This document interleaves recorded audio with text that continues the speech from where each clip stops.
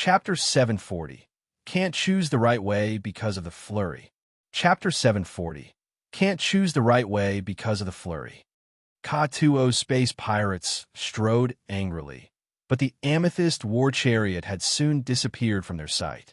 Bloody Slaughterer Ka-2o stopped and gritted his teeth, his face gloomy and cruel as he stood on the tiger-shark war chariot. Many tiger-shark chariots came over.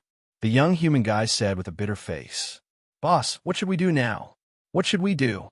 Ka-2o grinned, madness sparkling clearly in his eyes. "Do you need me to teach you what to do next? Scatter and block them. We're familiar with this area. If we can block them once, we could do it the second time." The young man was shaken, nodding his head continually. "I got it. Get the F***CK out there. Move. Now."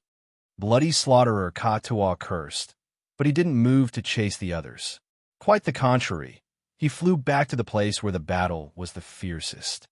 Those space pirates didn't dare to discuss more. They continued their operation once they confirmed what to do next. Soon, Ka-2o went to the area where the jade token appeared. He pulled himself together, hesitated for a while, then bowed slightly. "Don't worry, I will fulfill what I've agreed with you. Although they can run away now, it doesn't mean they can leave the solar star exploding fragment field alive. I assure you that." A soul thought was sent to him from where the sunbeams were interweaving. "Don't fail me." Ka-2o bent his body, continually assuring the other.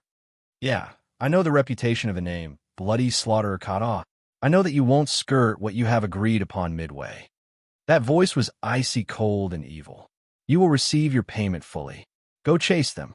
When you can locate them, tell me before you try to attack them." "Got it," Ka-2o replied solemnly. "It's good that you understand. I don't require many things. I'm waiting for your good news. Now go." "All right." Ka-2o didn't linger. He turned around and left, disappearing from this area. A light flashed in that area where the fatal sunbeams were interweaving. That light flickered once and then disappeared into the void. Serene sat neatly on the amethyst war chariot. His face was cold, but there was a gleam of hurry in his eyes. Ziyao's breathing was becoming weaker. The unknown force in her body had dominated her own energies and was about to dissolve all of her energies. When the energy in her body disappeared completely, her god body would be damaged totally. At that time, that unknown energy would storm into her sea of consciousness and destroy her soul altar, which would result in the death of her both god body and god soul. It wasn't the result he wanted to see.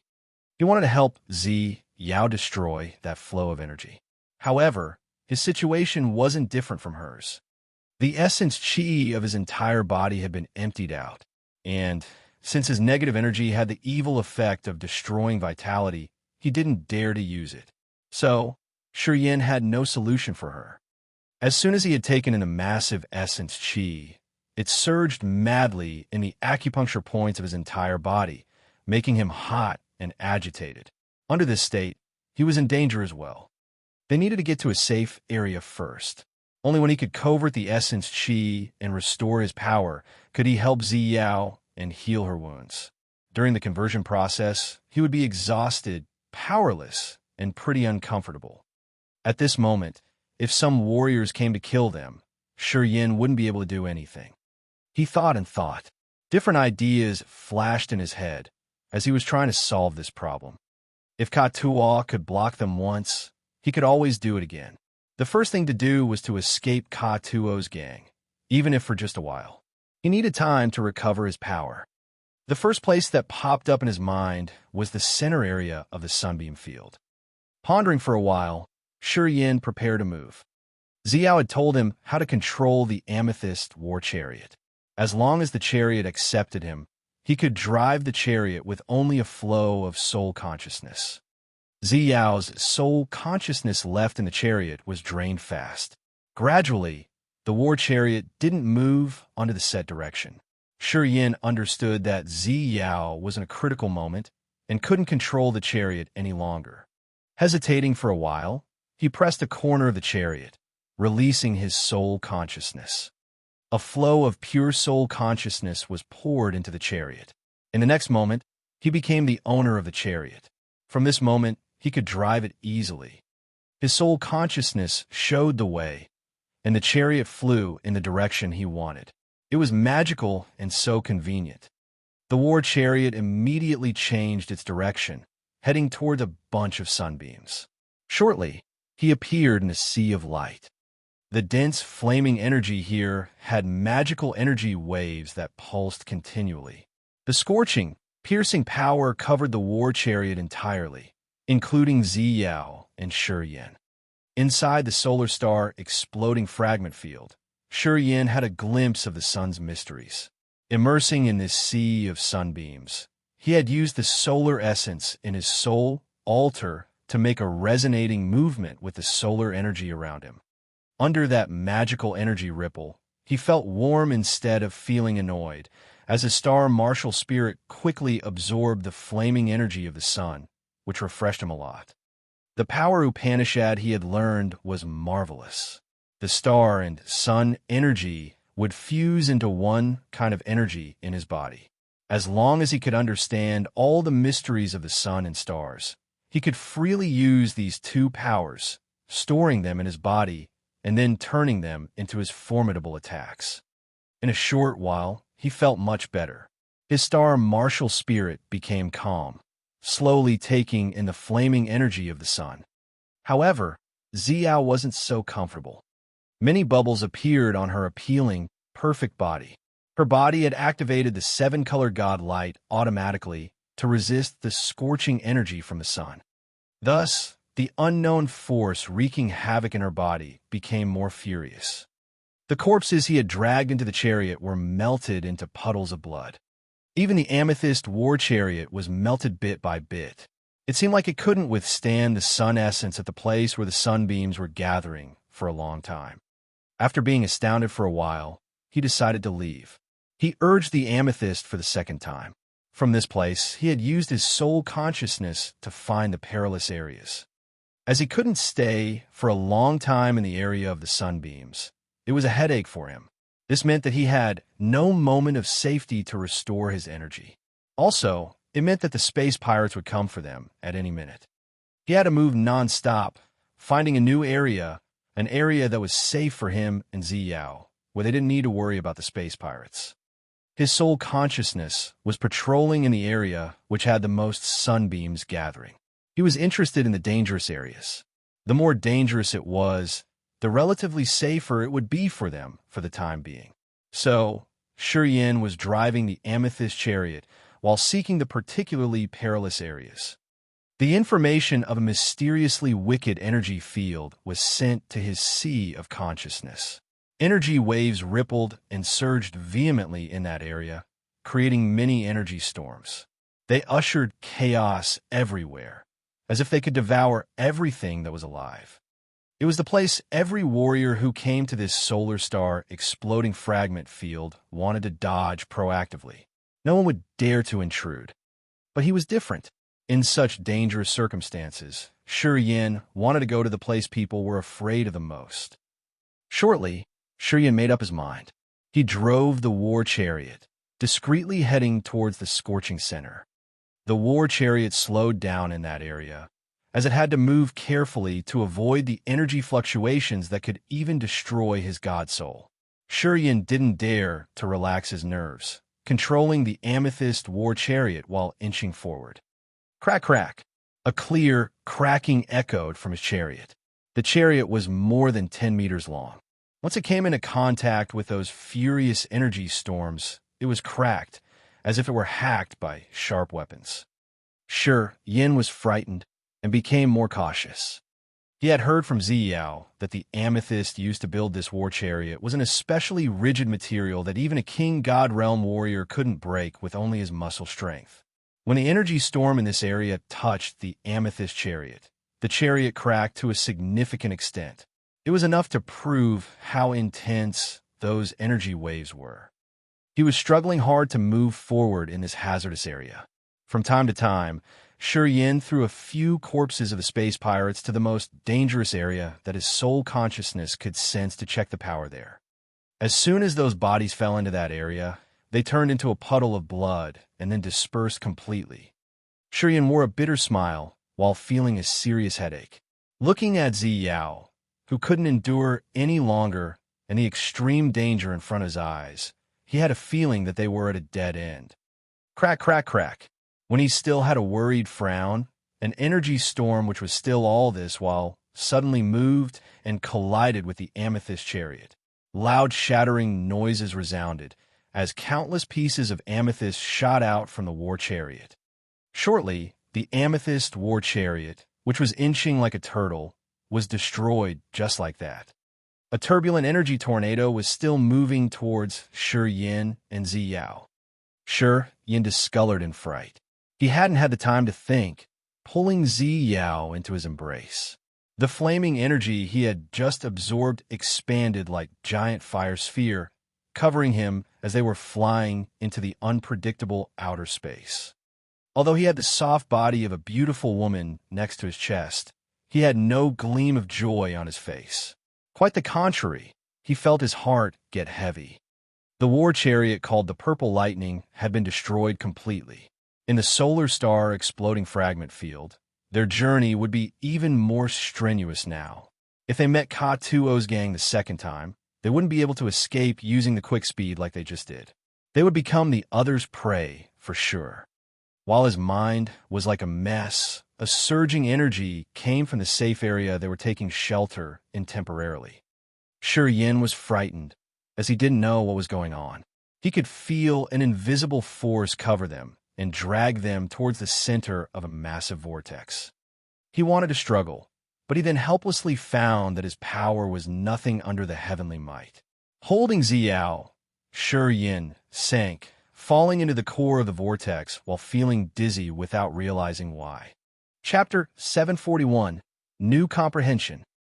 Chapter 741, New Comprehension. Shi Yin woke up and opened his eyes. The first thing he saw was the endless dark cloud covering the entire sky above his head. Looking at the further area, he found that he was in an icy cold, desolate land. The soil here was brownish-black, without a single energy fluctuation of living beings in the area. Ahead of him was a tall mountain range with so many corpses buried there. Those corpses belonged to beasts in different races. They were all so decayed that they could disperse with the slightest wind. Shi Yin stood up and observed, finding corpses everywhere. This place looked like a sea of corpses, of which Shi Yin couldn't see the other end. This place gave him a bleak sensation. Where's this place? As his mind flickered, Shi Yin frowned while rubbing his head as he had a headache. He could only remember that he was besieged in an extraordinarily furious energy area in the solar star exploding fragment field before he got here. In that area, their amethyst war chariot was destroyed. He could only bring Ziyao and leave. Then, a force dragged him into a tremendous energy vortex, and he fainted afterward. Shi Yin remembered Ziyao, so he immediately searched for her. Shortly, he found Ziyao lying in the shade of a beast's skull, which had a body that was almost 1,000 meters long, not too far from him. Her breathing was as feeble as a filament that couldn't be traced easily. His visage changed slightly, flying out quickly. Instantly, Shi Yin found that the gravity in this place was extremely formidable. It was like he was bearing a massive mountain on his shoulder. His running speed became sluggish. Essence Chi was still being converted madly in his acupuncture points, making them annoyingly swollen. Shi Yin understood that the time he had fainted for was short. It shouldn't be more than 1 hour. Otherwise, his acupuncture points should have finished converting the essence Chi. At a speed dozens of times slower than normal, he walked towards Ziyao. Putting his hand on her, Shi Yin found that the unknown force was still breaking her body from the inside. Ziyao had lost all of her resistance. With an extremely grimaced face, he sat down, pulling Ziyao into his embrace. His both hands were placed on her chest and abdomen. Although the essence Chi in his body was still being converted, he was hurriedly waiting for the first flow of mysterious energy, as if a fire was burning him. Time suddenly became lethargic while Shi Yin was getting so agitated and restless that he had to try his best to calm down his soul to prevent himself from falling into bedevilment. At this moment, once he lost his consciousness, it would be tough to restore himself shortly, and he wouldn't be able to help Zi Yao heal her wounds. He temporarily put Zi Yao's wounds aside to quieten down his body, sitting motionlessly like a stone. A long time afterward, while he felt the pain spreading all over his body, his acupuncture points started to generate energy. The mysterious energy flooded out from his acupuncture points, circulating in his entire body and then pouring into his essence, Qi Ancient Tree. The shriveled essence, Qi Ancient Tree, received abundant energy and became translucent little by little as its energy was refilled. Sure, Yin was shaken. He then focused wholeheartedly on his lower abdomen to refine the essence Qi and pour it into Zi Yao's body. He wanted to destroy the unknown flow of energy in her body. However, the flow of energy from that jade token seemed to strangely have its own consciousness. As soon as Yin sent his energy into her body, that flow started to run and hide in unpredictable directions. It could dodge his pursuit and still wreck Zi Yao's vitality. Wicked. Yan's visage changed dramatically. It was the first time he had encountered such spooky thing. That flow of energy seemed to have intellect. It could dodge him easily. What the F***CK was going on? He gathered his essence Qi. His soul consciousness moved rapidly inside Zi Yao's body to capture that flow of cunning energy. However, that energy was swift and agile. No matter how hard he tried, he couldn't catch it. It was like Yin and that energy were playing seek and hide in Zi Yao's body. That energy had never decreased while his essence Qi was running out during this pursuit. His face became grimaced. Seeing Zi Yao's life fading away, he had a powerless feeling. Pausing temporarily, he felt the surging mysterious energy in his body. Yin pondered for a while and then made a new decision. Use the negative energy. The negative energy would go with his death intent domain, which might deprive Zi Yao's vitality faster, but still could aim at that flow of energy. As he was about to take action, he suddenly understood something. His face was astounded. Death and life intent domain. Not only did he understand the death Upanishad, but he had some knowledge of the life mysteries. Perhaps he could release a life magnetic field that was similar to the soul burial ground. When this thought appeared, it started to snowball, and he couldn't dismiss it from his mind. Pondering for a while, he decided to give it a try. When this thought popped up in his head, it turned into an electric current, strongly flooding the deep place in his god soul. It seemed to have a magical connection with his seal of Upanishad. All of a sudden, a vague but marvelous idea arose in his head. Flows of mysterious energy in his acupuncture points seemed to be stimulated, becoming more vigorous. Such a powerful life energy made him shudder. He couldn't help but release the energy as per what he had in his vague mind. Magically, a wonderful feeling appeared in his eyes. One of them was gloomy and tranquil like death that could destroy everything. There was no mercy, just an unpredictable wickedness. His other, I had a vigorous life energy, with great affection and yearning for lives. His pair of eyes had two distinctively different energy fluctuations and totally opposite emotions. While his eyes had a bizarre change, seals appeared in his palms. Death seal and life seal. Two different seals applied on Zi Yao's body at the same time, as a death intent domain and a life intent domain were both generated. Flows of mysterious energy were scattering from his acupuncture points together with the evil negative energy, which was corresponding with the emotions in his eyes and the opposite energies in his left hand and right hand. The mysterious energy then flooded the life seal, giving him the supernatural power of living beings. On the other hand, the negative energy had contacted his gloomy eye, pouring massively into the death seal and fusing perfectly with the death intent domain, turning it into a sacred level evil energy that could kill everything. Then, it entered into Zi Yao's body. At this moment, Yin seemed to become a god who held life and death in his hands.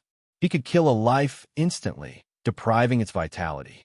Or he could give the breath of life to a still rock, giving it intellect. Negative energy and mysterious energy fused in the life intent domain and the death intent domain urged by his soul, pouring into Ziyao's body. The vigorous life energy moved inside Ziyao's body, stimulating her vitality and making her pale skin blush again. At the same time, the death Upanishad was fused in the negative energy that was destroying Ziyao's vitality. Yin observed the beauty in his embrace for a while, and he felt he had gotten it. The life intent domain expanded, covering Ziyao's soul altar, brain, limbs, and the organs that were wounded. The death intent domain was storming furiously in Ziyao's chest, finding that cunning flow of energy to destroy it. That flow of energy, with its own consciousness, was moving unceasingly. As though it could find the strange situation, it was trying to counterattack. The coverage of the death intent domain was getting larger. Under the urge of the negative energy, it created a mini-soul burial ground, which also covered half of Ziyao's body. The soul burial ground was marvelous. It could absorb all life energy and destroy all vitality. Even that flow of wicked energy couldn't resist. Under the miraculous yet brutal soul burial ground, that flow of energy was weakened little by little. Yin was cheered up, a strange light sparkling in his eyes. While he was destroying the unknown force in Ziyao's body, he felt a new perception of the power of death and life Upanishad. He didn't think much, try to condense his spirit, soul, and essence chi. With the bleak energy on one side and the vigorous energy on the other side, he used Ziyao's body to test his comprehension. Shortly, the flow of cunning energy in Ziyao's body was smashed into nothingness. Then, Yin's thought flickered, retrieving the death intent domain. His negative energy stopped supplementing the energy. The mysterious energy filled his body, turning into his vigorous vitality, flooding his life intent domain while covering Ziyao's dying body. Ziyao was sinking into the sea of life, as her pale body was refilled with new vitality. Her dysfunctional body was recovering fast. Her face glowed again, and her stagnant soul altar started to move again. Yin studied her face. After a while, he could confirm she was all right, and only then did he calm down. He continued releasing the life domain. Closing his eyes, he started to sink into the life Upanishad, wholeheartedly learning the newest knowledge he had sensed. In a mysterious, bleak place with so many corpses and no beam of living energy fluctuation, a young man was holding a glamorous figure who was truly a beautiful disaster in his embrace. He sat nonchalantly while the death and life, the magical, contrastive energy fluctuations were constantly diffusing from his body. He was trying to comprehend the power Upanishad, making an effort for the acme of the martial path. In the solar star exploding fragment field, a flow of dark light shot rapidly, carefully dodging each fatal sunbeam. A vague, skinny figure stayed inside that dark light, as a cold and wicked aura came from that light. While moving forward quickly, the bunch of dark light suddenly shook as if it had received a serious hit. It then slowed down. The silhouette covered by the dark light distorted for a while, seeming to have gotten hurt. He sat inside the dark light, as if he were trying to recover something. Long after that, he started to breathe normally again. A cold and wicked aura that nothing could compare with diffused from the silhouette inside the dark light. He seemed to be enraged, trying to carry out something. Hello all. I just started translating new series and created my own website. Smiley. Feel free to pass by and take a look. Sigma Novel. com/novels/above the skies/aughts chapter 1/. Goes chat group. Discord. GG/fwet4f. Support me at Patreon. com/sigma_sama. Vote for weekly rank. Oh hail Sig Sama. Chapter 742, Compensate. Chapter 742, Compensate. Zi Yao felt as if she had just awakened from the deepest nightmare. She felt fatigued, acting dully as if she was still under the effect of some anesthesia. In her heavy dizziness, she could feel an icy cold, murderous intention moving in her brain, attempting to kill her. This feeling scared her a lot. She was trying hopelessly to resist it. However, like in an endless nightmare, she eventually became powerless. She felt as if death was near. Right when she wanted to give up, a warm soul consciousness embraced her. In that robust sea, she suddenly felt safe and cozy. Gradually, she forgot the fear in her heart. After that flow of warm soul consciousness appeared, her nightmare turned into a nice dream. She felt relaxed and comfortable. The worries and fear in her heart were swept away. Her dull god soul also received a new flow of power as she gradually regained her consciousness. The power that wanted to cut off her vitality was covered by another wicked energy in her body, then dissolved slowly. After that energy disappeared, the flow of wicked but familiar energy also retreated from her body. All of a sudden, she had no worries or fear. It was so comfortable, as if she were enjoying a wonderful bath, feeling the vigorous energy rolling in her body. An unknown force was nurturing her little by little. Her consciousness was restored, as the soul altar was moving slowly in her sea of consciousness. Her exhausted body became lighter and refreshed. After an unknown period, she remembered all the things that happened before she was put into a coma. She remembered everything. She opened her eyes. Her dreamy eyes suddenly sparkled as she saw the one in front of her eyes. Shi Yan's face was pretty close to her. His face was cold and somber, with his eyes closed. He stayed still like a rock, as two opposing auras were diffusing from him. One aura was cold and deadly silent, while the other was vigorous. These two auras were opposite to each other, but they could coexist magically in his body, which gave Zi Yao a strange illusion. In the next moment, she found herself laying in the other's embrace. Shi Yan was holding her with one arm, while she lied feebly on his legs. Zi Yao was flurried. As she was about to wiggle, she felt something astounding. A flow of marvelous energy was poured into her body through Shi Yan's arm, which was holding her. That energy flowed with vigorous vitality, covering her like a sea of life. Under the effect of that strange energy, her damaged body was filled with power. Her exhausted body gradually restored. The mysterious energy had turned into so many streams, spreading and refilling every corner in her body. The biggest stream among them was moving and pouring into her essence, Qi, ancient tree, in her low abdomen. The shriveled essence, Qi, ancient tree, became shining with a supplemented amount of energy. She was sensitive enough to see how great the benefit that mysterious energy was bringing to her. Thus, she stopped, maintaining her position while looking at Shi Yan quietly. She studied the cold face within her reach. This man isn't bad.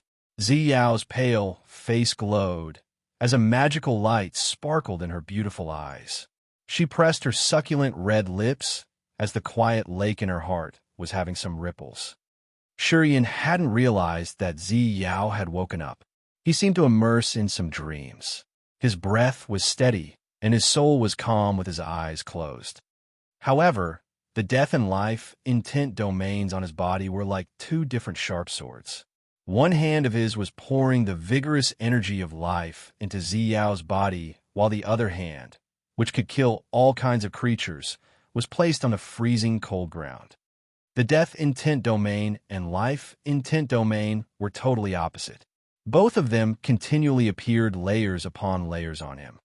Shortly, he seemed to become death, who wanted to kill all creatures, while in the next moment, he gave people a warm feeling like the spring breeze, as if he wanted to give life to all living beings. He's comprehending the knowledge of his realm. Zi Yao observed for a while, and then got it. Her pretty eyes became brighter. She couldn't move her eyes from him, even just a blink. He has the life intent domain as well. An impossible thought popped up in her head. Now she knew that it was because of Yin that she could keep her life. When she woke up, she remembered how tremendous and cruel the flow of energy intruding her body was. In her previous condition, she had no means to resist it. While she was half-conscious, she knew her vitality was damaged severely. If Yin hadn't helped her, she knew that at this moment, even her soul altar would have been destroyed. The vague memories of her nightmare became clearer bit by bit. Although her eyes were still as beautiful as stars in the sky, the quiet lake in her heart was rippling. Her countenance was strangely unclear. She was dazed, looking at the young man who was holding her tight and learning his power Upanishad at the same time. At this moment, she felt a little bit confused. The mysterious energy pouring into her body weakened until it stopped. It woke her up from her tangible thoughts. She sensed her body condition as a gleam of begrudging sorrow appeared on her charming face. Although her life was saved, her energy had been consumed greatly. The amount of mysterious energy Yin had given her was like a pinch of salt in the sea. She still needed a lot to recover. As she was at the third sky of King God realm, she needed the amount of energy as much as the water in a vast sea to restore her power. Depending only on the refined energy from Yan's acupuncture points, who was just at the second sky of true God realm, wasn't enough to help her recover. While she was upset, she just recalled something, her face frightened. Yan's power Upanishad could heal her wounds? That vigorous vitality seemed to carry the mysteries of life, which could heal her damaged vitality, helping it shine healthily. Such power Upanishad could appear on the man who has the death Upanishad. This discovery astounded her. Impossible. When she looked at Yin, she felt that this man was like a riddle. No one knew how many secrets he was keeping. Time flew hurriedly. After an unknown period of time, Yin woke up from his realm comprehension. When he opened his eyes, he was startled. An enchanting face was not more than half a meter from him. The sweet fragrance of hers permeated his nostrils and mouth, entering his body. It should be a wonderful thing. However, as he had just woken up from his realm comprehension, so he couldn't react timely. Quite the contrary, he was a little bit bewildered. He felt awkward as he hurried to loosen his arm around Ziyao. He smiled shyly and stood up. Ziyao's face was still normal, still the flower-like, smiling visage. She was half lying and half sitting on the ground, revealing her charming curves. A strange light flared in her beautiful eyes. I feel great after a good nap, but I haven't slept enough. Still feeling a little tired. Yin was dull, smiling. It's all right. You can continue to sleep. We aren't hurried. He knew Ziao understood what had happened. Since the other didn't mention anything, he didn't want to explain further. While I was sleeping, why did you take me here? Where the heck is this place? Ziao rubbed her jade-like neck. She shook her head as if she were pulling herself together. Her beautiful eyes gazed here and there at the surroundings. Yan's face was stiff. Ghost knows. Our war chariot was destroyed in a furious energy storm. I brought you and tried to escape, but we were dragged into a massive vortex, sinking into its core. When I woke up, we were here already. I've surveyed this area. There are no living beings here. I found only rotten corpses here, which belong to beasts and other races. He pointed at the area above their heads. Ziyao lifted her head, looking at the 100-meter-long beast skeleton. She wasn't so surprised, as if she had seen it before. She laughed cheerily. Why did you bring me to this strange place? You planned some dark things, right? Why did you hug me? Did you do anything to me? Yin was surprised. He was bewildered for a while, and then said calmly, I've never done anything to you. But hey, before we got here, you bullied me when we were in the war chariot. He pointed a finger at the place. Ziyao kissed him, talking seriously. No woman has ever disgraced me like this. How will you compensate me? Ziyao couldn't hold her laughter anymore. She laughed until her body shook, her eyes watery. The pressure and the harsh situation they were bearing were suddenly swept away a little bit. She squinted while laughing, licking her seducing red lips. Her naturally charming voice arose. I'm sorry. My bad. I shouldn't have disgraced you. Tell me, what do you want for compensation? I'm a little bit slow. You have to teach me. Sure, Yin felt hot, as if a volcano was activated inside him. Just make it up. He was shaken, approaching Ziyao all of a sudden. He licked his lips, trying to place a smack on her cheek. Ziyao laughed cheerily. When his lips were about to touch her cheek, she rose a finger, placing on his wide mouth, then continued laughing. She didn't say anything, her eyes bearing something deep. Facing her for a few seconds, Shi Yin was embarrassed. He admitted his defeat first, giving a wry smile and then stepping backward. He faked a cough and then stood up with a solemn face, looking at the further distance. We should know where we are first. We should check this area to know the situation. Ziyao beamed a smile. She looked at him for a while and then stooped, whining. Thick-skinned, Shi Yin was emotionless, talking naturally. The gravity here is formidable. As your wounds haven't recovered fully, I'll help you. Yeah, I won't calculate our debt this time. Then, Shi Yin didn't wait for Ziyao to object to his idea, hastening towards her like lightning. He held her hand while looking forward, urging his power to pull her with him while running at a fast pace. At the moment he held her hand, Ziyao's eyes had a clear gleam of fear. However, she calmed down quickly and didn't struggle, just letting Shi Yin hold it. She didn't urge her power as she let Shi Yin take the lead and leap up. Chapter 743, Vermilion Bird, the Sacred Beast. Chapter 743, Vermilion Bird, the Sacred Beast. Shi Yin and Ziyao were moving aimlessly in the mysterious and perilous land. Anyway, their speed was just 1/3 compared to their normal speed. The gravity of this place was horrifying. Once warriors stepped on this land, they had to bear a massive pressure that hindered them whenever they moved or flew. Above their heads were the thick, ink-like clouds that blocked their view to outer space.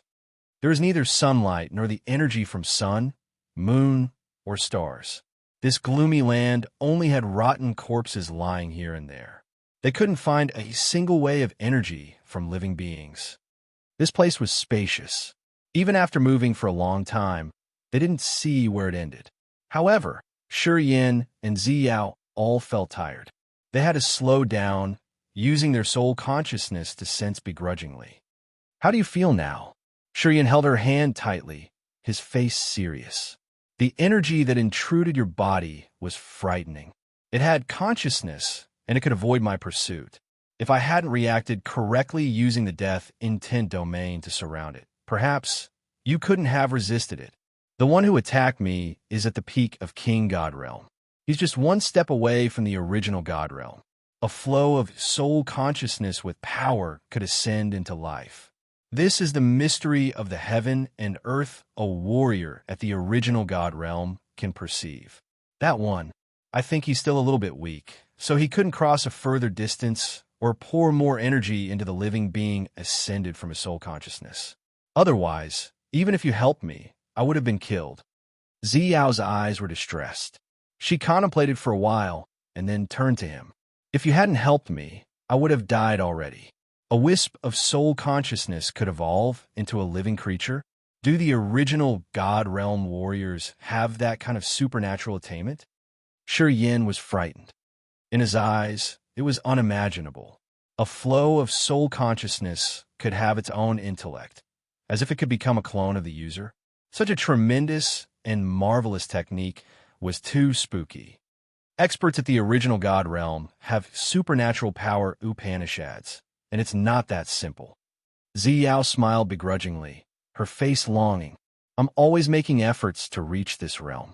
Until now, I still think it's too far away for me to ever reach. Experts at this realm are the real characters in the Raging Flame Star area. They are all the freak elders that have almost become monsters. Your wounds can't die yet, but it's not easy to recover fully.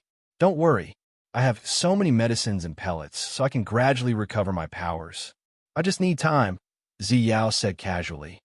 Shi Yin nodded. It's good then. This place is strange and somehow evil. My soul consciousness can't get out, and the others can't detect us either. Even if they can come here, they won't dare to intrude. So we still have time. How about you? Ziyao's beautiful eyes brightened. When I woke up, I saw you were comprehending power Upanishads. How is it? Did you get a big harvest?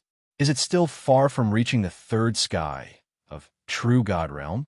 I think the essence chi in your body is enough. The last part of her words wasn't clear. Before the battle with bloody slaughter Ta, she had checked Shi Yan's essence chi condition. She knew his situation at that time. However, when she woke up and sensed his body's conditions again, she found that his essence chi had tripled. This was something she had never dared to imagine. Ziyao didn't know what had happened to Shi Yan that had tripled his essence chi while she was in a coma. Shi Yan suddenly smiled. What? Did you get something good? As she was moved, Ziyao couldn't help but ask. Shi Yan nodded relaxedly. It's true. I gained a big harvest. If nothing unexpected happens, I can break through shortly. I think just a little bit later. It was not small indeed, as he had made a tremendous harvest this time. Not only was his essence chi ancient tree filled with pure energy, but he also gained a brand new perception of the mysteries of life and death. Among the three powers of star, space, and death and life, his death and life intent domain had always been lagging behind the others. Sure, Yin didn't know how to continue advancing this power. This time, when he was aiding Ziyao in healing her wounds, he magically fell into the state of comprehension.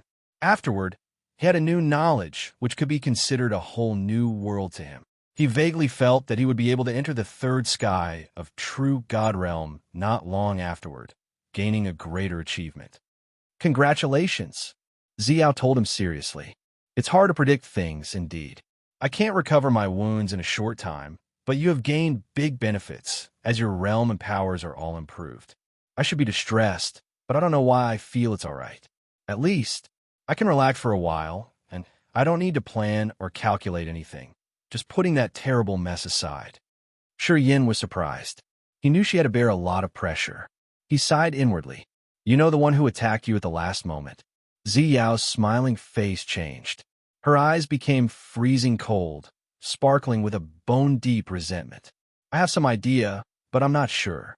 I will investigate it. I hope it wouldn't be like I've thought. Who do you suspect? Shi Yan contemplated while frowning. Ziyao gave him a deep look. Pondering for a few seconds, she replied, You don't need to know, because you can't help me even if you know, and it will only increase your pressure. Moreover, I'm not certain about it yet. We should talk about it later. Okay then, nodded Shi Yan. The gravity here is massive. Your realm can't help you with the terrible gravity here. We can't escape this place. Ziyao lifted up her head, looking at the sky, and muttered, If my power is recovered, we can wiggle and get rid of the gravity. Anyway, we can't do that right now. Seems we have to stay there for a while. You are from the Raging Flame Star area, so have you ever heard about this strange land inside the solar star exploding fragment field? The Raging Flame Star area is much bigger than what you've imagined. The solar star exploding fragment field doesn't simply have some hidden areas like this. I'm not familiar with this place. Or else, we wouldn't have been lost. Ziyao shook her head. I don't know where we are. There are many mysterious places in the Raging Flame Star area. Many unsolved riddles, too. There are some places even the original God Realm warriors don't dare to trespass. Shi Yan shuddered inwardly, secretly putting up his guard. All right, you can loosen my hand. We shall move.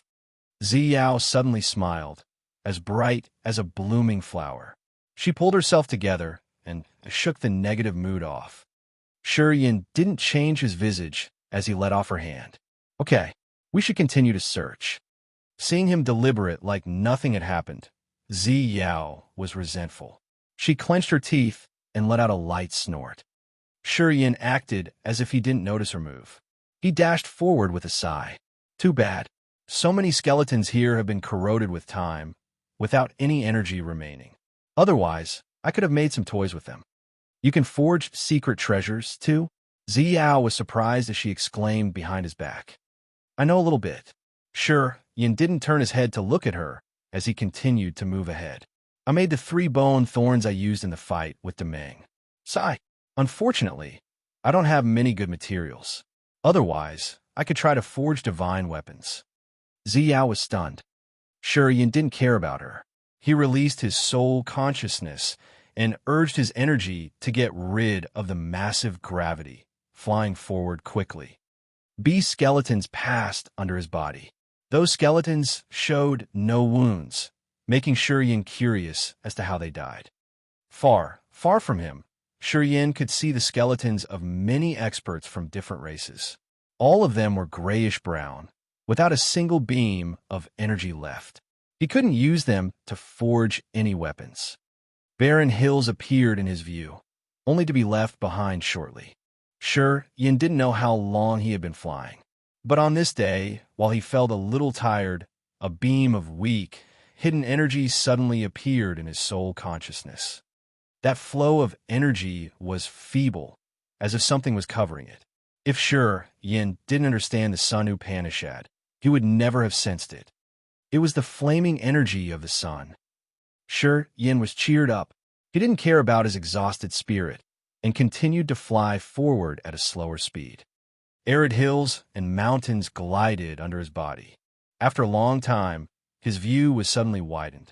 Lying deep in a massive hole drilled into the earth was a giant beast skeleton. That skeleton looked like a giant bird without flesh. All the bones were scarlet, around 10,000 meters long. It looked more like a collapsed mountain fallen into the center of that deep hole. A beam of flaming energy of the sun came from this giant bird. However, it was concealed. If sure, Yin didn't have a special power Upanishad, he would never have felt it. He approached the hole slowly, floating quietly above the giant bird and observing. Sure, Yin condensed his soul consciousness into a beam and sent it toward the bird's forehead, where he had sensed the energy. The feeble wisp of flaming sun energy came from there. Wait a minute. At this moment, Ziyao's frightened call arose behind him. A purple light flashed. In the next minute, Ziyao was next to him, watching the giant bird skeleton with fear. Don't do anything rash. Sure, Yin immediately retrieved his sensing soul consciousness. He frowned, looking at her unknowingly. Do you know what kind of bird is that? If I'm right, I think I know what it is. Ziyao's eyes flared, but she didn't say anything in detail, as though she wasn't so sure. What? Sacred beast, vermilion bird. Sure, Yin was scared. What? What did you just say? It's the sacred beast, vermilion bird. Ziyao repeated. Long time ago, this sacred beast came here from nowhere. It suddenly appeared in the raging flame star area. It caused the solar suns in the area to lose their light. This so-called sacred beast vermilion bird seemed to be able to absorb the power of the sun to ascend. Since the solar stars were ineffective, florists on many life stars shriveled and died. So many spiritual herbs and plants on herbal stars died, which enraged experts at that time. They united to hunt that bird down. What was the result? A vehement storm rolled in Shurian's heart, but his voice was still calm. Result. Ziyao beamed a forced smile. I don't know the result, because the warriors hunting the sacred beast vermilion bird and the bird itself all disappeared in the thin air all of a sudden. But now I know it. She pointed at the giant bird skeleton under their feet and countless skeletons of beasts and experts of different races far from them. I think this is the result. The vermilion bird true flames here. Suddenly, the heaven flames from Shurian's soul altar sent him their thoughts. Shortly, Shurian could feel the energy fluctuations from the skeleton of the giant bird. Chapter 744, Original Magnetic Field. Chapter 744, Original Magnetic Field. Legends of the vermilion bird true flame had been told in the Grace mainland, and each of them was related to the sacred beast vermilion bird. The sacred beast vermilion bird was a mighty existence in the immemorial epic. It was gifted with the ability to use fire. As the sacred beast of fire class, its supernatural power was eternal. It was one of the most powerful existences of that era. Another legend, which got approval from many people, was said to be the nearest to the truth. Rumors had it that when one of the four sacred beasts, vermilion bird, left the Grace mainland, as it didn't know whether or not it could survive in the outer space, it left a wisp of its soul. That wisp of soul had its flaming energy, but it didn't have an entity.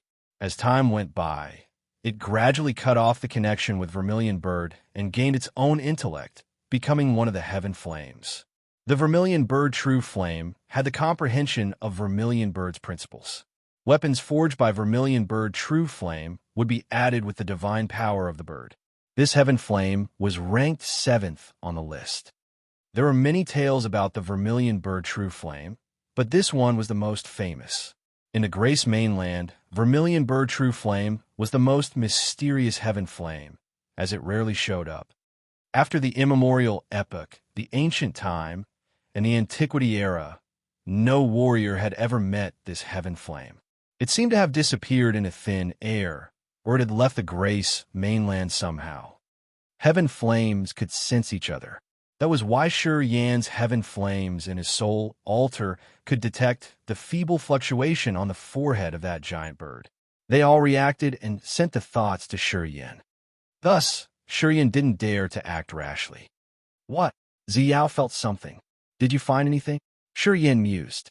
He didn't release his soul consciousness, just frowning and assessing the giant bird skeleton as he was contacting the Heaven Flames in his soul altar discreetly. Very powerful. He's certainly at level 5. His ascension's more complete than ours, and his power's immense. The ice-cold flame sent him its message first. You should be careful.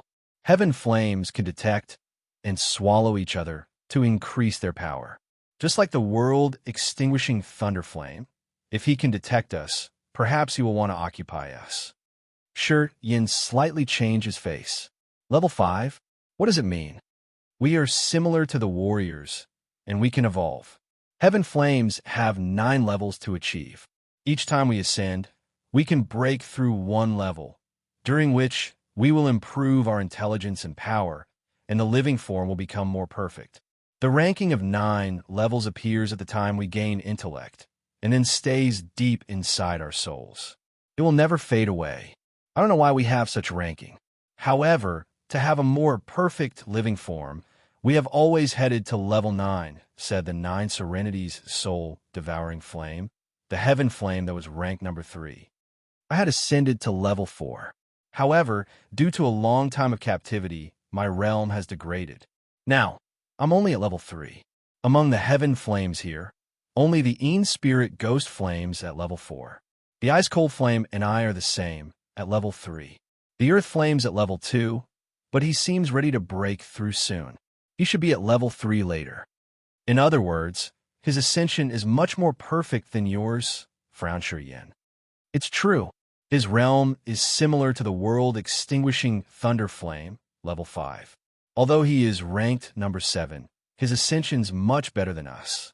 We, perhaps, are not his opponents. And this is his territory. Once we engage in a battle, he can gain more energy support. It will be much strenuous to deal with him. The 9 Serenity's soul-devouring flame seemed to be begrudged.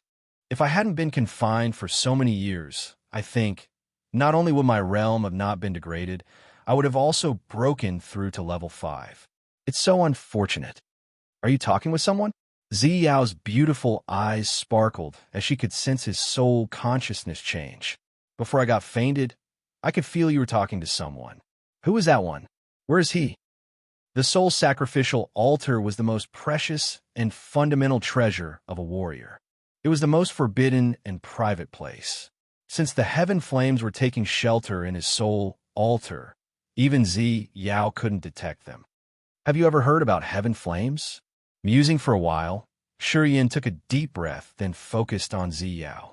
Since Ziyao was the princess of the Dark Firmament Divine Nation in the Raging Flame Star area, her knowledge was profound.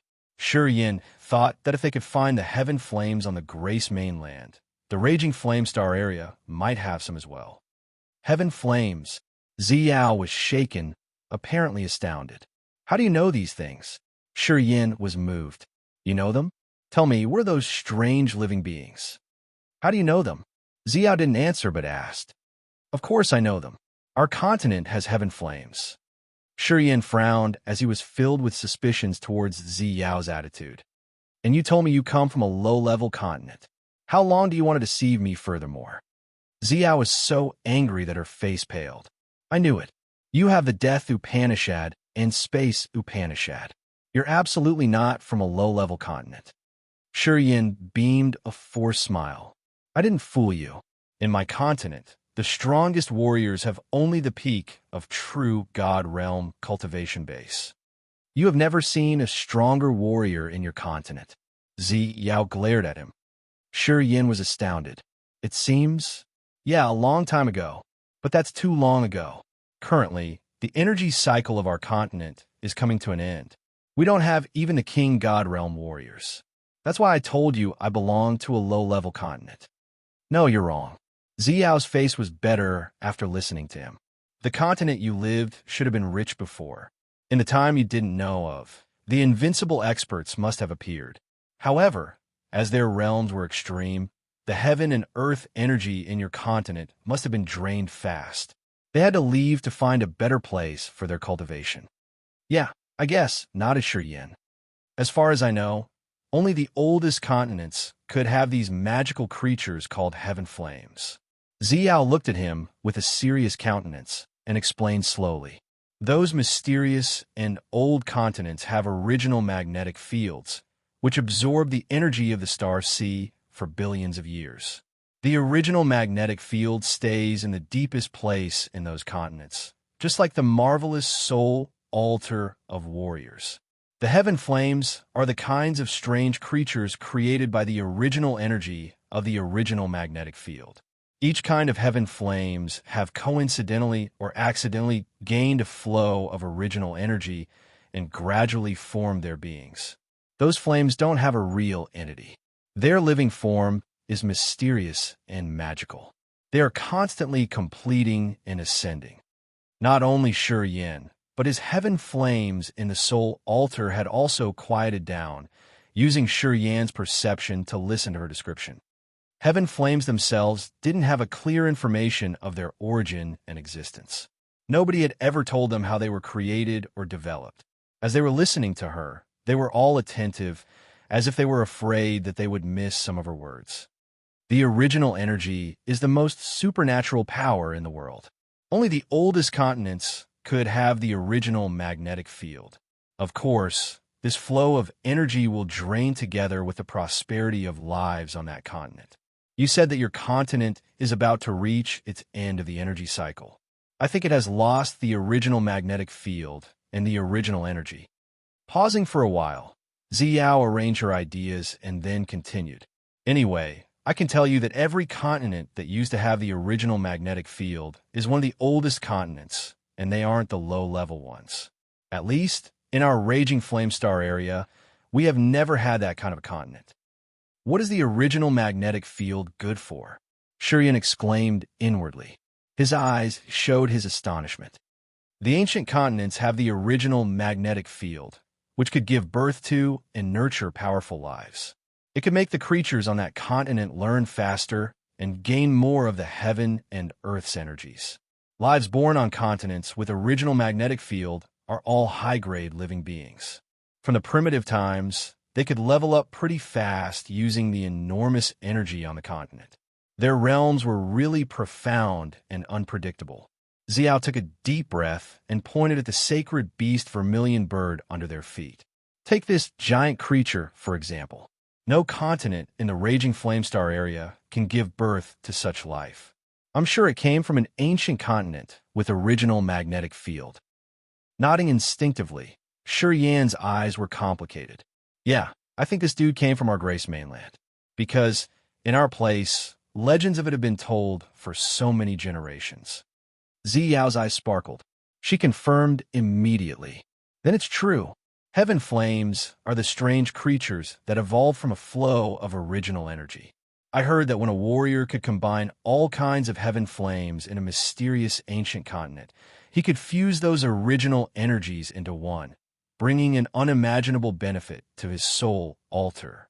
Of course, I don't know the details because our raging flame star area has never had such a lucky bee Astra starred who could have all kinds of heaven flames from the continent with original magnetic field. I think no one knows about it. Shi Yin was struck as his eyes brightened.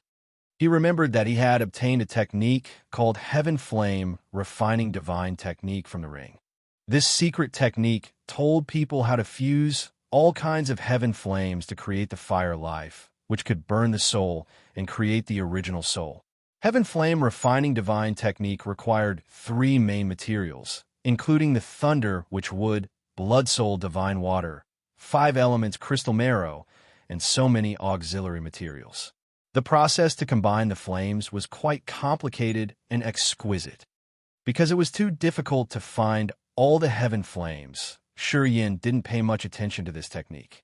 But as he was listening to Zi Yao, he jolted as he finally understood how magical and precious that technique was. Shi Yin calculated, and he could confirm what kind of a great chance he could have when he gathered all heaven flames on the Grace mainland. Chapter 745, Sun Original Essence. Chapter 745, Sun Original Essence. Among the known 10 heaven flames on the Grace mainland, he had the 9 Serenity's soul devouring flame, the ice-cold flame, the Yin spirit ghost flame, the corpse vanishing flame, and the earth flame. The purgatory true flame was in Yi Chongfeng's body. If he could return to the Grace mainland, perhaps he could exchange that heaven flame with a good price. It seemed not really difficult to take that heaven flame. The world-extinguishing thunder flame was smashed and banished into another space. When his space power could be improved further one day, he could make that space appear again to gather the world-extinguishing thunder flame and conquer it. So, among the 10 heaven flames, only the primal chaos sacred flame, immemorial demonic flame, and the vermilion bird true flame remained unknown.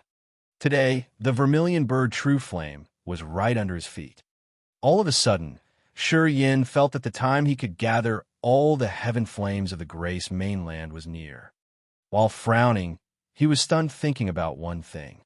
If what Zi Yao said were true, that each of heaven flame would need a flow of original energy, should the earth flame have one when it had ascended too? Original energy was the root of an ancient continent. Without the original energy, a continent would lose its heaven and earth energy faster. No wonder why the energy of the Grace mainland had nearly come to the end of its cycle. Turned out it was related to the earth flame, more or less. Why did you ask about the heaven flames? As Zi Yao was watching him, she recognized he sometimes furrowed his brows and then shifted to a more relaxed posture. Because the one who's been talking to me is a heaven flame, Shi Yin smiled. Zi Yao's beautiful eyes rippled with a strange light. She was astounded, looking at him stunned. After a while, she beamed a forced smile. Your luck is too good, you know? You got a heaven flame. A heaven flame? Shi Yin felt funny, shaking his head. However, he didn't explain. Something's underground. Watch out. All of a sudden, the ice-cold flame sent Shi Yin a message. That energy's too hot. I don't like it at all. In the next moment, Shi Yin felt it as well. His sword-like eyes gazed at the skull of the vermilion bird. The feeble flow of energy became clearer. Soon, an orange-red flame appeared. The flame enlarged gradually, and in just a blink, it became an exquisite vermilion bird, floating above the skull of the giant bird.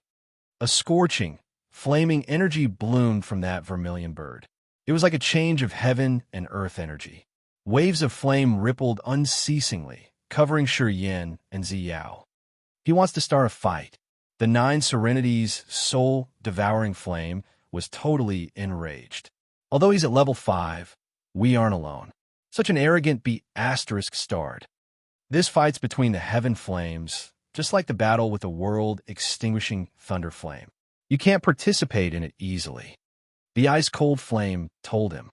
In the next moment, strange flames flew out one by one from Shi Yin's soul altar. 4 great heaven flames, including the 9 Serenity's soul-devouring flame, the Yin spirit ghost flame, the ice-cold flame, and the corpse vanishing flame got out and stormed towards the vermilion bird created by the vermilion bird true flame. Ziyao gawked, muttering as if she were sleep-talking. 1, 2, 3, 4. 4. My God. Shi Yin frowned, touching his forehead. He found that the earth flame was still dormant. Seemed like it was still in the process of ascension. The earth flame wouldn't join this battle. Shortly, the silver 9 serenity's soul-devouring flame, the blue spirit ghost flame, the green corpse vanishing flame, and the jade-white ice-cold flame flashed and then disappeared, swarming towards the vermilion bird true flame. For energies of different attributes were activated, stirring up this whole world and shaking it turbulently. The corpse vanishing flame came the last, floating silently. In just a flash, a magical magnetic field expanded from its green flame. Suddenly, countless spooky, green-colored phosphorescent lights slowly flew up from the barren land. They looked like snowflakes moving upward to the sky, gathering into the flame. A faint corpse chi was found in those spooky green lights. It seemed the flame had dragged the last beam of energy in those experts and beast skeletons. So many spooky green flames gathered and congregated in the corpse vanishing flame. At the same time, the spirit ghost flame seemed to have sensed something as a wave of energy rippled from it. Then, a gossamer-like energy that naked eyes couldn't see diffused from the dark cotton clouds in the sky, moving towards the spirit ghost flame. At this moment, Shi Yin could clearly feel how joyful the corpse vanishing flame and the spirit ghost flame were. This area could supply them a powerful energy. The corpse vanishing flame could gain energy from the corpses. Although Shi Yin didn't see any beam of energy in the countless corpses and skeletons here, it didn't mean that there was nothing usable. The strange and evil corpse vanishing flame was able to take the corpse chi from corpses to grow its power. And the thick cotton clouds in the sky seemed to contain the remnants of the spooky souls, which the spirit ghost flame could take in. It looked like these flames had been prepared. As soon as they flew out, they acted immediately, taking the power that benefited them to increase their auras. Countless green phosphorescent flames and a large amount of energy from soul remnants made the corpse vanishing flame and the spirit ghost flame overjoyed, especially the latter. He was a level 4 heaven flame. After receiving this kind of energy, the energy fluctuation it released had frightened even Shi Yin. So powerful, Ziyao suddenly groaned, even though she had no wounds. She supported her forehead in tiredness, gazing at him with a bizarre countenance. How many tricks do you have? Why do I feel that you always have many mysteries that people will never fully discover? Rubbing his nose, Shi Yin shrugged. What do you mean? Didn't you say that you have only one heaven flame? Why are there 4 over there? Ziyao clenched her teeth, thinking that she was fooled the second time. Her young soul was enraged. Shi Yin was surprised. When did I say I have only one kind of heaven flame? Didn't you think like that yourself? Then, why didn't you explain? Ziyao screamed indignantly, her charming face angry. I forgot, Shi Yin smiled. I think I don't need to explain these things. It's not worth the time. You've seen them, right? I've told you everything, but you're hiding things from me. You're too ungrateful. Ziyao was enraged, speaking through her gritted white teeth. Remember it. Women are always narrow-minded. I will make you see what you will receive for bullying women. Bullied you? Shi Yin forced a smile. He felt that he sometimes couldn't reason when talking to her. He shook his head and didn't try to explain further, shifting his focus to the furious fight of the heaven flames. It was similar to the previous time. The heaven flames had created a separate world that would hinder the outsiders, keeping them from getting involved in their fight. He looked at the sky. So many layers of flames covered the entire sky, just like a massive cluster of light. Seeing this kind of scorching heat and fierce atmosphere, Shi Yin didn't know how or when to support them. Shortly, the light disappeared, leaving some auras that even the soul consciousness couldn't catch. Without the connection with heaven flames, Shi Yin couldn't feel those auras. Shi Yin didn't want to hover in the sky anymore. Getting rid of the formidable gravity wasn't an easy task, after all. He landed, standing near the 1,000 meters-long skeleton of the vermilion bird. He faced the sky, gathering his soul consciousness. I know you guys can borrow my soul energy. This is the only thing I can help you with. If you need it, remember to tell me. No need. He and I have taken the corpse chi in this area. We've gained big this time. It won't be too harsh dealing with him. The Yin spirit ghost flame sent him a message. Among the heaven flames, this was the only level 4 flame. In this area, he seemed to be more relaxed. While fighting with the vermilion bird true flame, he still had time to talk to Shi Yin. Hearing him, Shi Yin felt at ease. He smiled and then relaxed, walking around the vermilion bird skeleton, admiring the ancient creature from the Grace mainland. The sacred beast vermilion bird was born in the immemorial epoch in the Grace mainland. It had left the Grace mainland a long time ago. A mighty sacred beast like it had fallen in the outer space, under the siege of so many experts. Ultimately, it had paid a big price of having its god soul dispersed to kill all of the enemies. The outer space was too dangerous indeed. The vermilion bird skeleton was 10,000 meters tall. Its bones were ash gray and rotten. It seemed to have no energy remaining in it. However, when Shi Yin knocked a leg bone, he heard the echoing sound of metal. This astounded him for a while, his face solemn. He gathered energy, urging his power to make a strike. Ding! That skeleton resounded a loud echo, but his attack left nothing on the bone. His face changed, looking at Ziyao, who had just landed. This thing has been dead for countless years. Look, its bones are all decayed. Why haven't they turned into dust? Aren't they too rigid? He still remembered when he stepped on the skeleton of a beast on the way there. It would disperse like a mass of bone dust. It was unimaginably weak. Even though it appeared to be decayed, this vermilion bird skeleton was still so rigid. Shi Yin was amazed. This beast isn't some kind of creature our raging flame star area could nurture. Its might has been carved in the minds of many people of the raging flame star area. According to the legends, we had to mobilize almost all of the peak experts of the raging flame star area at that time to kill him. That beast was able to kill all of them. I don't know how he could do that. Ziyao seemed to respect the beast. It's fortunate that your continent is going to see the end of its energy cycle. Otherwise, I can't imagine how frightening it would be. Creatures from that continent are too powerful. They are all beyond my knowledge. Crack, crack, crack. Suddenly, fierce cracking sounds echoed under the skeleton of the sacred beast vermilion bird. Sure, Yin was scared, oddly looking at the finger he had just touched. Oh, *T. Did I just activate any restriction? Ziyao was dumbstruck, looking at the ground under her feet. The ground was torn apart, revealing a large hole. A massive crystal that was as big as a football court emerged slowly. Countless beams of sunlight were radiating from that crystal, as the flaming energy of the sun was surging vehemently. A burning liquid was moving on the surface of the crystal. Sun original essence. Ziyao couldn't help but cry hoarsely. Chapter 746. Power Upanishad Sublimated. Chapter 746. Power Upanishad Sublimated. The flaming crystal slowly emerged from the ground, releasing a lot of sunbeams. At that moment, the icy cold, barren land was filled with a scorching energy. Numerous skeletons of warriors and beasts were melted under those sunbeams. The gray sky was illuminated by the flaming light, as the colored light extended everywhere. The aura of the vermilion bird, True Flame, inside the sky suddenly rocketed. Right after the flaming crystal appeared, he seemed to gain more power. In the battle with the other heaven flames, he seemed to be gaining the upper hand thanks to the supplementation from the crystal. In the fierce fight between the heaven flames, outsiders couldn't participate.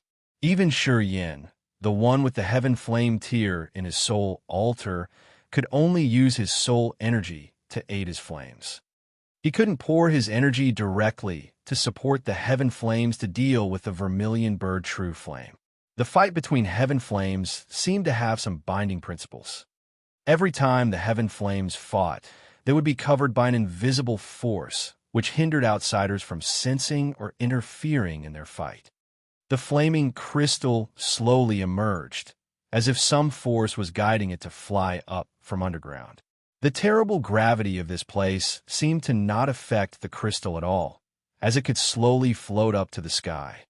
Countless sunbeams shone like spotlights and illuminated the ground. Far from the lighting source, skeletons were melted and dissolved, while all energy remnants were squeezed out. Fear appeared on Ziyao's charming face as sweat dampened her neck. A seven-colored god light twirled around her to resist the eroding sunbeams. Her cheeks blushed like ripe apples, looking extremely inviting, making people want to bite her to ease their hunger. Shurian faced up the sky, his visage frightened. However, he didn't know why he was so happy inwardly. The sun original essence looked like a burning crystal, just like the star original essence he had seen. It was the essence of the sun heart, the fountain of the flaming energy of the sun. Shurian wasn't sure if this massive essence crystal was the entire core of the sun that had exploded.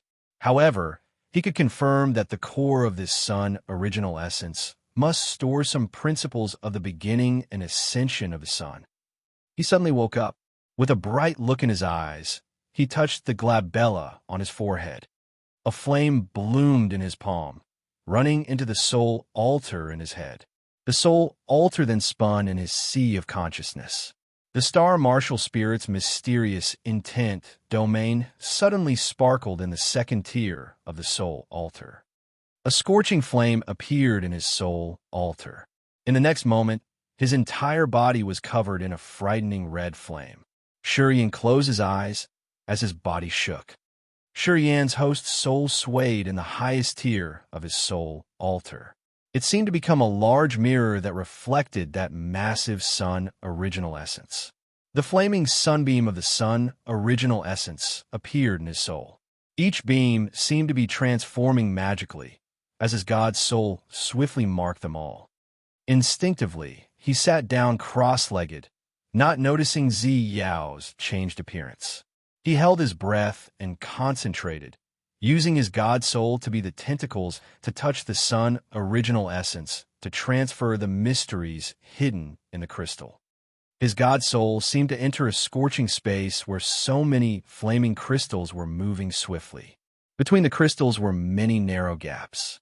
They looked like a giant formation carved by God, which stimulated the energy of the crystals.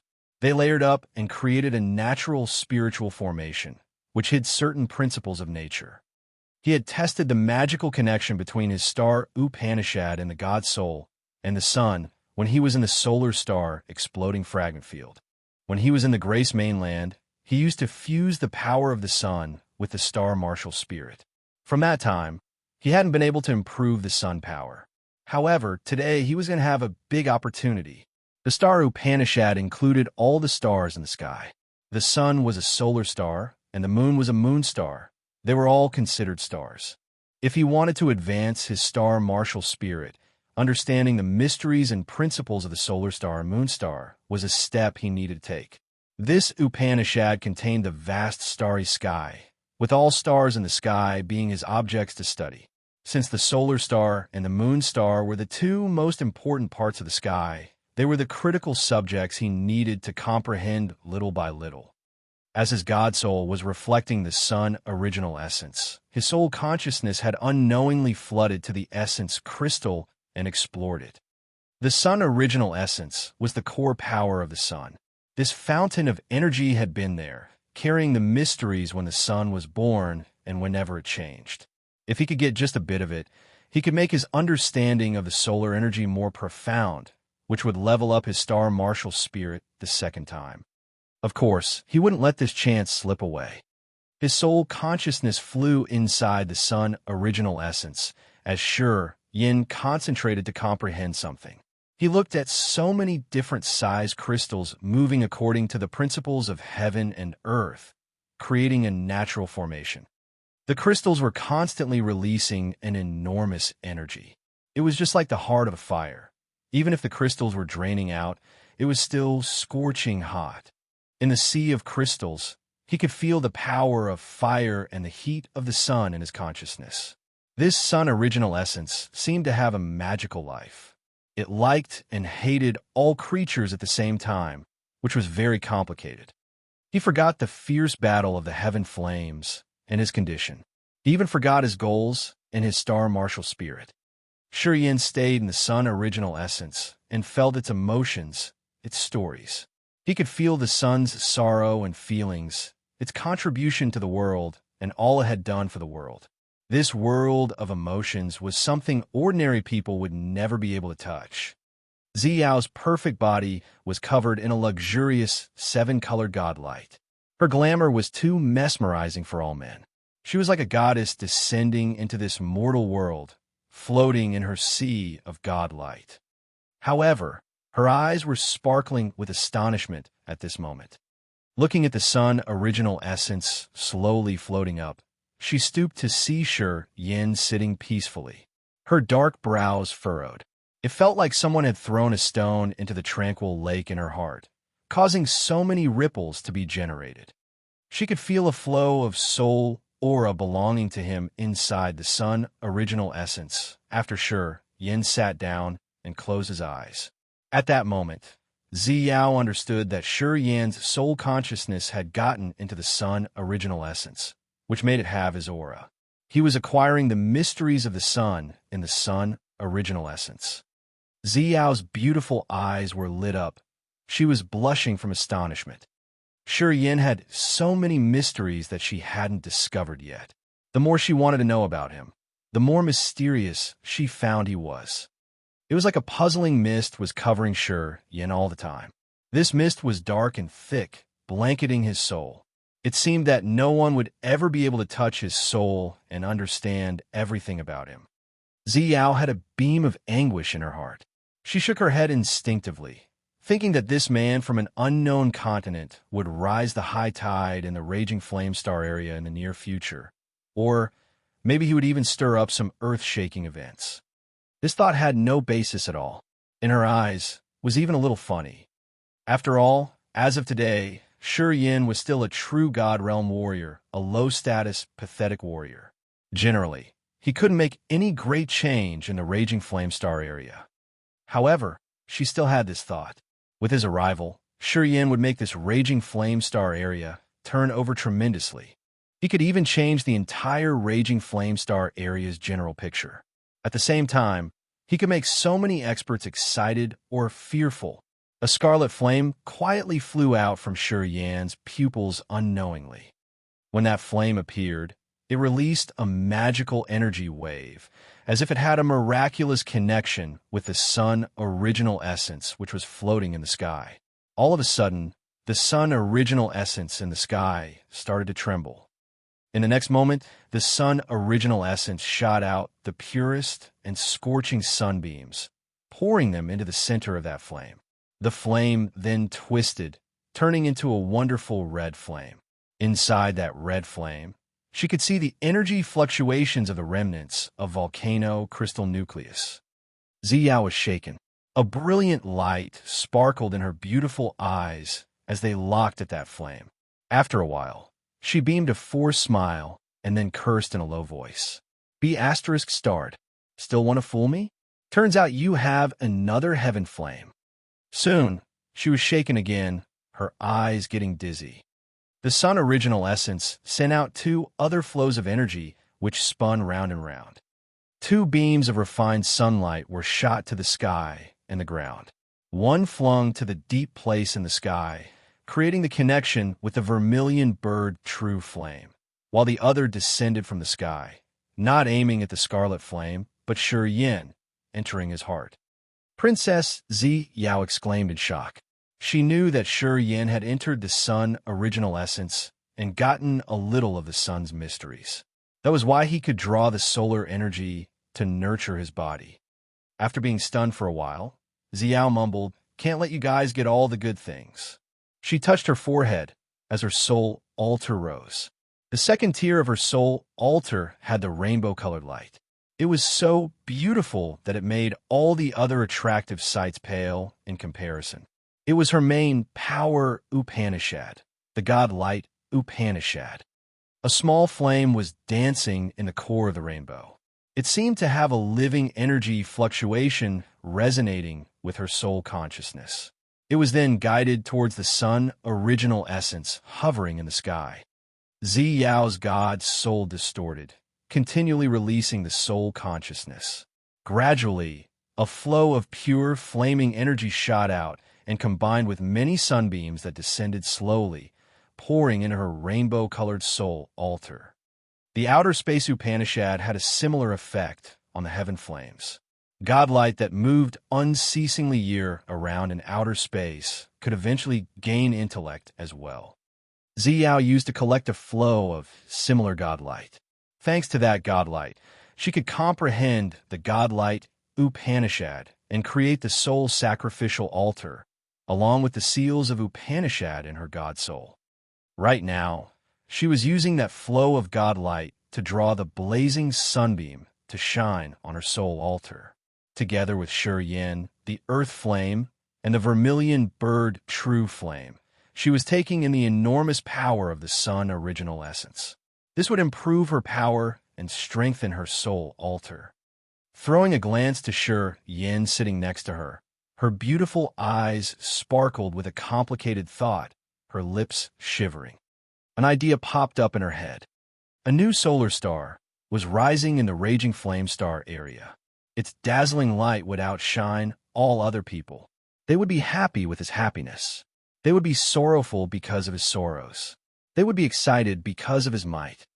Chapter 747, The Third Sky of True God Realm. Chapter 747, The Third Sky of True God Realm. Solar star exploding fragment field. Floating in the center of a group of massive meteorites were around 100 tiger shark war chariots, trying to dodge the sunbeams there. Energy storms were moving and slaughtering everywhere. Strong, distorted energy wandered about, threatening the space pirates on the war chariots. They didn't dare to intrude, as they just stayed and waited cautiously near the edge. Standing on the leading war chariot was bloody Slaughterer Ta, glaring at the space in front of them with bloodshot eyes. Suddenly, he pointed. "Tyle, you guys go there and check it out." The space pirate who was called out changed his face, shivering and crying hoarsely. "Boss, it's the solar star forbidden area. Stop your King rubbish talk." Ka-Tua activated his god domain. A seething energy wave flooded everywhere shortly. People in his god domain's coverage were all shivering. "Will you get your guest there?" He glared at that space pirate. Under his infuriated roar, the warrior named Tai Lei changed his visage dramatically. He constantly nodded with a wry smile. The man didn't say anything else, dashing towards the place. Ka-Tua snorted, his brutal eyes sweeping through his henchmen. He suddenly got angry, but he didn't know why. Crack, crack. Cracking, an explosion arose from the solar star forbidden area. The tiger shark war chariot Tai Lei riding was broken into pieces. Tai Lei screamed painfully as he was sitting in the chariot. His body was cut off into countless cubes, as if so many blades were slashing him. The onlookers all felt a shiver sent down their spines. Deep anxiety arose in their hearts. They bowed their heads, no one daring to look at Ka-Ta. Tai Lei's death wasn't beyond their estimation. However, they were petrified because it happened too fast. This event had proven the terrifying features of the solar star forbidden area. Indeed, it could slaughter anything. Any life would be shattered on entering this place. Ka-Tuo's eyes raked through his men again and again. No one dared to look at him. They all stooped their heads, pretending they had seen nothing. Wearing a dark face, Ka-Tuo didn't continue to push more pressure. He understood that if he continued to urge them, he would make their hearts cold. Then, this force, which he had been struggling hard to gather, would collapse. It wasn't something he wanted to see. Ka-Tuo waved his hand impatiently and gave a dry instruction. "Scatter and watch this area. Do not relax." Those space pirates felt like they just got amnesty, answering their boss as they scattered quickly. In just a blink, there was no tiger shark war chariot next to him. A flow of living energy was sent to him from a place where the sunbeams were interlacing. However, this energy fluctuation was so cold it could chill people. Haven't found anything yet? A cold, gentle, and reserved voice arose. Kata, you've ensured me that they won't leave the solar star exploding fragment field alive. I hope you can fulfill your promise. Otherwise, I think you know what your consequences will be. Katua slightly stooped his head as a gleam of fear sparkled in his bloodshot eyes. Don't worry, I will achieve what I've promised you. The solar star forbidden area has buried so many creatures. Any war chariot that enters that area will be ground into powder. I think they aren't an exception. Perhaps they're all dead now. Even if they are dead, I want to see their bodies. I got it. I will watch this place until I can be sure that they are all dead. All right, I don't have much time to linger here. You should open your eyes wider. If you get anything, tell me immediately. Got it. That living energy fluctuation faded out in the area where the sunbeams were interweaving. Eventually, it disappeared. Bloody slaughterer Ka Tual lifted his head, looking at that place savagely while spitting. Damn it, what kind of toy is that? If I weren't greedy for your stuff, your daddy here would flee away. F***ck it. It's too bad this time. I haven't gotten anything but humiliation this time. F***ck. Then, he left this place, approaching the edge of the solar star forbidden area. He contemplated, then released his soul consciousness further little by little. After an unknown period, once he felt his soul consciousness was weakened, he vaguely felt a scorching aura. Katual was shaken. He continued to gather his soul consciousness and push it further persistently despite his exhausted spirit and consumed soul consciousness. Boom! A tremendous vibration shot out from a deep place inside, as powerful as the explosion of the solar star. Katuo's flow of soul consciousness was cut off instantly, his face pale. However, he wasn't dispirited. It was quite weird that he seemed to be moved. A fiendish grin hung on the corner of his mouth. Still in there, indeed. I'll play big with you this time. I don't believe you won't get out. The entire place inside was filled with fire. The massive chunk of sun original essence was spinning in the air. The flaming power accumulated inside that crystal was divided into 4 parts, pouring into Shi Yin, the earth flame, the vermilion bird true flame, and Zi Yao respectively, turning into their blazing energies. The flaming halo moving on that sun original essence was getting dimmer gradually. The burning fluid on the crystal had also lost its energy slowly, turning into ordinary drops of water, falling from the sky. Shi Yin and Zi Yao were sitting neatly on the ground, calmly taking in the hot power. After an unknown period of time, Zi Yao woke up first and instinctively looked at the sky. The sun original essence wasn't so blazing anymore. It turned to look more like an ordinary meteorite that could be seen anywhere in outer space. Seemed like its energy had been drawn out completely. The earth flame had enlarged to a big flame floating in front of Shi Yin. The energy of the volcano crystal nucleus was rippling from him, covering him with so many layers of flaming solar energy. He was still digesting energy. Some weak auras came from the sky, one of them belonging to the vermilion bird true flame. Due to the similar aura she had, Zi Yao could feel it now. She faced the sky, astounded for a while, then turned to Shi Yin. Shi Yin was still motionless like a log of wood. No energy waves rippled from him. Even his aura was concealed. However, as Zi Yao was using her soul consciousness to explore his soul, she could feel his soul altar moving unceasingly in a deep place in his soul. She understood that Shi Yin was still trying to understand the solar mysteries. This magical encounter wasn't something he could simply wish for to encounter. Zi Yao was sure he would advance one step further after this event. A triangular jade arose from her ring. She frowned while glaring at it, then muttered, "It has been half a year. Time flies so fast. I didn't recognize it has been a long time." After that, she quieted down, taking out a divine crystal. Then, she closed her eyes and started to absorb the pure energy from it, together with some medicinal pellets she had. This would refill the energy she had consumed in the previous battle. It was followed by another period of perpetual quietness. On this day, flames sparked insanely in the sky above her head. The sky was the location of a tremendous event. Heaven flames appeared one by one, entangling and fighting against each other. Ziyao was surprised. She pulled herself together, frowning while looking at the sky. Shortly, her eyes brightened. She hastened to walk to Shiyan. The earth flame had disappeared, staying silently inside Shiyan's head. A soul energy was felt rippling from Shiyan at this moment. It seemed there were some filaments of soul energy that flew out of his head to support the heaven flames. Still, Shiyan hadn't had any changes. He knitted his brows while a scorching flow of energy gushed out of his chest, which astounded Ziyao. The battle's about to end, Shiyan suddenly muttered after a long period of silence. He opened his eyes, smiling brightly at her. "You look good." Ziyao's beautiful eyes brightened. She smiled dazzlingly. "Not as good as you, though.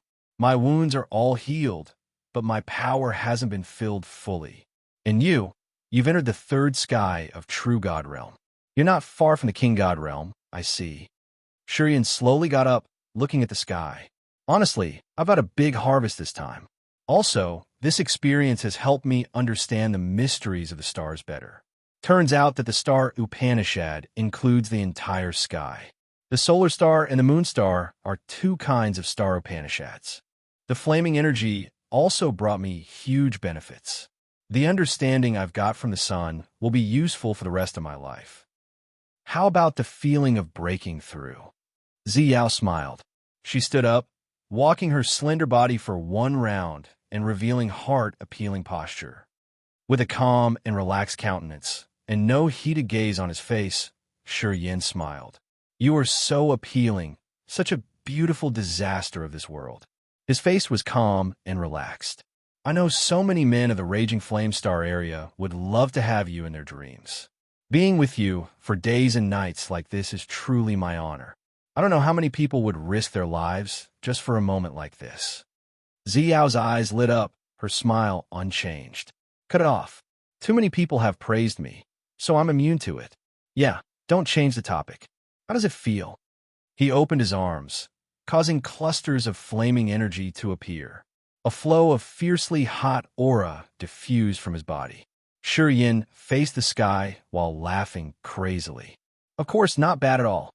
Each time I break through a new realm, it's the time my soul, altar, and body are both quenched.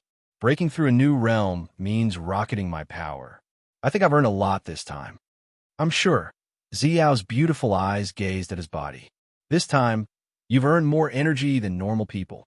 Due to the excessive energy you've taken from the sun, original essence, you've understood how the sun moves. This will be a big help for you in the future. I'm sure that with your condition, once you start to condense your god body, it will be unimaginably smooth. Your god body will be much stronger than any warrior I've known." "Haha." Shiyan just smiled, but neither affirmed nor denied anything. He continued to look at the sky. "Almost done. My buddies will come back successfully." "Oh, right. How long have we been bewildered here?" "From the time I got fainted, it's been 1.5 years. Too fast, right?" 1.5 years?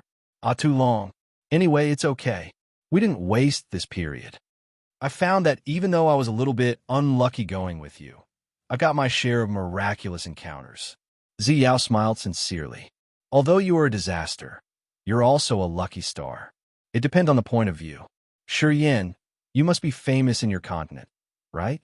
Otherwise, you can't have so many heaven flames like that. Tell me, how many sweethearts you've had?" Shiyan was astounded, looking at her with a weird face. Then, he held 10 fingers in front of her face. "Too many, so I don't remember clearly. So, do you want to be my beloved one too?" "Oh yeah, if you are persistent, and taking the fact that we've been through dangers together into account, I can accept you begrudgingly." Ziyao was stunned. She angrily glared at him, gritting her teeth. "A asterisk shoal. Ha ha ha." Shiyan laughed crazily, his laughter shooting up to the sky. Chapter 748, Soul Nirvana. Chapter 748, Soul Nirvana. Amidst his laughter, flames appeared one by one in the sky, descending slowly. The four heaven flames staying in his soul altar, the nine serenities soul devouring flame, the een spirit ghost flame, the ice-cold flame, and corpse vanishing flame, appeared while flying towards him. What appeared the last was an orange-red flame, as shy as a maiden. It looked like a bashful flaming bird and couldn't act naturally. After the four heaven flames showed up in front of Shurian, it started to move towards him with great reluctance. A toxic smile appeared on Shurian's face. He gazed at the flame and asked, "What's up? Still shy? Weren't you so loud and savage?" "Harumph. I'm the most magical creature in this world. I'm much more aristocratic than you lowly humans. If they didn't subdue me, I would never depend on you." The vermilion bird, True Flame, talked begrudgingly. "Too bad. I didn't succeed but get tied with you. Too bad." This flame's intelligence was higher than the other flames. It had emotions. This surprised Shurian. Anyway, he got surprised for a short while and then smiled. "Aristocratic? The aristocratic class flames like you are hiding in my soul altar. They won't leave even if I ask them to leave. If you're truly noble, you won't get here." The vermilion bird True Flame seemed to be enraged. "I know you are a fair host. That's why I agreed to put my feet in your soul altar. If you insult me, I won't get in there." "Your character is quite impressive," Shurian grinned, not caring about the flame's anger. "All right, you stay right here. The sun original essence is gone. After I get out, I will spread the news that there's a heaven flame in this area. People will come and play with you then." Be asterisk starred. The vermilion bird, True Flame, thundered. Waving his hand lazily, Shurian spoke impatiently.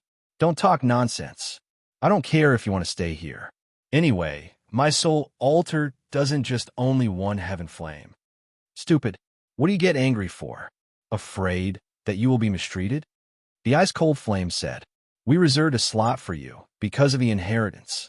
If you met a guy like the world-extinguishing thunder flame, he would swallow you for sure. Don't babble and be proactive. When you get into the soul altar, you will know how you'll benefit." The nine serenities soul-devouring flame was a little discontented. "Battling with you has drained our energy. We have to restore our power as fast as possible. If you aren't satisfied with your lot, harumph, I'm not afraid of devouring you. Mwahaha, you can help me ascend fast." Hearing that, the een spirit ghost flame also revealed its strong desire. The lonely vermilion bird, True Flame, was besieged by the four flames. As its energy was consumed tremendously, it became anxious. 4-on-1. Don't you feel any shame? Well, it's not bad. Have you seen 5-on-1 yet?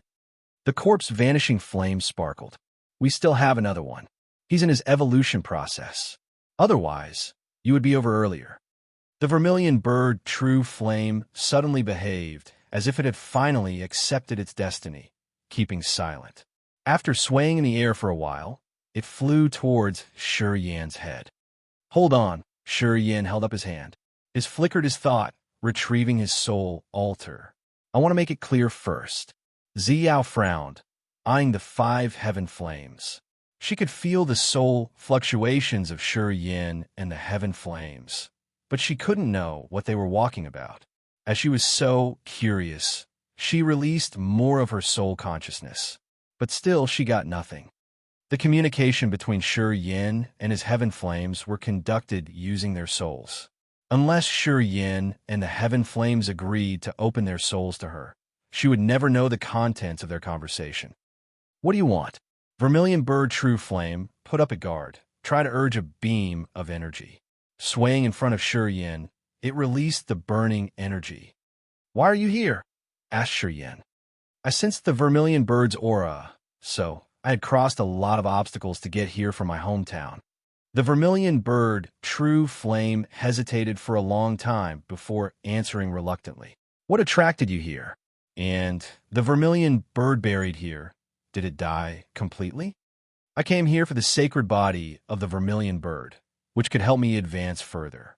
However, when I arrived here, I found that his sacred body had no energy left. I couldn't fuse with him. I hid the sun original essence under the vermilion bird's skeleton in the hope that his sacred body could gain the energy from the crystal. But it was of no use. You ascended after you got here. One level. The condition here is suitable for me. Also, I could use the sun original essence to increase my power. If I could have the vermilion bird's sacred body, I could become the vermilion bird and replace him. At that time, my living form would be more complete. Aren't you him? I used to be, but not anymore. At the moment I gained my consciousness, my way became different from his. I don't want to become a part of his soul. I want to make efforts for myself. I want to live for me, not for him. Moreover, he has died already. Died already? To existences like him, it's hard to die completely. He destroyed all the attackers, created the forbidden area in the solar star exploding fragment field, and built a tremendous energy restriction to protect his skeleton from people's discovery. Why? Because when his soul scattered, it divided into several flows. No one knows which space they've gone to. However, any creature who could have the remnants of his soul could understand the power of the vermilion bird. One day, if it could reach a certain level, it could be reborn. As long as he could get his skeleton, he would be reborn using a different method. Sure, Yin knitted his brows tightly in surprise. At the level of the sacred beast, vermilion bird, the soul would never be completely destroyed. At the moment it exploded, it would divide into so many flows of remnant souls, wandering in different spaces. If a creature captured one of those flows, it could always evolve and get stronger. After that, the sacred bird would gain a new life one more time. If he could get his skeleton, when he was reborn, he would be himself once again. Perhaps he could recover his full energy. Moreover, he could advance one more step to understand the mysteries of earth and heaven deeper. The 9 serenities' soul-devouring flame sent its thought. It seemed this flame had some knowledge of creatures in the immemorial epic. Shi Yin was dumbstruck. He felt fear as he was shaken by the might of the creatures in the immemorial epic. All right, the little girl you've met in the perpetual night forest, the one called Zwashur, if nothing unexpected happens, she certainly has a soul remnant of the sacred beast black tortoise. If she can continue to progress and get stronger, she can become the sacred beast black tortoise one day. Perhaps she will be stronger than the black tortoise himself. The 9 serenities' soul-devouring flame suddenly recalled something. It pondered for a while and then continued. Shi Yin was shaken, shouting, "Why didn't you tell me earlier? I know it from the talk with the vermilion bird true flame. This method of rebirth is called the soul nirvana of the sacred beast," said the 9 serenities' soul-devouring flame. Shi Yin's eyes sparkled with light in astonishment. He got dumbstruck for a while, then finally understood why old Xianming wanted to take care of Zwashur. For Zwashur's welfare, he had done his best. Xianming was the descendant of that bloodline. The sacred beast black tortoise was his ancestor. As Zwashur had a flow of his ancestor's soul remnant, she could be considered his ancestor.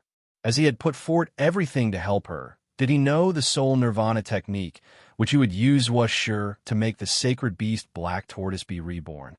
Before sacred beast black tortoise left the Grace mainland, it was one of the strongest existences. Like the vermilion bird, why did he have to experience the soul nirvana? Did they encounter a more intimidating existence?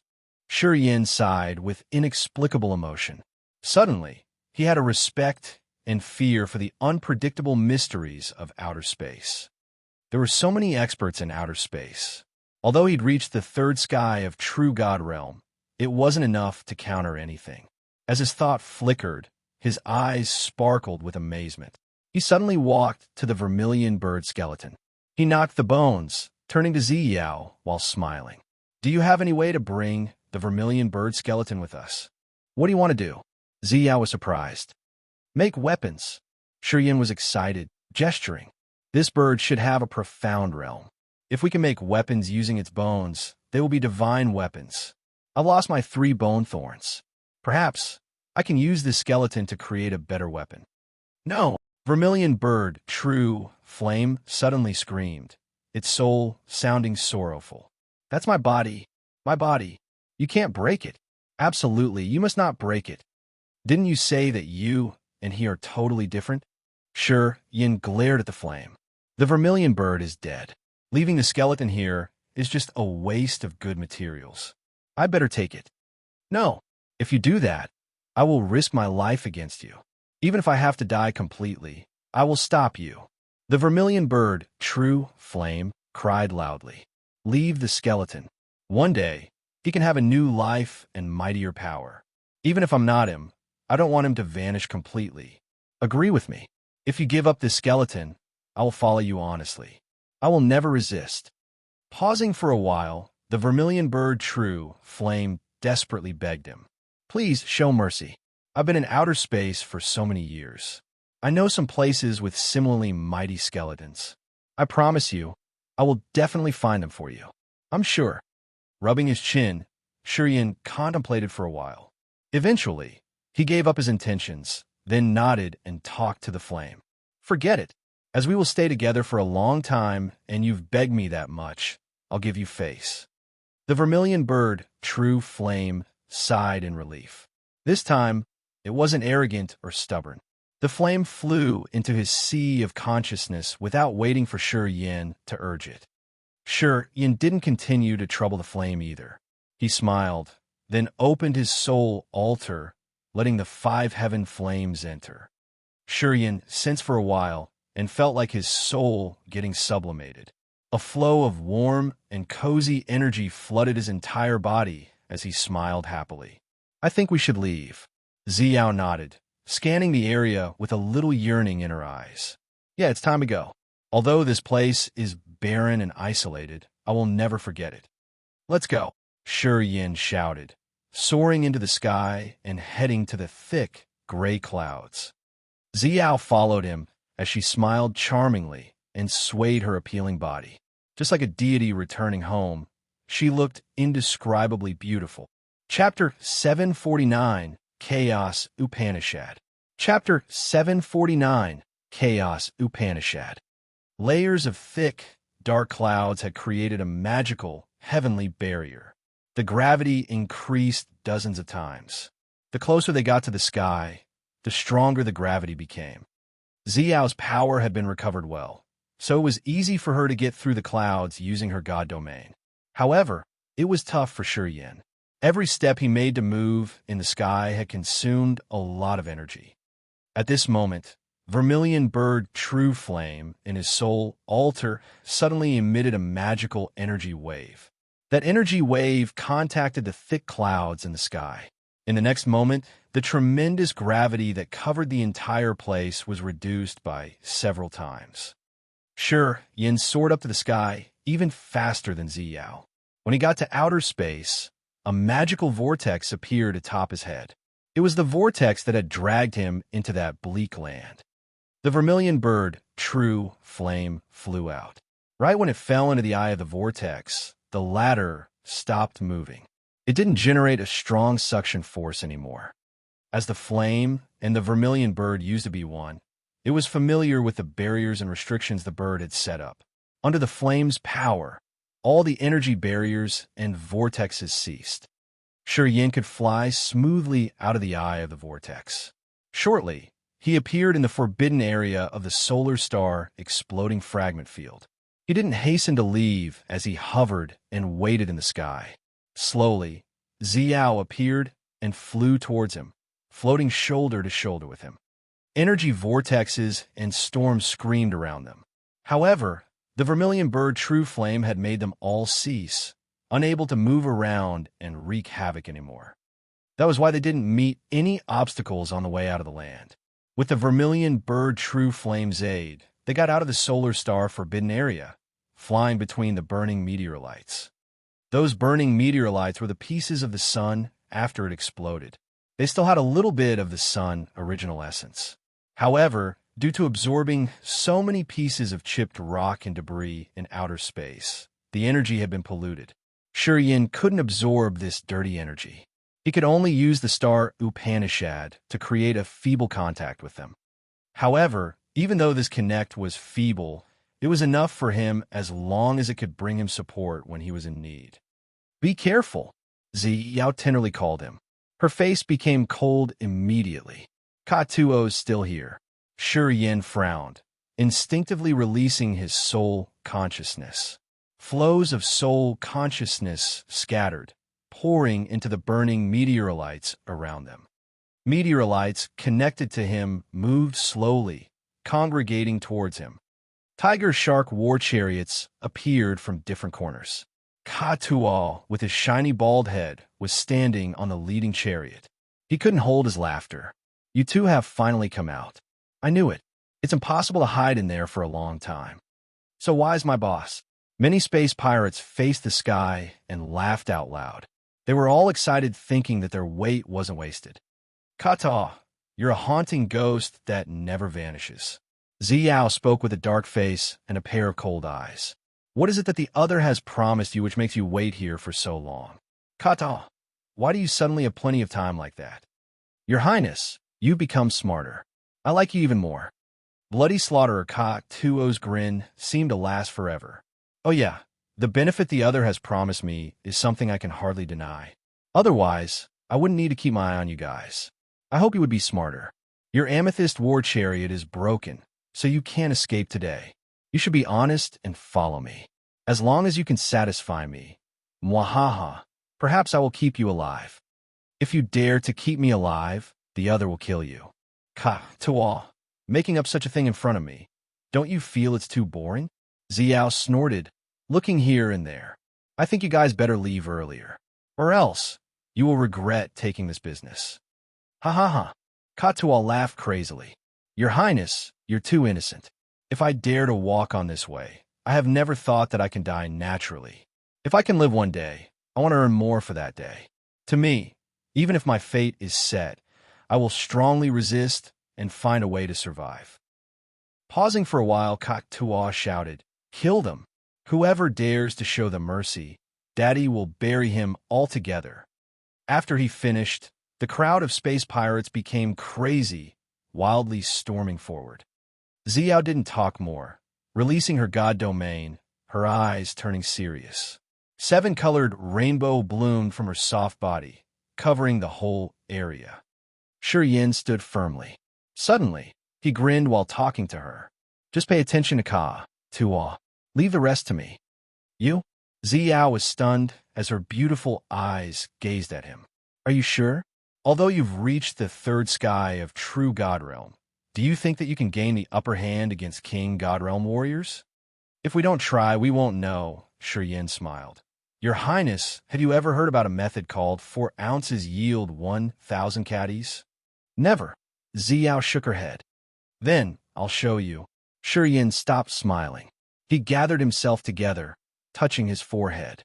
Scorching flames diffused from him like countless rapid meteors dashing towards the burning meteorites around him. Instantly, the flaming meteorites were revived, turning into fireballs, flying and colliding everywhere. They rumblingly rushed towards the space pirates. Each burning meteorite was extremely massive. Some of them still had bits of the sun's original essence. After absorbing numerous pieces of rock and debris, they became quite intimidating, moving in the solar star exploding fragment field. Burning meteorites, moved by some principles of nature. With a vivid red hue, they looked like dancing red lanterns, furiously attacking the space pirates. Ka-Tuo's subordinates pitched their voices and cursed. Once the flaming meteorites collided with them, the flaming fluid on the menacing meteorite would splash on them. They cried painfully while smoke fumed and sizzled on their god bodies. Floating quietly in the cold outer space, Shi Yin wore a cold, dark face. Flows of pure flaming solar energy shot out rapidly between his fingers, creating the connection with the meteorites around him. It seemed like invisible gossamers were connecting his fingers and the meteorites, which could manipulate the massive, burning rock to stir and wreak havoc in the middle of the crowd of pirates. Many pirates at the true God realm, who hadn't gained a god body yet, and had a realm that wasn't profound enough, had to spit out blood when the meteorites hit them. Their blood was then burned into ashes by the flaming fluid, as their living aura vanished shortly. Only warriors at the king god realm could dodge in distress. When the flaming fluid touched them, they could resist for a while, using their tough god bodies.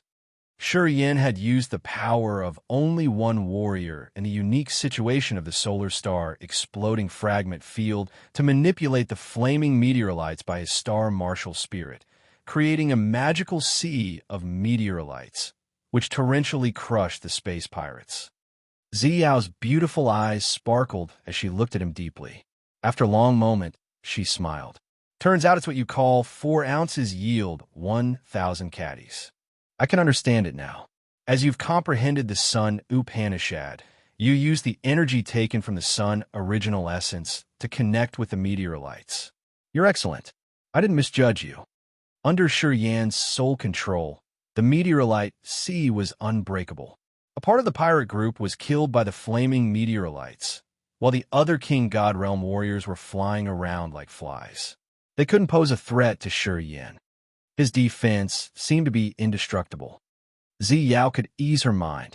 As she took a deep breath, the god light twirled and expanded gradually from her body. A burning flame also extended from her god domain. Added with her soul consciousness, this wisp of flame vaguely locked bloody slaughterer Ka to awe. Ka Tu'a wore a savage countenance.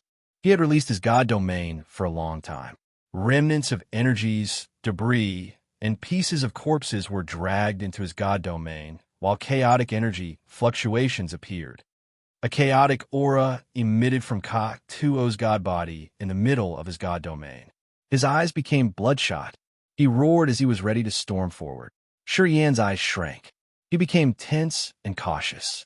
However, right at this moment, a rainbow light sparked on his blood vein ring.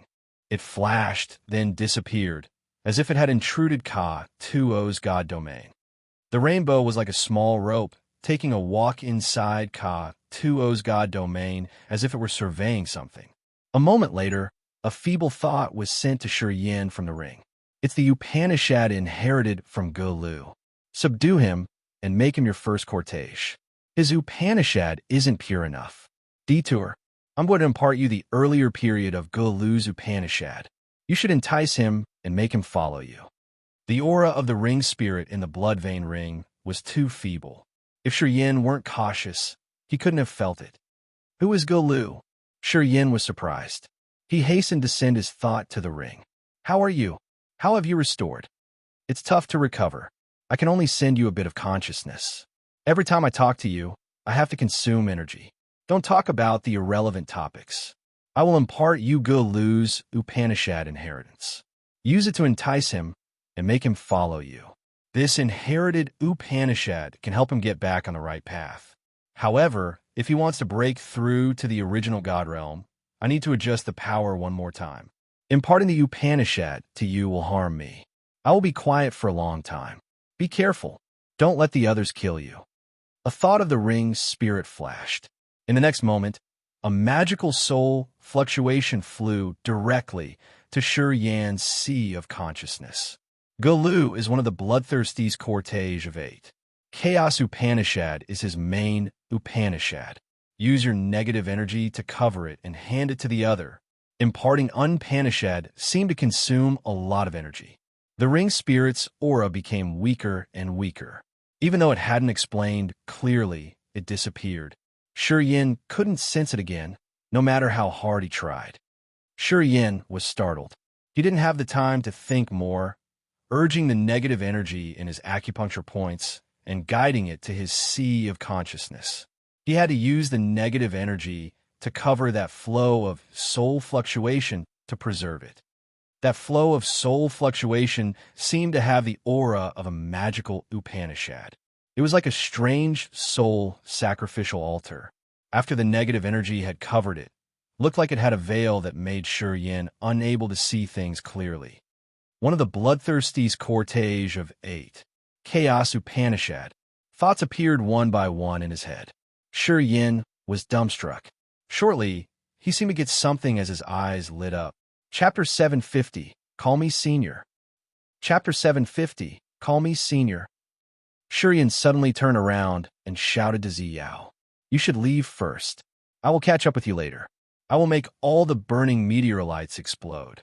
It will create a formidable shockwave. Except for me, who understands the Sun Upanishad, all people here will be affected. You will not be an exception." Ziyao is frightened. "You want to fight face to face with bloody slaughterer Kaata? Impossible. You will never be able to hurt him." "I know. He's at the third sky of King God realm. I'm a whole realm behind him. I know I'm not his rival." Shurian didn't have a mood to joke. "I will stop him for a while and show him how dangerous I am. Once the shockwave's over, you can return and help me. But you have to leave now." Ziyao's eyes were complicated. She looked at him deeply in astonishment for seconds. Then she nodded. "Shurian, promise me that you'll be safe. I don't want anything unexpected to happen to you. Really, I want you to be safe." Shurian smiled and said, "Move. I'll be all right. Give me more time. Perhaps I could bring you a big surprise." Ziyao exhaled. "All right, I will leave. Be careful." She wasn't an indecisive woman. As she was able to hold a high position of the dark firmament divine nation, the generation with the most outstanding fame that her nimbus could subdue many princes, it was enough to prove her competency and characteristics. Ziyao retreated, turning into a flow of seven-colored light. Shortly, she had moved pretty far away. At this moment, the other space pirates didn't dare to approach. Only Bloody Slaughter Kata was still storming toward Shurian like crazy with his god domain. He wanted to kill Shurian and then chase after Ziyao. Seeing Ka-Tuo stride angrily and get closer to him, Shurian had so many thoughts moving in his head. He was discreetly nervous, as he didn't know if what the ring spirit had told him was true or not. Would he be able to wake Ka-Tuo up using the Upanishad inheritance? Gradually, Ka-Tuo was only 1,000 meters away from him. Shurian's thought flickered, and countless flaming meteorites abruptly congregated around him. Shortly, the area around him was filled with flaming meteorites, blocking Shurian and Ka-Tuo in the middle. The others couldn't see them right now. Ka-Tuo's god domain was special. It didn't seem to be weakened by the tremendous impacts of the burning meteorites. Moreover, the fragments of meteorites were dragged into his god domain, becoming a beam of scattered energy Kata could use, which boosted his aura formidably. "Kid, my god domain's the most special one in the Raging Flamestar area. Do you think you can stop me?" Ka-Tuo roared indignantly with a pair of blood-red eyes. His aura was both brutal and savage, that sent shivers down to people's spines. "Kata, the power Upanishad you've been cultivating has diverged from the right path. The inheritance you got isn't complete. Your inheritance is called Chaos Upanishad. Do you know that?" Shurian calmly looked at him and then smiled. "I asked Ziyao to leave and kept your people away so that we could talk." Ka-Tuo discolored as if he had seen a ghost, looking at Shurian with fright. "What did you just say? Repeat it. What's my Upanishad called? Repeat it." "Chaos Upanishad," Shurian repeated faintly. Ka-Tuo's eyes sparkled disbelievingly. His savage aura silently reduced as he still maintained a certain distance with Shurian. He shivered in thrill. "You? How did you know the name of my Upanishad? Who are you? How are you related to that man?" Shurian was dumbstruck. However, he felt cheered up. "The power Upanishad you've been cultivating is related to me. If you're cultivating the Upanishad you receive from him, we're going on the same way. Relax, then we'll talk." Ka-Tuo was still shaking. His eyes were filled with extreme surprise and fear. "My Upanishad has never appeared in the Raging Flamestar area. How did you know about it?" "I took this Upanishad from the lonesome dead territory outside the Raging Flamestar area. Have you ever been there? How did you know?" His mood wasn't calm, as if he had encountered a frightening surprise. His voice became louder. "Quiet down." Shurian frowned and snorted. Ka-Tuo was startled. He had to adjust his breath to calm down. A long time later, a strange light sparkled in his eyes, looking at Shurian with a great surprise. "Who are you? Where are you from? Whenever you urge your Upanishad, your eyes will turn blood red, right?" An idea popped up in his head. Shurian asked the other all of a sudden. Ka-Tuol was shaken and became more frightened. You also know that. Shurian curled his lips and urged his rampage. His eyes immediately changed to the fearful blood-red hue. Ka-Tuol was dumbstruck, and his boiling mood settled down. He looked at Shurian deeply and then nodded. Perhaps you and I share the same root. However, I'm not that man's disciple. I just got his inheritance. He was dead a long time ago, so my inheritance isn't complete. When he was still young, he was just a Sky Realm space pirate. He had followed his boss to run to the lonesome dead territory outside the raging flame star area, where he had a fortunate encounter. A strange force had guided him to a mysterious and bizarre area. He found a decayed skeleton there. This skeleton was so old that its sole altar had just a beam of faint light, with a thought of a broken Upanishad. He then merged that broken thought of Upanishad into his soul and put forth everything to study. It took him a lot of time to understand the mysteries of the Upanishad. However, this Upanishad had never appeared in the Raging Flame Star area before. Although this Upanishad was incomplete, he took this chance and made it his main power to cultivate to the true God realm. Also, he had created the seal of Upanishad to continue advancing his realm. It had been so many years. He had used this incomplete Upanishad to shine in the Raging Flame Star area and replace his boss, becoming the new leader of the space pirates. Although it was a broken Upanishad, he had treasured a lot. Through many years of learning and comprehending, he had found that this Upanishad was so profound that it was almost one of the most dangerous powers Upanishad in the universe. It was even more advanced and exquisite than the powers Upanishad of the other leaders in the Raging Flame Star area. This was Ka-Tuol's biggest secret, which he had never revealed to anyone. This power Upanishad had made him a leader from a low pirate, giving him his today's attainments. However, as his realm had become more profound, the incomplete features of the power Upanishad became clearer. Gradually, it had affected his mentality and soul. Everything was getting chaotic. He became worried. Up till recently, he had been looking for a solution. However, since it was a power Upanishad that had never existed in the Raging Flame Star area, no matter how hard he had searched, he couldn't find a way out. As he had entered the third sky of King God Realm, the incomplete power Upanishad would trouble him a lot when he entered the original God Realm. His soul altar could be shattered while he was breaking through his new realm. As he knew it would be dangerous, he didn't dare to break through or dig deeper about his Upanishad. Power Upanishad isn't complete. Also, you've diverged. If you can't have a complete Upanishad, you will never be able to break through the original God Realm. You shouldn't go against the nature's order, which will destroy your soul. Sure, Yin looked at him, suddenly beamed a smile. However, if you can have a complete Upanishad after you enter the new realm, you will be one of the small number of strongest warriors of the Raging Flame Star area. If you and the others have the same realm, you can trounce them easily. You don't know how lucky you are. Encountering me is the luckiest event in your whole life. Sure, Yin talked as if he were a hoax medium, guiding the other step by step. He threatened and then showed the big benefits to entice the other. Looking at Ka-Tuol's visage, Sure Yin believed that he wouldn't pose any threat to him anymore, since he had something Ka-Tuol couldn't resist. Who was he?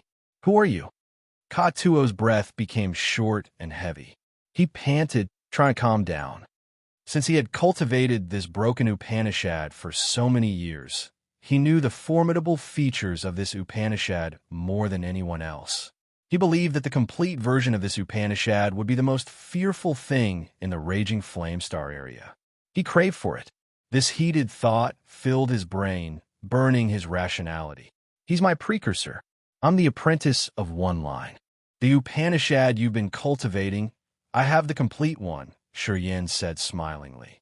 Ka-Tuol suddenly grinned fiendishly. Then it's good. If I kill you, I'll get the complete Upanishad. When I use it and break through to the original God realm, I will fear no one in this Raging Flame Star area. Ha ha ha. You think it's that simple? Shurian soon knew how this sort of people worked. If you could kill me to get what you want, Would I stay here and babble with you? Pausing for a while, Yin continued deliberately. Sorry, mate. Even if you kill me, you can't have the complete inheritance, because it stays in my sea of consciousness. If I die, it will vanish. Only my energy could preserve it. Tuo mused. He also knew it wouldn't be simple. He said that just to see Yan's reaction. If Yan showed he was scared, he could do that. If Yan didn't react, it meant the other wasn't afraid of him or losing his life. He observed for a while and made a new assumption immediately. Tuo took a deep breath to steady his mind. Kid, what do you want? Please call me senior. My status is higher than yours, Yan naturally fabricated. Tuo's face reddened, looking enraged. However, to get the complete inheritance, he had to press it down. With a husky voice, he called, Senior. All right, since you've cultivated his Upanishad, we are from the same school. Killing and fighting have violated our rules. Yan grinned. All right, I don't want to do anything to you. We're from the same house. You called me senior, which has proven our root. It's normal if I give you a gift for our first encounter. Then, his thought flickered, using negative energy to cover the magical Upanishad, sending it towards Tuo. It will help you get back on the right track and prevent you from falling into bedevilment. However, before you break through the original God realm, you have to find me, or else you will meet a lot of troubles. Tuo was shivering in thrill as his eyes brightened. His gaze was even hotter when he saw Princess Ziyao. Looking at the inherited Upanishad, he hated that he couldn't swallow it right away. Chapter 751, Repel the Enemy. Chapter 751, Repel the Enemy. The Upanishad inheritance shot out of Yan's sea of consciousness, slowly floating towards Tuo. Tuo's eyes were so hot, yet he was a little bit hesitant as well. Eventually, he released his soul altar. His soul altar covered the Upanishad. Yan's negative energy covering the inheritance vanished immediately right when the Upanishad merged into the power Upanishad tier of Tuo's soul altar, becoming part of his soul altar. Chaotic energy fluctuations twirled around Tuo. His body shook vehemently while he was sensing the Upanishad, adding it into his soul altar and making it his unique seal of Upanishad. Yan let out light laughter. The way he looked at Tuo didn't have any evil intention. When adding the power Upanishad, the warrior would need to release his soul altar and condense his soul, spirit, and thought into one. He shouldn't let any external force disturb him during the whole process. At this moment, if Yan struck a fatal strike, even if bloody slaughter Tuo had reached the third sky of King God Realm, he would receive severe wounds. As long as he wanted to attack Tuo, even if bloody slaughter Tuo could survive, he would be hurt badly. Perhaps he would never have the chance to enter the original God Realm for the rest of his life. But Yan didn't want to attack Tuo. To him, the blood vein ring still concealed a big secret that he had just entered the threshold of. It would take a long time to open it fully. Tuo received the inheritance of the Chaos Upanishad by Golu, one of Bloodthirsty's cortege of 8. As Golu was one member of the Bloodthirsty's cortege of 8, he must be a powerful expert. Yan was scared, thinking how this almost invincible existence died. Since Golu was related to that man, perhaps he would become a sharp weapon in Yan's hand. Of course, he would never destroy his weapon. Shortly, Tuo seemed to finish adding the Upanishad into his soul altar. His soul altar swayed slightly, then returned to his sea of consciousness, the energy fountain of his soul. At this moment, Tuo opened his eyes, taking a deep breath. An extreme joy bloomed in his heart as he looked at Yan with great astonishment. You just gave me the inheritance like that? No conditions? Yan grinned. My brother, we're from the same school, so I won't harm you. This inheritance belongs to you. If you get it, you should continue to cultivate. I can relax now. If you please, just tell me who asked you to attack me. And don't chase us furthermore. Is it okay? Tuo didn't answer immediately.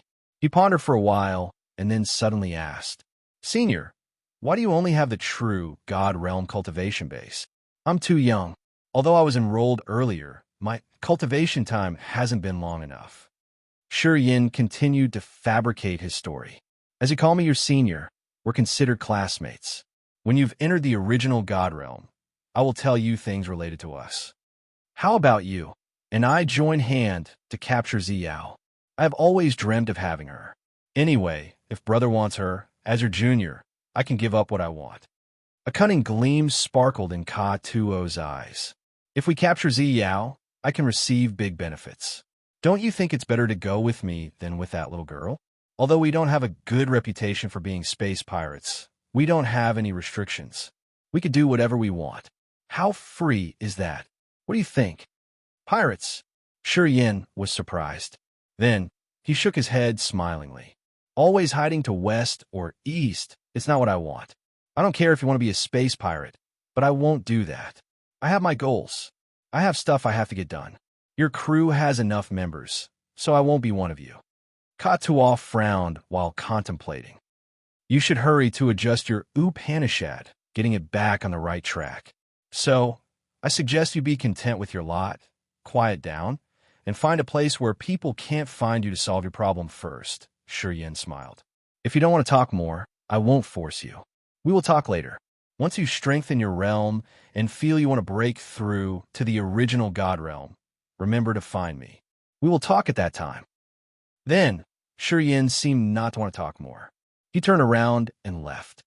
Bloody slaughterer Ka Tuo looked at him with astonishment. Seeing him about to leave, with Yin having flown out already, he shouted in a low tone. Wait a minute. Yin turned his back, looking at him smilingly. The ones who hired me included Miss by Row of the Underworld League and Sura of the Dark Firmament Divine Nation. Ka Tuo snorted. It's to repay your favor, senior. My business is done here. I will leave right away. Brother, be careful. Sura's attack won't end here. Even if we leave, he will continue. Sura. Yin was surprised. Who's he? Princess Ziyao surely knows him. Tell her, and she will know who wants to kill her. Ka Tuo pondered for a while, and then continued. That princess isn't a good person. Brother, be careful. Don't give her a chance to kill you. Many strong experts in the Raging Flamestar area follow her because of her beauty. However, most of them don't have a nice ending. You should take care of yourself. Yin nodded and smiled. Thank you for your reminder. By the way, what should I do if I want to contact you? Ka Tuo hesitated for a while, and then took out a blue sky crystal from his ring. That crystal was carved with a magical formation and a beam of moving chaos energy. I made it myself. When you want to find me, give it to a guy named Ka Fu in the land of God punishment. He's my brother. Ka Tuo threw him the stone. But you'd better not let the others see it. Don't bring trouble to me. The land of God punishment? Where is it? Yin was surprised. Ask Princess Ziyao. She must know about it. Ka Tuo didn't talk more. He turned around and left, as if he was hastening to reconcile his new Upanishad. Shortly, Ka Tuo disappeared. Yin scattered the burning meteorites. Not long afterward, he saw the tiger shark war chariots disappear one by one. Ka Tuo was a man who repaid favor. He left a tiger shark war chariot there for Yin. Yin pondered for a while, flying out of the circle made of flaming meteorites towards the tiger shark chariot. He found that the spiritual station inside the chariot and all barriers and restrictions had been deactivated. Yin poured a flow of soul consciousness into the chariot, which moved immediately, gliding through the meteorites towards Ziyao. A massive meteorite shielded a place in the gathering spot of sunbeams. It was where Ziyao was waiting for him silently. She looked like a fire fairy with rainbow light twirling around her.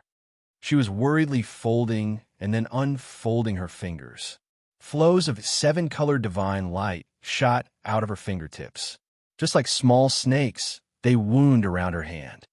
Staying with Yin through this period had calmed down her seething mind. She had temporarily forgotten the wicked competition of the royal family. She felt relaxed, as if she had thrown all the burdens away. This experience would be something she would never forget for the rest of her life. She treasured it, and Yin was a flame in this memory of hers, which she had imprinted in her mind, and nothing could erase it. Waiting with worries for a long moment, Yao became impatient.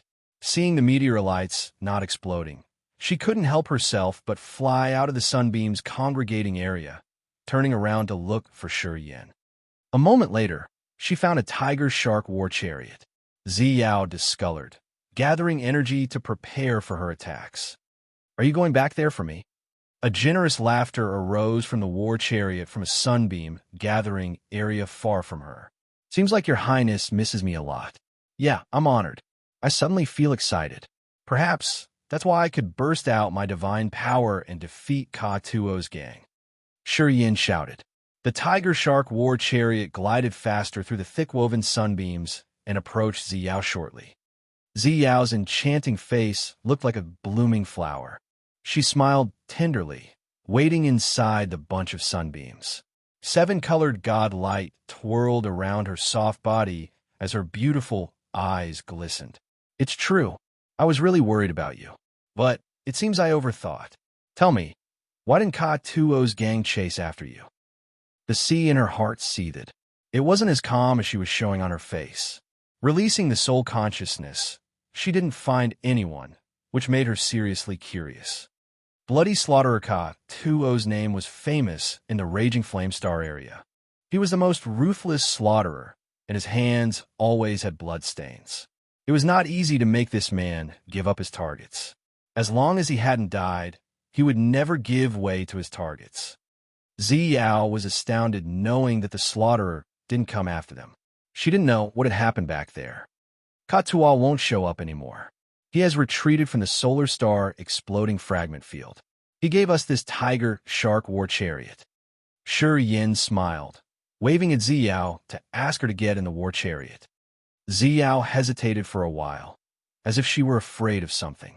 Then, she slowly got into the chariot. "Have you cooperated with Ka-Tuo to deal with me? Would you sell me then?" Ka-Tuo had proposed the same. Indeed, Yin looked at her deeply.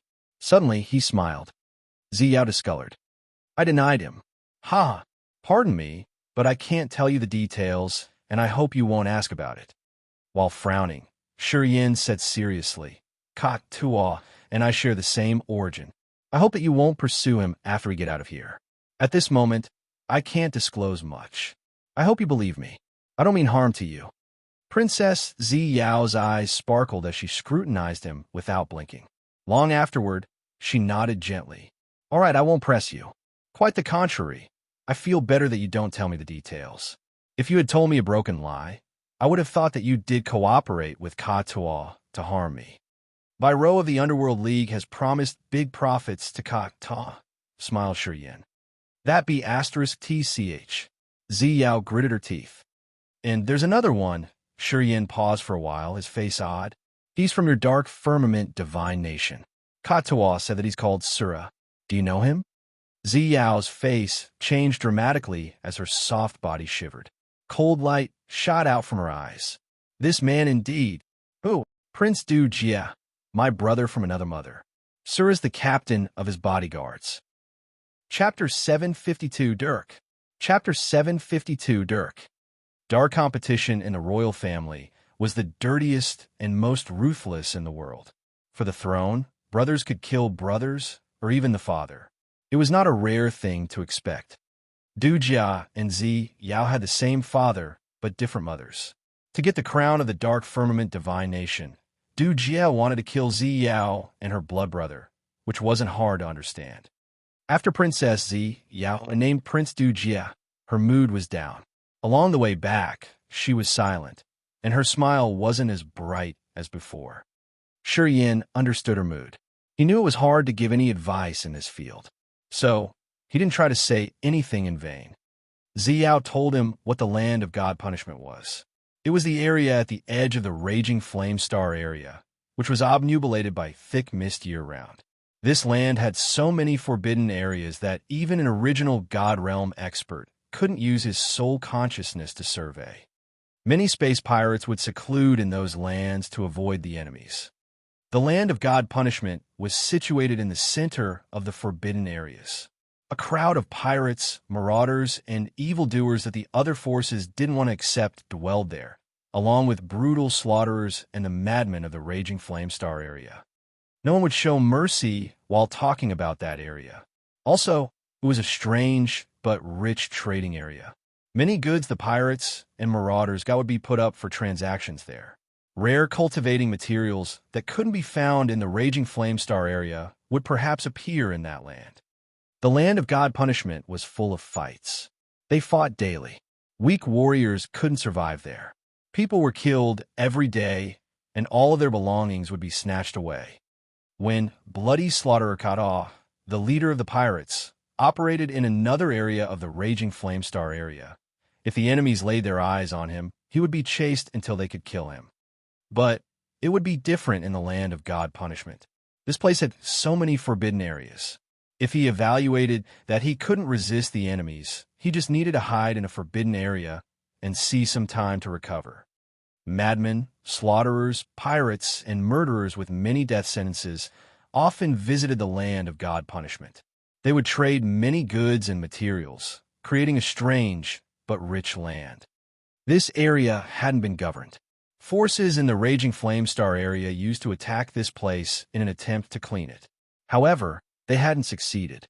After what Princess Ziyao told him, Shurian quieted down as he finally knew the location of the land of God punishment.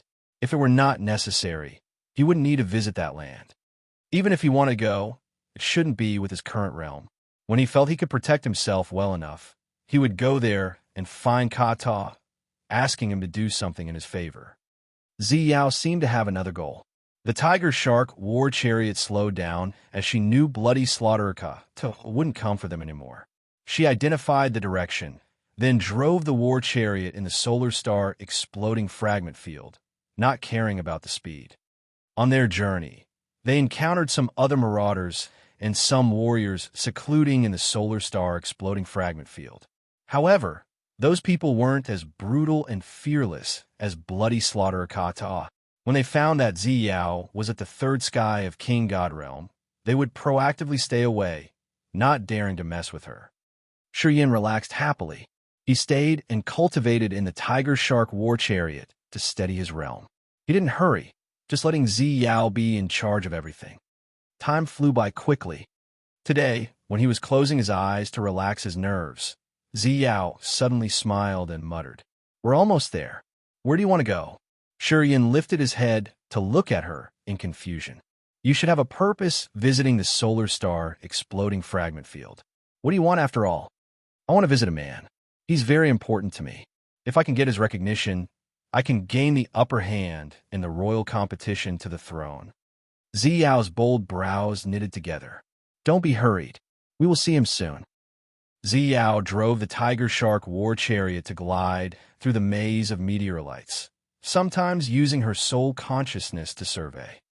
Gradually, they arrived at a place packed with burning meteorites. Flaming rocks floated everywhere, while sunbeams shot chaotically. Ziyao got excited as she wormed through the gaps between the dangerous burning meteorites like a shuttle. She detoured to avoid many dangerous areas, and after a long moment called out, "It's here!" Shurian's eyes brightened, his face also cheering up as his vision got clear. It was unimaginable that a piece of land with rich heaven and earth energy could be situated in the middle of the burning meteorite sea. It was a square land, thousands of miles squared in area. It floated quietly in outer space. Countless sunbeams seemed to be absorbed by that piece of land. Steam fumed, winding outside the land, creating a marvelous barrier and covering the entire area. This barrier filtered the sunbeams, controlling the extreme heat so it wouldn't destroy the flora inside. Square-shaped herbal fields were flat and neat like cubes of tofu. Each field was the home of rare and precious spiritual herbs. They were all shining vigorously, proving their magical medicinal effects. At first glance, those herbal fields seemed to be shimmering. So many plants in different colors looked more like blooming flowers, forming a scene that was beautifully marvelous. A clear lake stayed in the center of hundreds of herbal fields, where an islet with a small cottage was situated. Ziyao's line of sight glided through the thick steam, falling on that small cottage. She left the tiger-shark war chariot, going into the barrier made of thick vapor, then called tenderly, "Uncle Dirk, your niece comes to visit you. Please open the barrier so I can get in." A soul fluctuation was sent from the small cottage on the islet. A moment later, a white-headed man emerged from the cottage. He waved his hand to dismiss the barrier, letting out a tender laughter. "Come in." Ziyao nodded to Shi Yin, signaling him to come with her. Shi Yin smiled and didn't hesitate, accompanying Ziyao through the barrier to that land of rich heaven and earth spiritual qi. They slowly descended at the center of the islet. The white-headed man, called Dirk, had some wrinkles at the corners of his eyes, but he was surely a handsome man when he was young. He crossed his arms in front of his chest, standing in the yard of his cottage while facing the sky. Until Ziyao and Shi Yin landed, his deep eyes had never left Ziyao, as if he were sinking into his thoughts. Shi Yin didn't say anything as he was observing the surroundings discreetly, especially Dirk. This herbal area was surrounded by so many flaming meteorites.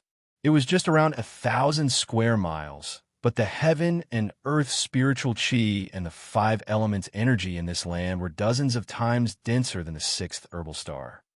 Herbs and spiritual grass planted in those fields seemed to be all high quality, which Nidas couldn't compare with at all. It seemed people in this islet had utilized the solar energy of the solar star exploding fragment field to convert the cycle of heaven and earth energy to create the magic of this area. Dirk had the same immense energy fluctuation that Shi Yin had observed from delay. Their auras were vast and immeasurable. However, when he tried to sense further, he couldn't feel a beam of energy on him. It was like he was just an ordinary person. He was obviously an alchemist whose rank was higher than Nida.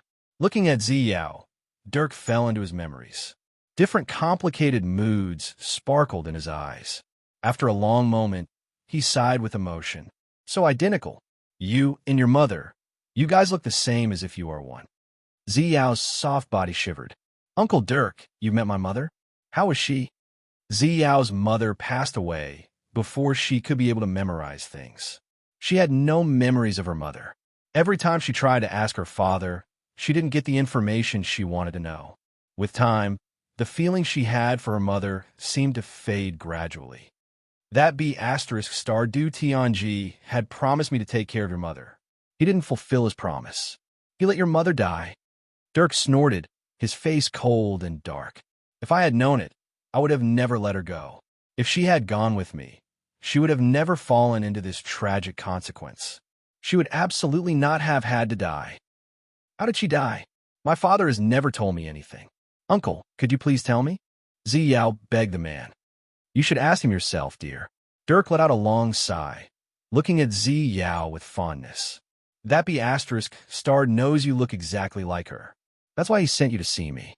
It's been so many years, and he hasn't changed a bit. Cunning. He calculates everything precisely. He knows I won't refuse you, so he sent you to me." "Uncle," Ziyao called him tenderly, "is my mother's death related to him?" "Of course, yes." Dirk rolled his eyes. "If he didn't want that throne and expand the territory, how could my sister die exhausting herself? My sister was the most outstanding alchemist of that year. Even I didn't have her innate endowment. She had refined so many god pellets for that B** Du Tianji. She had damaged her soul badly to help Du Tianji strengthen his force. Her soul was eroded bit by bit. Eventually, her soul altar vanished, leading to her death. If Du Tianji hadn't been so selfish that he wanted to rule the entire raging flame star area, my beloved sister wouldn't have had to die." Ziyao's heart trembled, her beautiful eyes watery. A sorrowful feeling soaked her wholly. "You look like my sister, but your brother takes after that B** starred. It's impossible if you want me to leave my place and aid your brother. I will never help someone who looks like Du Tianji. But if you want to do something, I promise you, even if I have to risk my old life, I will help you at all costs." Dirk took a deep breath. The entire Raging Flame Star area knows what your brother is like. He inherits Du Tianji's characteristic from when he was young. I will never risk my life for him. Ziyao was indifferent. Du Jia, your brother from another mother, came here before you. He came and promised me that as long as I stayed in this area, he would transport a large number of medicinal materials to me every 10 years. Dirk darkened his face. The royal evil competition is so dirty that nothing could compare with it. Brothers kill sisters without any hesitation. Anyway, thinking about it, Du Tianji had also killed a lot of his siblings to claim the throne. In present days, his children are going on the same path as his young self. I wonder if he has ever thought about it. It's him. Ziyao clenched her teeth. I almost died before I could see you, uncle. The one who ambushed me was my dear older brother Du Jia. Why do you need to yearn for power and position? Give it up and leave with me. Then we will live in peace and freedom. Dirk gave her a deep look. As long as you want it, Uncle can protect you forever. You will never need to worry about anything. Uncle can help you collect cultivating materials. Why do you need to get out there and battle with the others? Even if I don't fight for my right, the others won't let me go.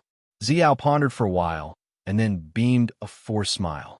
Father has put forth everything to reach the ethereal god realm. You know how dangerous it is. If he succeeds, nothing will change. But if he fails, his soul altar will perish. At that time, the divine nation will fall into chaos. Then, no matter where I hide, I can't stay away from their pursuit. Even if Uncle wants to protect me, it'll be a hard task. Dirk panicked. That Danby asterisk starred. How could that heartless moron gain such realm? The heaven is so unfair. Chapter 753, Resolutely Reject. Chapter 753, Resolutely Reject. In the center of the meteorite sea, Princess Ziyao had begged Dirk to leave his place and help her compete for the throne for Du Feng, her blood brother, to ensure that he would become the future king of the Dark Firmament Divine Nation. Dirk remembered how things happened in the past, scolding Du Tianji for being heartless. However, he didn't want to help Ziyao support Du Feng to get the throne. Shi Yin stayed aside, not having said anything from the beginning to the end. He listened to their conversation and gained some information about King Du Tianji of the Dark Firmament Divine Nation. He understood that this man was the tyrant overlord of an area in the Raging Flame Star area. For the great undertaking, he could give up everything. For a stronger realm, he could sacrifice anything. Perhaps, in Du Tianji's mind, the one who could inherit his throne should be a bloody iron overlord like him. As his children were competing harshly, it might be that he was watching them. He wanted to see his children killing each other. The strong would live, and the weak would die. Then he would pick the winner to be his heir. The one who could show his talents in the royal competition would get into his eyes. He would make that one the crown prince and let him be in charge of the Dark Firmament Divine Nation. Later on, that crown prince would make the nation he had developed stronger and dominate the Raging Flame Star area forever without worrying about the other forces. Only the winner of a brutal fight could prove his power and mindset. For his great undertaking, he could kill his brothers that year. And today, he had made his children kill each other. They were the kind of crazily stubborn characters. There was an obvious dispute between him and Dirk. When they were young, they were friends, and even good friends. Because of Ziyao's mother, they diverged. Eventually, their brotherhood cracked and was cut off. He wanted to make Dirk serve him, but he knew for sure the other would never agree. That was why he had sent Princess Ziyao to him, the princess who looked identically to her mother. Standing in front of her, it was hard for Dirk to be heartless. The affection he had for her mother in the past would make him leave his place then. However, it seemed he had a wrong assumption. It was not that Dirk didn't want to help them. However, his premise was that the throne of the Dark Firmament Divine Nation should be in Ziyao's hands, and not her brother Du Feng. No matter how hard Ziyao tried to convince him, Dirk wasn't moved. He gritted his teeth and didn't agree with her anything. Ziyao had no ways to persuade him. After staying here for several days, she bid Dirk farewell. Before they left, Dirk pondered for a while and then slipped a ring off his finger, putting it on Ziyao's palm carefully. This ring stores a lot of medicinal pellets I've refined. Many of them are good for you. I'm glad that you've come to see me. Although I can't promise you anything, I won't neglect you. Take it. No matter to build your force or to break into a new realm, you will need them. Ziyao didn't reject. Her slender, jade-like fingers squeezed the ring, her eyes begrudging. Uncle, I know you want the best for me. Don't worry, I will take care of myself well. In the future, if I fail this battle for the throne, I will get back here to meet you. My place is always open for you. As long as you can come here, nothing will matter. Dirk smiled fondly. Your dad's a selfish scoundrel. He's done things only for himself. He will never appreciate or take into account the other's feeling. He won't take care of his family either. When someone dies for him, he will regret for a while, then continue to dip his head into what he calls a great endeavor. Pausing for a while, Dirk looked at Shi Yin for the first time. He frowned, talking with some hidden meanings. You shouldn't be as blind as your mother. Don't find a man like your father. If you do that and I find it, don't blame me. Whoever dares mistreat you, I will kill him. His eyes suddenly became terrifyingly sharp and cold like a sword tip. Under his gaze, Shi Yin felt like he got so many swords placed at his neck. A chill was sent down his spine, as if he would be crushed in the next minute. Dangerous. Shuddering inwardly, Shi Yin confirmed immediately that this Dirk wasn't only a profound alchemist, but also a formidable warrior. Perhaps he was stronger than Delay.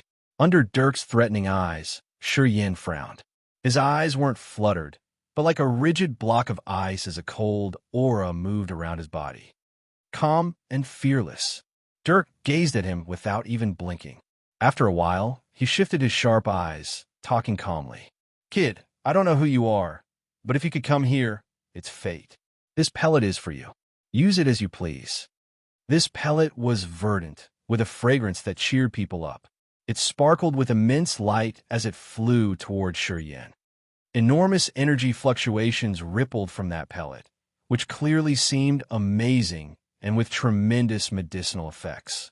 Shi Yin could even hear water murmuring inside the pellet. Shi Yin gathered his spirit and surveyed the pellet. He saw a small leak, which looked like a miniature stream.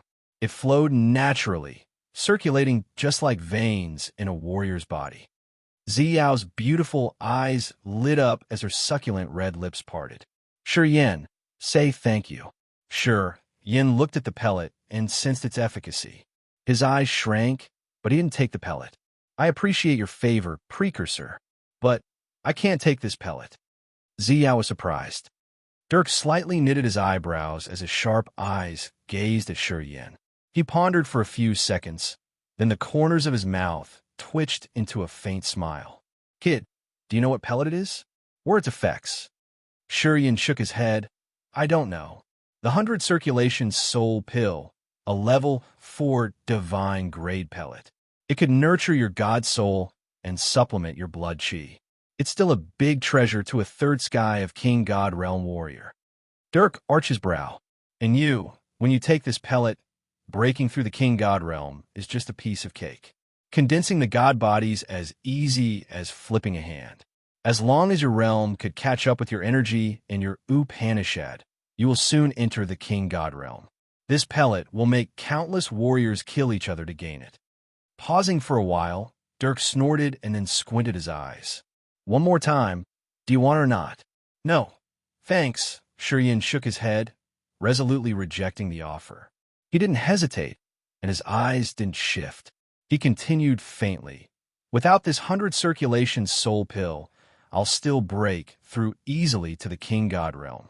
I think condensing the god body shouldn't be dependent on external forces. It's the best way for it to happen naturally. Using pellets mean one doesn't believe in oneself. Along my cultivating path, I haven't depended on pellets to break through realms. You arrogant kid. Duck sneered. You got a shortcut, but you're stubborn. I can tell your achievement in the future will be limited. He turned to Ziyao. This cortege of yours is like a rock. Arrogant and firm enough. His realm's high, but his pride isn't low. Harumph. Ziyao smiled, her beautiful eyes glaring at Shi Yin as she said tenderly, This man's always arrogant. Anyway, I think a man who dares to give up a pellet offered to him and wants to use his own power to break through shouldn't be a moron. He just has the absolute confidence. Of course, my follower is the latter kind. All right, not flexible at all, doesn't know how to seize a chance. I think he won't have a great achievement. Dirk waved his hand, taking back his pellet. He seemed not happy at all. All right, don't pretend in front of me. Don't you want to show off in front of Ziyao? I've seen many people like you. Du Tianji acted the same that year. Damn it, my sister liked this manner of his. So disgusting. It seemed he didn't have a good impression of Shi Yan. After talking with a serious face, he urged impatiently, Go.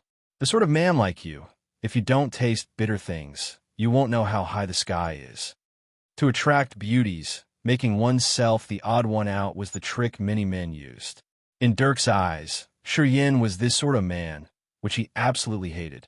That was why he didn't want to talk to him more. Shi Yan shrugged indifferently and didn't explain anything. Princess Ziyao bid farewell to Dirk for a while. Eventually, she went with Shi Yan back on the old route to the solar star exploding field.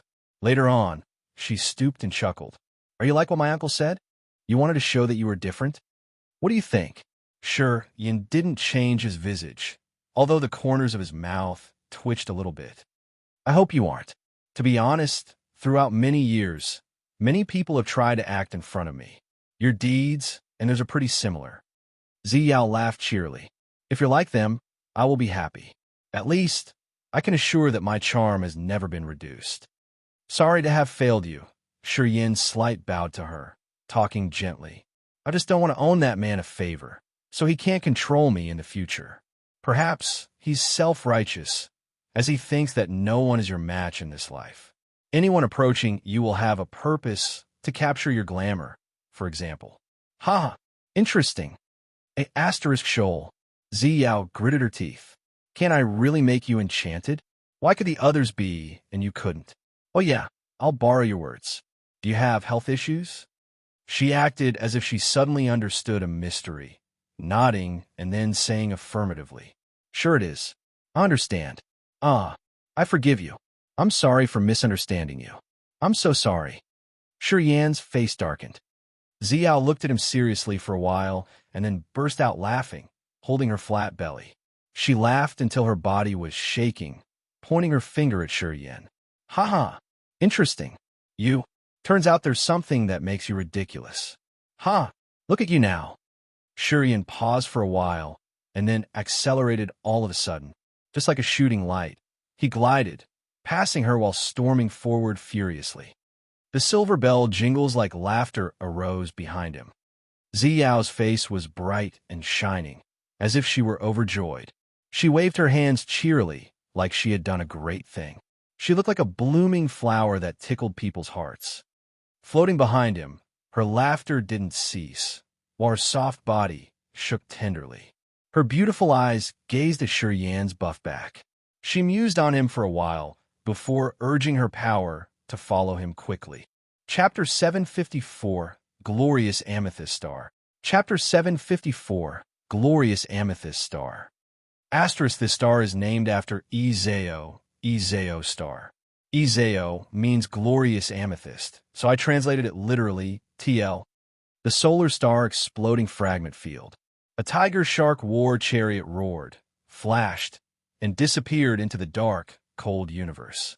Shi Yan and Princess Ziyao were standing on the chariot, watching the immense star sea. They seemed to be happy to see the sunlight again. After leaving Dirk's place, they didn't meet any danger, crossing the solar star exploding fragment field at ease. The tiger-shark war chariot stopped. Ziyao frowned, taking out a delicate blue crystal. She sent her soul consciousness into the stone, trying to contact someone. After a while, a heavy expression appeared on her charming face, her eyes worried. Shi Yan observed quietly. He suddenly felt cold inwardly, sighing as he knew Du Feng had encountered something unexpected. No news from them? Pondering for a while, Shi Yan asked in a soft tone. Ziyao nodded. Before we diverged, I told Bird to meet me outside. I have no news from them. Perhaps they have encountered something unexpected. We stayed idle in the solar star exploding fragment field for a long time. If Berga and Prince Du phone got out and didn't see us here, perhaps they've gone home already. Your Highness, don't worry much. Shi Yin tried to console her. Ziyao's visage became better. I hope so. If my brother meets anything unexpected, I will never spare them. Shi Yin knew she was talking about Prince Du Jia. Sura was the team leader of his bodyguards. He was in charge of contacting Bloody Slaughter Kata. Katuo's target was Ziyao, and Sura had joined this operation directly. Perhaps they still had another team who was chasing after Dufeng. As Berg and Dufeng weren't here, something bad might have happened to them. Let's go. We should go back first. Then we'll return here afterward to search for their whereabouts. Ziyao contemplated for a while. She understood that waiting here wasn't a good solution, but would give Sura a chance to track them down. Shi Yin nodded and didn't say anything else as he sat down on the tiger-shark war chariot. There was no way to measure time precisely in outer space. They could only use a special type of stone to check the time. Shi Yin didn't have such toys, so he didn't know how much time had passed. He only knew that they had spent a long time on this tiger-shark war chariot. A long, long time afterward, on this particular day, they saw a dazzling star appear in their sight. This star was massive, with abundant spiritual chi and countless energy fluctuations of living beings. Ziyao's beautiful eyes glinted while her anxious mind quieted down, and a smile appeared on her face once again. We're almost home. Shi Yin got up, standing in the war chariot and watching the area further ahead of them. He could see some sparkling stars near that massive star. However, due to the far distance, he couldn't sense much or estimate their size and energy. That's the dark firmament divine nation. Ziyao pointed at an area from a far distance. The nation consists of 11 life stars. 10 satellite stars surround one big life star, which is the metropolis star of our dark firmament divine nation. It's called the dark firmament star. My father stays there. That star has 3 suns and 3 moons, the 3 great solar stars and the 3 great moon stars. They scatter in different areas and light up the divine nation. We will never experience true darkness. Even if it's nighttime, under the light of the 3 great moons, the place is still lighted up gloriously. Ziyao's face glinted with vainglory. That's where my ancestors guard from generations to generations. It's my hometown. The dark firmament star always belongs to the owner of the divine nation. The 10 life stars surrounding it belong to the princes, princesses, and the king's siblings. Shi Yin looked at that place and was shaken inwardly. He suddenly felt that the dark firmament divine nation was truly mighty and prosperous. Fluctuations of dense energy were sent to him from the near star. It should be at least a life star at level 3 or 4, with abundant earth and heaven energy. It was the best place for warriors to cultivate.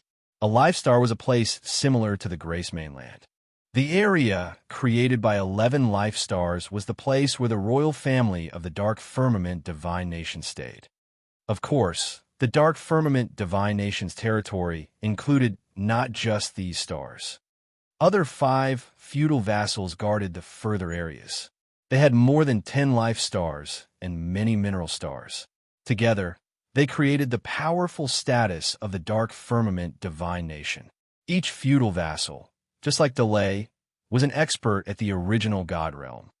From this point of view, the Dark Firmament Divine Nation had an extremely large territory and a power that could make people shiver on just hearing their names. It was worthy of being one of 3 strongest forces of the Raging Flamestar area. As it could stand shoulder to shoulder with the Underworld League and the 9-Star Chamber of Commerce for 10,000 years, it proved how strong this divine nation was. The Tiger Shark chariot was still moving at fast speed. Gradually, the life star in front of them became larger. Shi Yin could see so many creatures, beasts, mountains, rivers, lakes, and things. The scenery there was beautiful and heartening. Spiritual herbs and grass were grown in separate areas, where the specialists took care of them. Shi Yan's soul consciousness flickered and his eyes brightened. The soul auras he could sense on that life star were packed like an ant colony. Haha, this is the glorious amethyst star, the planet belonging to me. It has several thousand people on it, and the same number of beautiful mountains and lakes. You can see attractions everywhere. Ziyao's mood was good. This glorious amethyst star is named after me. When I was born, my father gifted it to me. Under my management, the glorious amethyst star can be considered prosperous. Since it's a level 4 life star, it won't be drained even after dozens of thousands of years. Pausing for a while, Ziyao smiled like a blooming flower as her beautiful eyes twinkled. Each prince and princess has their own life stars. My brother also has one. However, his life star is dark and chaotic. His clumsy management has made it messy. Although his star is full of spiritual chi, its order has never been made. Fights happen all the time. He just babbled when he said that he would give you a life star. He can't give you his life star. Of course, if he can take the throne, it will be another story. Shiyin smiled faintly. I knew it already. You don't need to explain me. What do you think about my glorious amethyst star? Ziyao asked as the tiger shark war chariot slowly descended, flying towards the central grand palace of the glorious amethyst star. Purple clouds wound around that group of palaces built from a kind of fulgent purple crystal. Violet nimbus was moving beautifully on those structures. Inside those palaces, Shiyin could see many artificial mountains and small bridges over the running streams, with flowers blooming everywhere. Spiritual chi stormed into his nostrils. At first glance, this place was both luxurious and dreamy like a fairyland, which could calm people's soul, making them forget all their sorrows. Shiyin surveyed and watched the magnificent scenery. Many different raced warriors were busying themselves inside and outside the palaces. They were harvesting herbs, feeding spiritual animals, cultivating or refining medicines and weapons. Everybody was working orderly. It seemed Yao had sent them her message.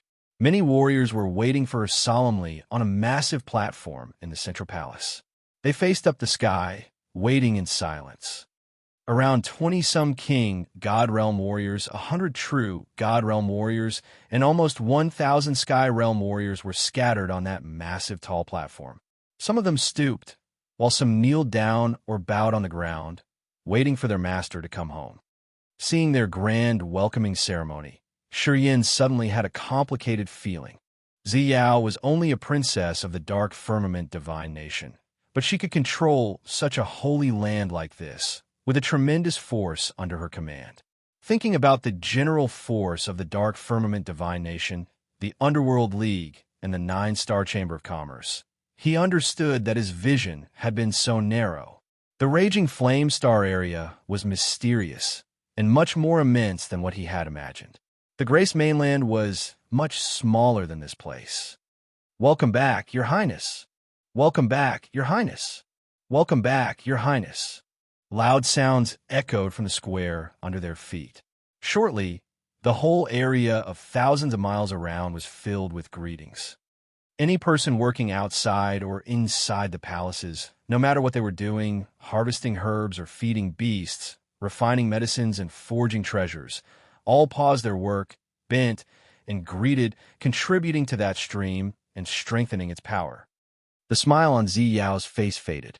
She looked solemn, even though she wasn't enraged. The imperious manners of a leader appeared on her enchanting face as she said tenderly, "Get up. No need to be too courteous." "Thank you, Your Highness." Several thousand warriors stood up, their faces solemn. They still stooped their heads, without acting too flurried. The tiger shark war chariot stopped, landing on the center of the high platform. Although it was around 10 meters long, the tiger shark war chariot looked nothing special landing on this vast platform. Shiyin observed for a while and found that this square had many battleships and war chariots, most of which were purple. Shiyin could see some amethyst war chariots, but he couldn't see the amethyst battleship Ziyao used to use. He got immediately. The amethyst battleship he had dragged into the unknown space was Ziyao's private property. It must be much more precious, as it also was her moving imperial abode. Although she was noble and rich, she wasn't able to fabricate more battleships like that. It proved how precious and extraordinary her amethyst battleship was. Your Highness, where's your battleship? And where's Berg? A demon clan's sturdy man with a short beard and high spirits, having a half-naked upper body, stepped forward and asked her while bending his body. The muscles of his entire body bulged like stones, which stored his bursting energy. Ziyao discolored as her eyes glinted with a gleam of fear. Berg hasn't come back. Berg and Antrim, didn't they go with you? That sturdy man seemed to be astounded. Shurian sighed inwardly. He shook his head as he understood that something had happened to Berg and Du Feng. Ziyao's voice trembled. No message from them? How about my brother? Did you hear anything about Prince Du Feng? Prince Du Feng's subordinates have come here and asked for him several times. They are searching for him too. The sturdy man changed his visage. The prince hasn't come back yet. Since the last time he went out, we haven't heard from him. Ziyao's heart sank to the bottom of the abyss. Chill covered her entire body as she stood in a daze. People didn't dare to even breathe loudly. They all understood that something had happened. They were all grim. The entire glorious amethyst star seemed to be overcast by invisible dark clouds. Shurian frowned as his line of sight raked through those people. He suddenly recognized that perhaps Du Feng and the others would never appear again. Chapter 755, Source of Upanishad Inheritance. Chapter 755, Source of Upanishad Inheritance. Getting no news about Prince Du Feng and Berg, Ziyao became dispirited. She first asked about the general condition of the glorious amethyst star and solved some minor problems. After that, she took Shurian to the Purple Palace. Along their way, many warriors bent on one knee to show their respect for her. Several thousand warriors followed her just like the cortege of a goddess, sending her to her amethyst palace. Shurian didn't say anything, just following her. However, he didn't bend his body or stoop his head. He was obviously different from the other warriors. Many warriors of Ziyao's retinue were assessing him discreetly with complicated eyes, as they didn't know his identity. When they knew that Shurian was also one of the princess's retinue, they were surprised and frightened inwardly. Princess Ziyao was a noble woman in the dark firmament divine nation. She had countless members of her retinue, and even the king god realm warriors had to bow to her. Shurian was just at the third sky of true god realm. According to common sense, he wasn't worth her special treatment.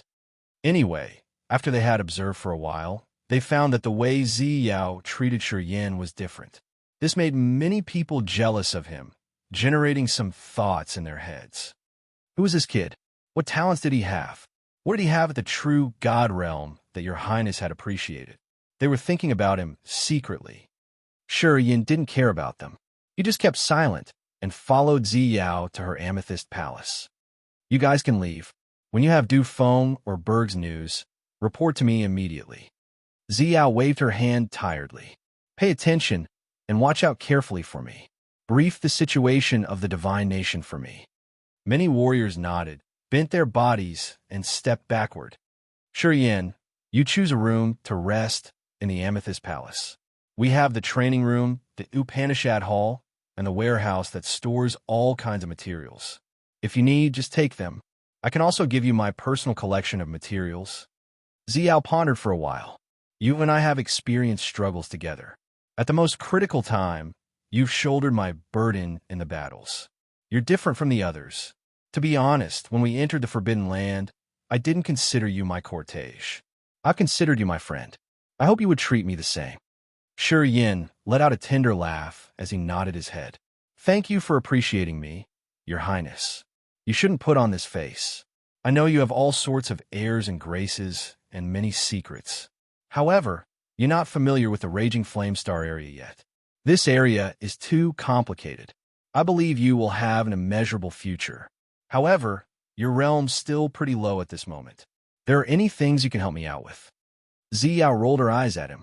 I know you don't respect me wholeheartedly. No problem. The sort of a man like you will never want to be under the others' commands. I understand it. Shurian gave a wry smile. I I always think for you. Don't lie. It's not what you mean with your heart, Xiao harumphed. I want to take a good rest this time and gather myself. You should take care of yourself. Take this jade token. You can freely walk around in the Amethyst Palace.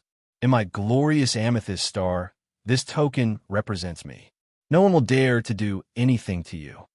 Thank you, Your Highness. Shiyin took the jade token and wore it on his belt. Waving her hand, Ziyao urged him. Go away. The Amethyst Palace is 300 meters tall. Each level has private training areas. You can choose wherever you want to stay. The jade token also shows the locations of the training rooms, the Upanishad Hall, and the material storage. Do whatever you want. Ah, yeah. Since you told me that you're a blacksmith, I won't give you weapons. You can forge your own ones. You also have heaven flames, which would make your weapons more suitable for you. My storage has a lot of materials, which are all rare things in the Raging Flame Star area. I have a lot of skeletons of level 10 beasts, similar to the material you had made your bone thorn with. Do what you want. Shiyan's eyes sparkled as he slightly bent his body for the first time to talk to the princess. Thank you. This time, he was more sincere. Level 11 beasts could be compared to original God Realm warriors. Their bones were extraordinarily rigid, which were the top quality materials to make weapons. Monster Clan's members at this level had long left the Grace mainland to the foreign lands. Shiyan had never seen beasts at such level before. The bone thorns made of the bones of a level 10 beast were already intimidating. With space power added to the bone thorns, Shiyan could control them as he pleased. He had planned to quench them one more time. That was why he wanted to take the vermilion bird skeleton that much. The vermilion bird was also a beast. Shiyan had assumed that this beast was at least at level 11 or even level 12. However, since the vermilion bird true flame was so persistent, he couldn't do anything but give it up. Of course, if the vermilion bird had reached level 12, he could hardly refine that bird skeleton. It would be already tough for him to forge the skeleton of a level 11 beast. Xiao advised a bit more and then left. Her figure flashed, then disappeared into the Amethyst Palace. Shiyin didn't know where she had gone. Shiyin stood still and didn't hasten to leave yet. His fingers rubbed the jade token, releasing a flow of soul consciousness while moving inside the jade token. This jade token was a small model of the Amethyst Palace. As its restriction was lifted, Shiyin could use the jade token to see the structure and the arrangement of different secret chambers in this palace. Which floors were suitable to rest, which were the training rooms, and where the Upanishad Hall was, the jade token showed them all. Shiyin was curious about the Upanishad Hall the most. It should be similar to the Martial Technique Hall of the Martial Spirit Palace in the Grace Mainland, where they stored the fundamental techniques of different power Upanishads. After Xiao had left, Shiyin considered for a while and then followed the map inside the jade token to find the Upanishad Hall in the Amethyst Palace. It was a spacious room, around 1,000 square meters in area, built from amethyst. A giant ancient tree, which was refined from 5-colored crystals, stood in the middle of this large room. This big tree didn't have leaves, but crystal-clear branches, which was pretty similar to the essence Qi ancient tree in his body. That ancient tree was the source of Upanishad inheritance, where countless magical power Upanishads were stored. Warriors could get in there to receive a new power Upanishad. Of course, in many other Upanishad halls, it wasn't always in the shape of a tree. For example, the Corpse Clan would make their source of Upanishad inheritance with the shape of a tombstone. The other clans would make it look like a mountain range, the ocean, or even the soul altar. The source of Upanishad inheritance had so many shapes, but they shared the same name and the same functions, which was to help warriors receive the power Upanishad. People had used a magical way to imprint different Upanishad into the source of Upanishad inheritance. When they had new Upanishad, they could always add them all together. The source of Upanishad inheritance was really precious, and only the strongest forces could have them. Eyeing the tree-shaped source of Upanishad inheritance, Shiyin kept silent. Afterward, he beamed a faint smile. He suddenly got it that the 7 statues of Demogorgon in the first demon area in the Grace mainland were also a source of Upanishad inheritance. However, it was a low-level one, since it had only the martial techniques, but not the fundamental elements of the martial techniques, the power Upanishads. The source of Upanishad inheritance in this place was much better. It had the imprints of the basis of martial techniques. As long as the warrior could learn a kind of power Upanishad and develop it, he could freely create different martial techniques by the principles of nature. Then, he could use that energy in a beautiful way, which would form intricate martial techniques. The giant 5-color tree in front of him was filled with strange energy fluctuations. Each branch of it seemed to have the distinctive auras of powers Upanishad. Shi Yin released his soul consciousness, making his soul change miraculously and constantly. He then tried to touch the source of Upanishad inheritance. The jade token on his waist suddenly sparkled, and a feeble beam of purple light shot towards the source of Upanishad inheritance in front of his eyes. In the next moment, the barrier on the source of Upanishad inheritance was lifted up. Shi Yan's soul consciousness seized the chance and flooded in. This source of Upanishad inheritance had a tree shape with many branches, which stored different power Upanishads. Shi Yan could see the power Upanishad of metal, wood, water, fire, earth, thunder, storm, hypnotizing light and gravity, etc. Countless different power Upanishads were imprinted in the source of Upanishad inheritance. Each branch had the basic techniques for beginners. Of course, the source of Upanishad inheritance wasn't really omnipotent. The Upanishad it showed was just the fundamental rules and principles of a power. Even if a warrior could know them, it didn't mean that he could really cultivate the power and create a power Upanishad tier in his soul altar. Only after truly understanding the essence of the primary power Upanishad and continuing to cultivate and study, it would a warrior actually cross the threshold and create the seal of Upanishad in his soul. Normally, a warrior wouldn't cultivate many different types of power Upanishads. Studying one power Upanishad ascetically was enough to consume the whole life effort of a warrior. When a warrior began to cultivate a power Upanishad, he would encounter so many obstacles. The meanings of a power Upanishad were tedious, as if they would never be completely comprehended. And even if a warrior spent his whole life to cultivate a power Upanishad, it wasn't guaranteed that he could make it to the peak. Even if one were a smart and patient expert, he would only cultivate 2 or 3 powers Upanishad. Moreover, he would choose the powers Upanishad with something in common to save time and create more effects. Only morons would try to study many power Upanishad at once. If he did that, he would never cross the threshold, let alone create a sea of Upanishad in his god soul.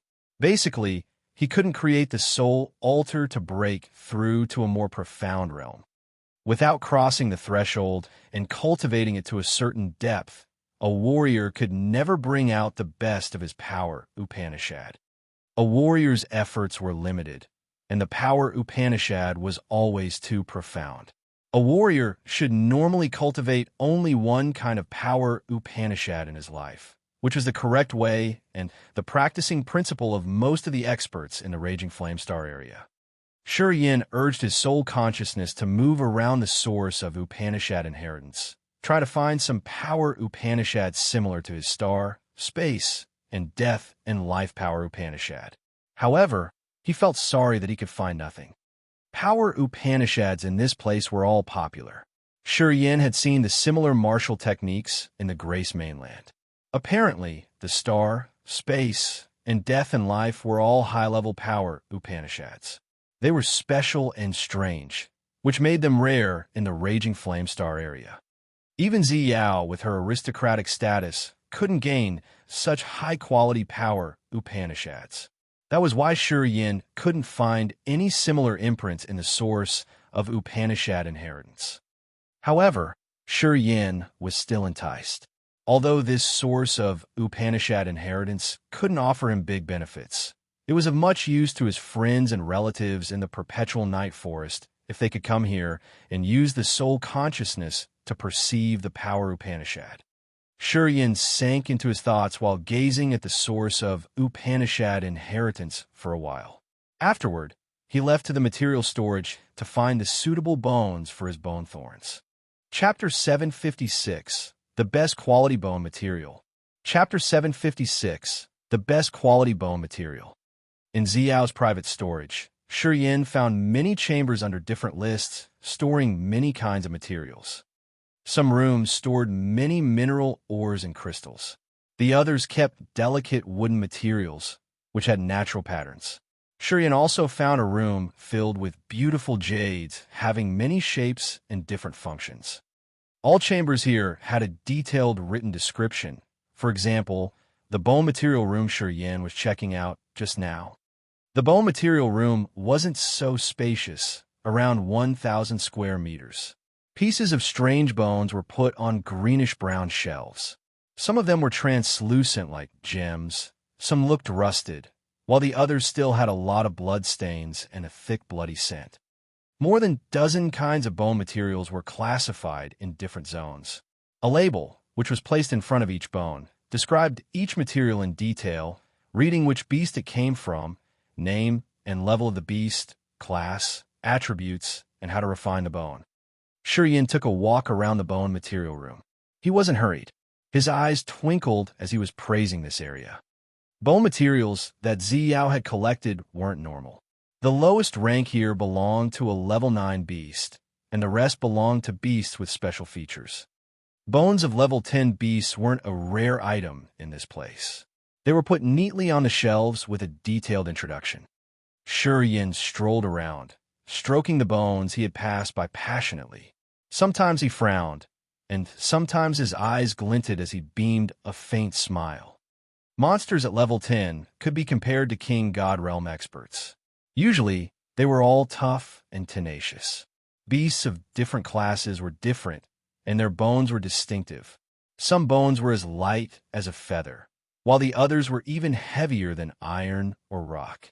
This feature depended on the beast class. Sure Yin still walked around while his 10 fingers touched each piece of bone here. He found so many kinds of bones with different attributes, many of which were priceless bone materials.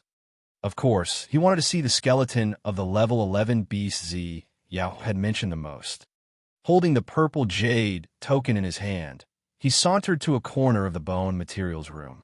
This place had a clear energy fluctuation. Around 10 bones of 3 to 8 meters were placed on a massive amethyst platform. These bones also had a label, but it wasn't clear enough. However, those simple words had struck Sure Yin inwardly, making him put all of his attention on them. Material, level 11. Name of beast, unknown. Functions, unknown. Sure Yin's eyes sparkled with a strange light.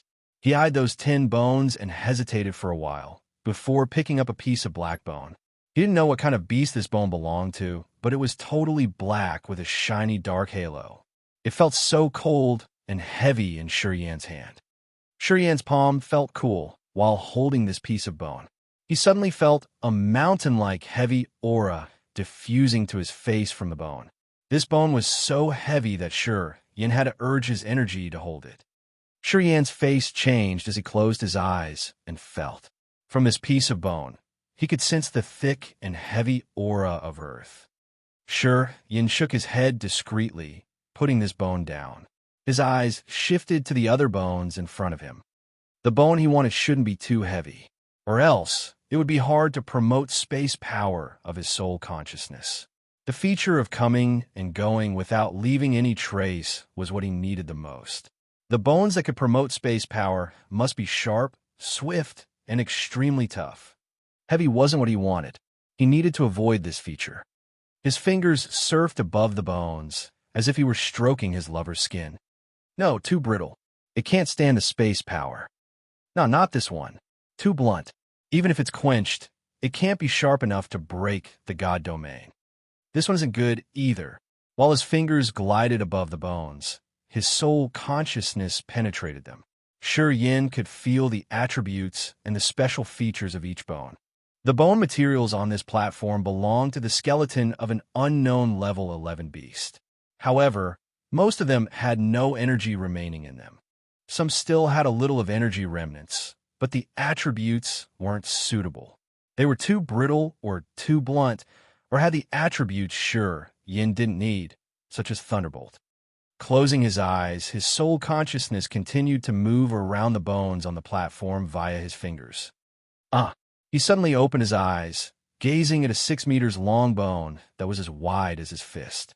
This bone looked like a piece of translucent white jade, with many holes on the surface, which seemed to be created naturally and were part of the bone. Yin couldn't find any flaw in this bone. Yin placed his finger on a small hole on the bone. Immediately, he felt a gust, as if a furious wind was howling and storming out of that small hole, tearing his eardrum. Hiss, hiss, hiss. From the finger placed on the tiny hole, the hissing wind stormed into his soul. It felt like it was a real wind cutting his skin. Yin was shaken inwardly. He stooped, studying the bone while his eyes brightened. After a while, he laughed happily. Tough, sharp, and belongs to a wind-class beast. Also has some remaining energy that I can use. Top-quality bone material. Swoosh. The 6 meters long bone flew up, slowly landing on his finger, floating in front of him. The vermilion bird, True Flame, flew out from his soul altar. Under his thought, it turned into a flaming, fluid ring, enveloping the bone. Yin's face was filled with smiles. You refine it and extract all the impurities. I'm going to choose the auxiliary materials to increase its sharpness, flexibility, and speed. He left the bone and the vermilion bird True Flame in the room, then flew towards Zi Yao's private material chambers. He busied himself in raking up Zi Yao's materials to choose the suitable materials to increase the bone's attributes and power. Disaster suddenly fell on the cultivating materials Zi Yao had been collecting for years. The chambers that stored materials became a mess after Yin's visit. To gather the auxiliary materials quickly, Yin moved like a tornado, sweeping through the storage. Whenever he found a good item, he picked it up, gave it an examination, and put it directly into his storage ring. His operation was like a hungry wolf snatching its prey, searching and taking. Finally, he had even affected Zi Yao, who was taking rest in her private amethyst palace. A delicate, 5-colored formation in the jade chamber glistened. In the next moment, a charming figure appeared inside the divine light. Princess Zi Yao was wearing a purple dress, her eyes gloomy. She weakly walked out of the formation inaudibly. The man who was rummaging pieces of jade and gem hadn't recognized her as he was still searching. He even mumbled to himself, "Wind attribute. Better to be wind attribute. No, not this one. Oh, SH*T. Not this one either." Zi Yao frowned her bold brows. She was a little bit angry, staring at his back for a while. Afterward, seeing the man was not stopping his deed, she couldn't help but shout, "Do you want to destroy my material chambers?" Yin's back suddenly got upright. He suddenly turned around, throwing her a glance and smiling brightly. "No, I don't." Regarding her for a second, he turned around and continued his business of collecting materials. He ignored Zi Yao one more time. After a while, he craned his head from the mess of jades and gems. His eyes looked happy, as if he had found something good eventually. "Your territory is so good. Thanks a ton for your favor, Your Highness. I think I can refine my bone thorns now." Then he nodded, and a wind passed by Zi Yao as he rushed to the bone materials room. Princess Zi Yao's face grimaced. She was angry as the other had ignored her completely. She gritted her teeth and then walked to the bone material room. A red-orange flame covered a 6 meters long crystal bone. From time to time, the crystal bone would drop some drops of brownish-gray viscous fluid. Those were the melted impurities inside the bone. As the bone was being refined by the vermilion bird True Flame, wind would sometimes hiss through the tiny holes on the bone. Gradually, the bone became scarlet and angular like a sharp spear. Yin hadn't realized that she had come too. His face was serious while beautiful gems and strange stones flew out of his sparkling storage ring. An energy then guided them towards the bone. The vermilion bird true flame burst out its energy, and a red-orange flame covered those precious jades and gems, starting to refine them. Sure, Yin was serious as he sat down cross-legged right in front of Princess Ziyao. His soul altar started to rotate while his hands were constantly making magical hand seals and formations. Energy under formations and seal forms struck the bone. Shi Yin touched his glabella. A flow of flaming energy carrying the sun original essence aura poured into the bone like a bunch of light. It then entered the bone through the tiny holes on its surface. Shi Yin closed his eyes, while his hands started to move and carve the formation swiftly and unconsciously. Fine space lights appeared and sizzled.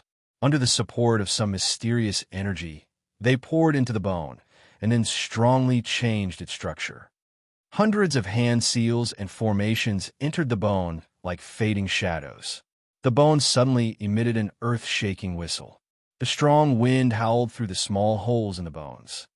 The beautiful jades and strange gems were all melted into a magical fluid. Shi Yan's miraculous hand seals and formations sank into this fluid, and then they all merged with the strange energy inside the bone, increasing its power and ability. Princess Ziyao was dizzy and astounded on watching Shi Yin refining the bone. After a long time, her beautiful eyes glistered as she muttered, "He's really a blacksmith. From his bearings, I think his grade isn't low, either." A flame was burning on the bone, turning it into a scarlet hue as if it were heating up well. Magical hand seals and formation suddenly disappeared, and the tiny holes on the bone cracked, turning into narrow slits. It seemed the bone was crushed and rebuilt.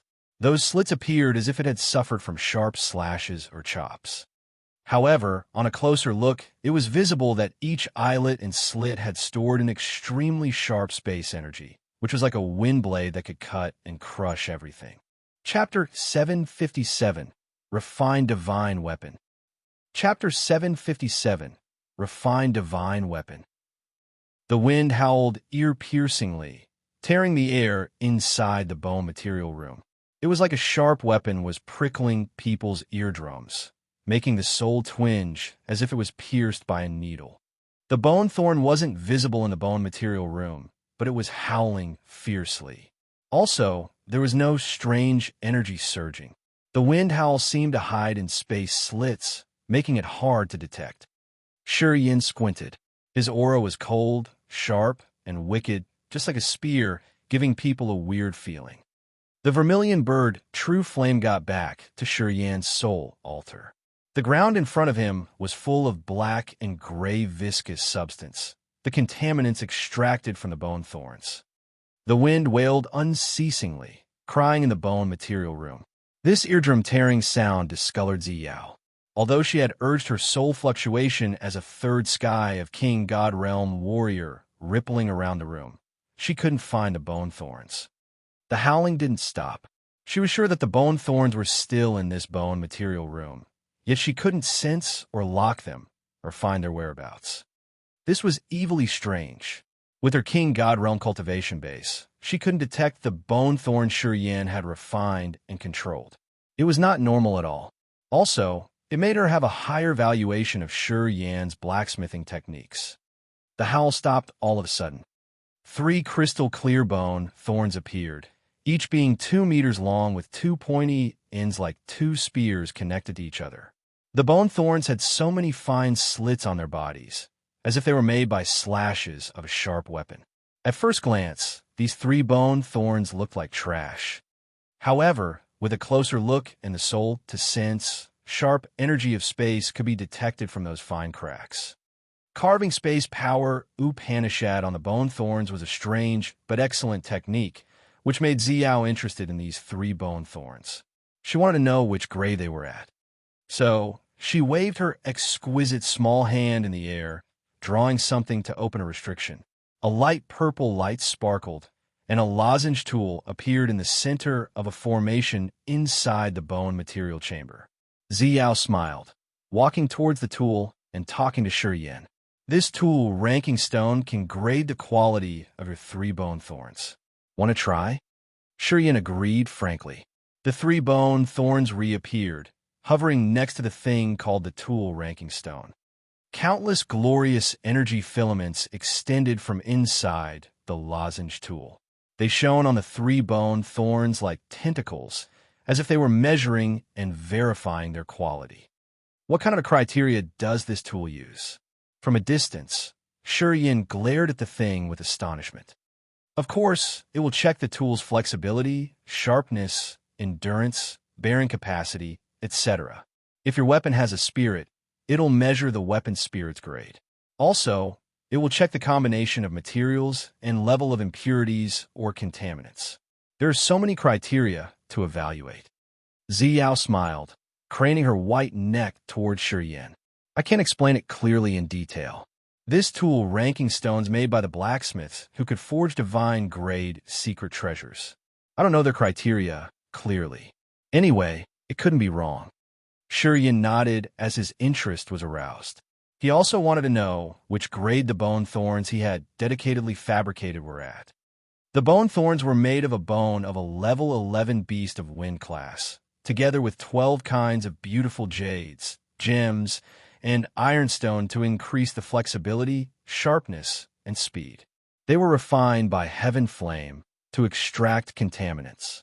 With hand seals and formations from the blacksmith's secrets of success, Shiyin had poured and created the energy by adding space power and the flaming solar energy. This set of treasure had been invested with Shiyin's enthusiasm and effort. He had made use of all of available resources to create them. He also had a great expectation for the quality of those bone thorns. Light spots sparkled on the tool ranking stone. 7 light spots glinted and then combined into one. A dazzling light flooded the area, turning into a sparkling light that like a small star, then slowly vanishing. Ziyao's bright eyes showed that she was disbelieving as she dazedly looked at the strange state of the tool raking stone. Her succulent red lips convulsed as she muttered something in her throat. Shiyin didn't hear it clearly. He frowned and then asked impatiently, "What did you just say?" Ziyao's chest jolted upright. She took several breaths to steady her mind. Then, she glared at him with an odd countenance. Level 1 divine grade. You are a divine grade blacksmith. The 3 bone thorns of yours all have the characteristics of level 1 divine grade treasures. Huh. Shiyin grinned as he felt contented. Divine grade. He had never imagined he could refine a divine grade secret treasure in the Grace mainland. He had never thought that he could use the level 11B skeleton to refine 3 bone thorns successfully in this area. Also, the 3 bone thorns have been added with his special powers, Upanishad. We have so many divine grade alchemists in the Raging Flame Star area, each of whom holds a superior position in their forces. However, the divine grade blacksmiths are still rare. Our Dark Firmament Divine Nation has only 2 divine grade blacksmiths. Ziyao paused and then eyed him seriously. Among tens of thousands of blacksmiths in the entire Raging Flame Star area, not more than 10 blacksmiths could create divine grade secret treasures. In the Raging Flame Star area, the blacksmiths were rarer than alchemists, so their status is higher than the alchemist. Thus, when Ziyao eyed him again, her beautiful eyes seemed to be about to illuminate. Shiyin beamed a faint smile, talking deliberately. I'm just an amateur blacksmith. Don't plan anything on me. I won't give up my cultivation just to refine treasures for you. He understood that he could forge a divine-grade secret treasure because of the level 11B skeleton and the level 5 vermilion bird true flame that had extracted all the impurities in the bone thorns, making it precious. Without these 2 conditions, and with his not-so-experienced techniques, he could never refine the divine-grade bone thorns. As his mind flickered, the 3 bone thorns disappeared into his storage ring. Shiyin smiled, stretching his body. I'm tired, and I need to rest now. Your Highness, do as you please. Ziyao's beautiful eyes were shining like the torch while looking at him. Divine Gray Blacksmith. Shiryena, don't you think you should do something for me? You should know that my bone materials here are all precious. And you've used a lot of my auxiliary materials, too. Do you want to take everything for free? Didn't you tell me to do that? Shiryen was surprised. When you gave me the jade token, you told me that I can use everything here as I please. I did, but I didn't say that they're free, did I? Princess Ziyao laughed, her eyes cunning. You've used a lot of my materials. Shouldn't you make something to compensate? Shiryen kept silent, frowning as he thought about how to reject her. Princess Ziyao wasn't hurried. She just smiled, looking at him. She didn't leave, as though she was adamant on getting his affirmation before leaving. Right when they were still struggling and watching each other, cheers resounded outside the Amethyst Palace. Ziyao's eyes lit up, letting out a light sigh. Did my spoiled little brother come back? She turned into a bunch of purple light, flashing and then disappearing. Shiryen was amazed. He curiously flew out of the bone material room to the outside of the Amethyst Palace as well. 100 meters long silver bird battleship slowly landed on the spacious square. A dazzling blonde man flew out of the battleship, smiling tenderly. Some King God Realm warriors followed him. Silver bird war chariots emerged from the silver battleship, all of them filled with precious materials. Ao Gera's back. Hey, it's Ao Gera. Many warriors staying in the glorious amethyst star got out of their places, cheerily screaming from a far distance. That handsome blonde man was brawny, with a shining smile. He continually nodded his head to greet the other warriors. Seemed like he was pretty familiar with them. When Princess Ziyao got out of her palace, she also went to welcome the handsome man called Ao Gera. As he saw her, his eyes didn't lay on anyone else. He strode toward her, kneeled down on one knee while talking to her like the most humble knight. Your Highness, you've been struggling hard. Smiling sincerely, he placed a tender kiss on Princess Ziyao's hand, then stood up gently. You too, Ziyao smiled mildly. Like the noblest queen, she let him kiss her hand and then asked him, Ao Gera, how is it going? Thanks to your grace, everything's smooth. The blond man smiled as if any difficult matter would turn easy in his hands. Shiryen, come and say hello to Ao Gera, my most competent messenger. He's not my guard. Glorious Amethyst Star laughed happily, waving her jade-like hand at Shiryen. Shiryen was surprised. He sauntered and nodded at the blond man from far distance. Ao Gera was amazed, his eyes skeptical. He looked at the other man, nodded to him, and then turned to Ziyao. Your Highness, is he your new retinue? True, Ziyao smiled mildly, her beautiful eyes carrying some deep meanings. He saved me in the solar star exploding fragment field. Ao Gera, even though he hasn't reached the King God realm yet, his potential's excellent. I favor him a lot. Oh, the blond man replied faintly as he didn't put it in his mind. He hesitated a while before lowering his voice. Your Highness, I got something I want to report you privately about. Prince Du phone. Ziyao trembled in fright. Follow me. Her figure flashed like an electric wisp, flying directly into the Amethyst Palace. Ao Gera followed her. Shiryen stood at his spot, his face unchanged. He looked at the materials on the war chariots and the other warriors following Ao Gera. He was surprised inwardly. Among those King God Realm warriors, there was one at the third sky of King God Realm. He was a dangerous member of this team. All members of his crew, including that man, looked at Ao Gera with respect and support. It seemed like Ao Gera was their true master and not Ziyao.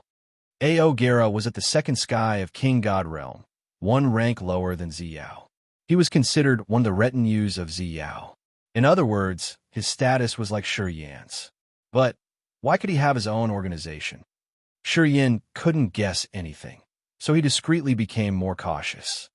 He vaguely felt that the man called Ao Gera didn't look at him with a friendly attitude.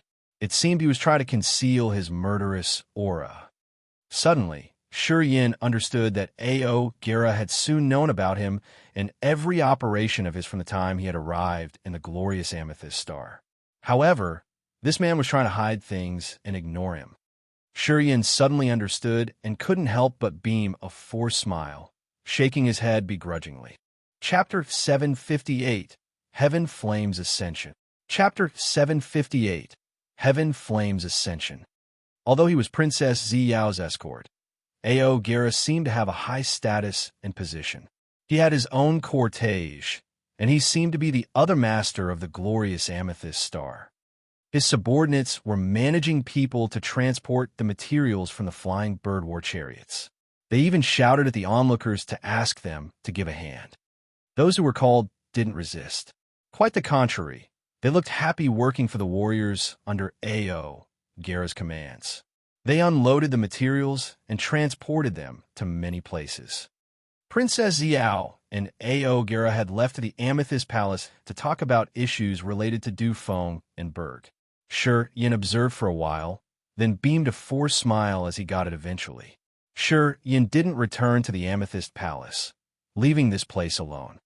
He had been to the glorious Amethyst Star for a while, but he had always stayed inside the Amethyst Palace and never got out or talked with Princess Ziyao's underlings. That was why he didn't have a clue about Gera's position and status. Yin understood that he had been staying in a bit too much, so he wanted to walk around to check the situation of the glorious Amethyst Star. He should better have more knowledge of this area, as it would help him a lot later. Glorious Amethyst Star was a continent. Although it wasn't as vast as the Grace mainland, his soul consciousness couldn't cover it all. This place was filled with heaven and earth energy, many spiritual animals, and rare flora. All of those belonged to Princess Ziyao of the Dark Firmament Divine Nation, the owner of this beautiful planet. Yin left that group of palaces, seeing the amethyst token on his waist. The guards moving back and forth slightly bent their bodies to greet him on the way. People holding the amethyst token could visit anywhere in the Amethyst Palace, as they were the distinguished guests of the glorious Amethyst Star. They could go anywhere without having any restrictions. With the token, his trip was smooth. He soared up into the sky, flying above the glorious Amethyst Star, looking at the sky with 3 dazzling suns and immersing himself in the sunlight. Yin felt more comfortable and relaxed. His mind flickered, and the 3 bone thorns roared, flying towards the mountain range, disappearing shortly. Ear-piercing screams echoed from the center of the mountain ranges. Many spiritual animals had to hide in fright. The bone thorns were like invisible sharp weapons, swaying in the mountains. People could only hear the wind hissing, but not find out their whereabouts. Shortly, Yin was floating in the air, while his eyes sparkled with a fiercely cold light. PFFF, a verdant mountain flank in front of him suddenly had a fist-sized hole. It looked so deep that he couldn't even see the bottom. His eyes glued to the hole. Yin squinted to sense with a grin. 3 blazing bunches of light abruptly illuminated. 3 crystal clear bone thorns were floating in front of him steadily. Silver light radiated from them, full of magical energy fluctuations. Yin waved his hand, and the 3 bone thorns disappeared. Yin was satisfied, smiling as he flew forward once again. After the bone thorns were quenched, their endurance and sharpness became extraordinary. With the energy of Yan's soul consciousness, he could use the bone thorns to use his space power. The bone thorns could hide in space slits to avoid being detected by the opponent's soul consciousness. These 3 bone thorns would be sharp weapons in his hand, which could perform tremendously in a life and death battle. With high spirit, he flew through the mountains, lakes, and forests. After several hundred miles, he glided through a vast area of so many cities. Most of the residents of those cities were ordinary people with different races. Yin could sense some warriors, but their realms weren't so high. Strongest warriors would wear purple clothes. Apparently, they were under Princess Ziyao's management. On behalf of her, they would control those cities. Most of the cities there looked like the Sky Meteor City in the quiet Cloudland, or the wonderful stone city in the divine Great Land. Each city would have a city master to manage the entire operations of the city. All the city masters were Zi Yao's subordinates. They would help her find the potential warriors in the city to nurture them, which could help her in the future. Taxes would be submitted on time, turning into Zi Yao's properties. Shi Yin got there, walking through the cities. He had put the token away so that nobody would notice him. Gliding above the cities, Shi Yin found that the city masters of many cities in the glorious amethyst star were only at the true God realm. In some small cities, the city masters were only at the spirit realm or sky realm. Those cities constituted the glorious amethyst star, surrounding the purple palaces where Zi Yao stayed, which was the only ruling structure of the planet. In the eyes of those several thousand people, Zi Yao was their queen, their master forever. Some of them even had never heard of the Dark Firmament Divine Nation or the Underworld League. Most of her people had never left the glorious amethyst star. Only warriors with potential would be selected. Afterward, they could move to the palaces where Zi Yao stayed to receive the power Upanishad inheritance. Then, they would have to cultivate and go through tests to earn their status and positions. They could be Zi Yao's guards, or workers at the herbal fields, or even take care of her spiritual animals. Zi Yao had many cities, but the heaven and earth energy in those cities weren't the same. Some were rich in energy, while many of them had thin layers of spiritual energy. Only where Zi Yao was staying had the thickest heaven and earth energy.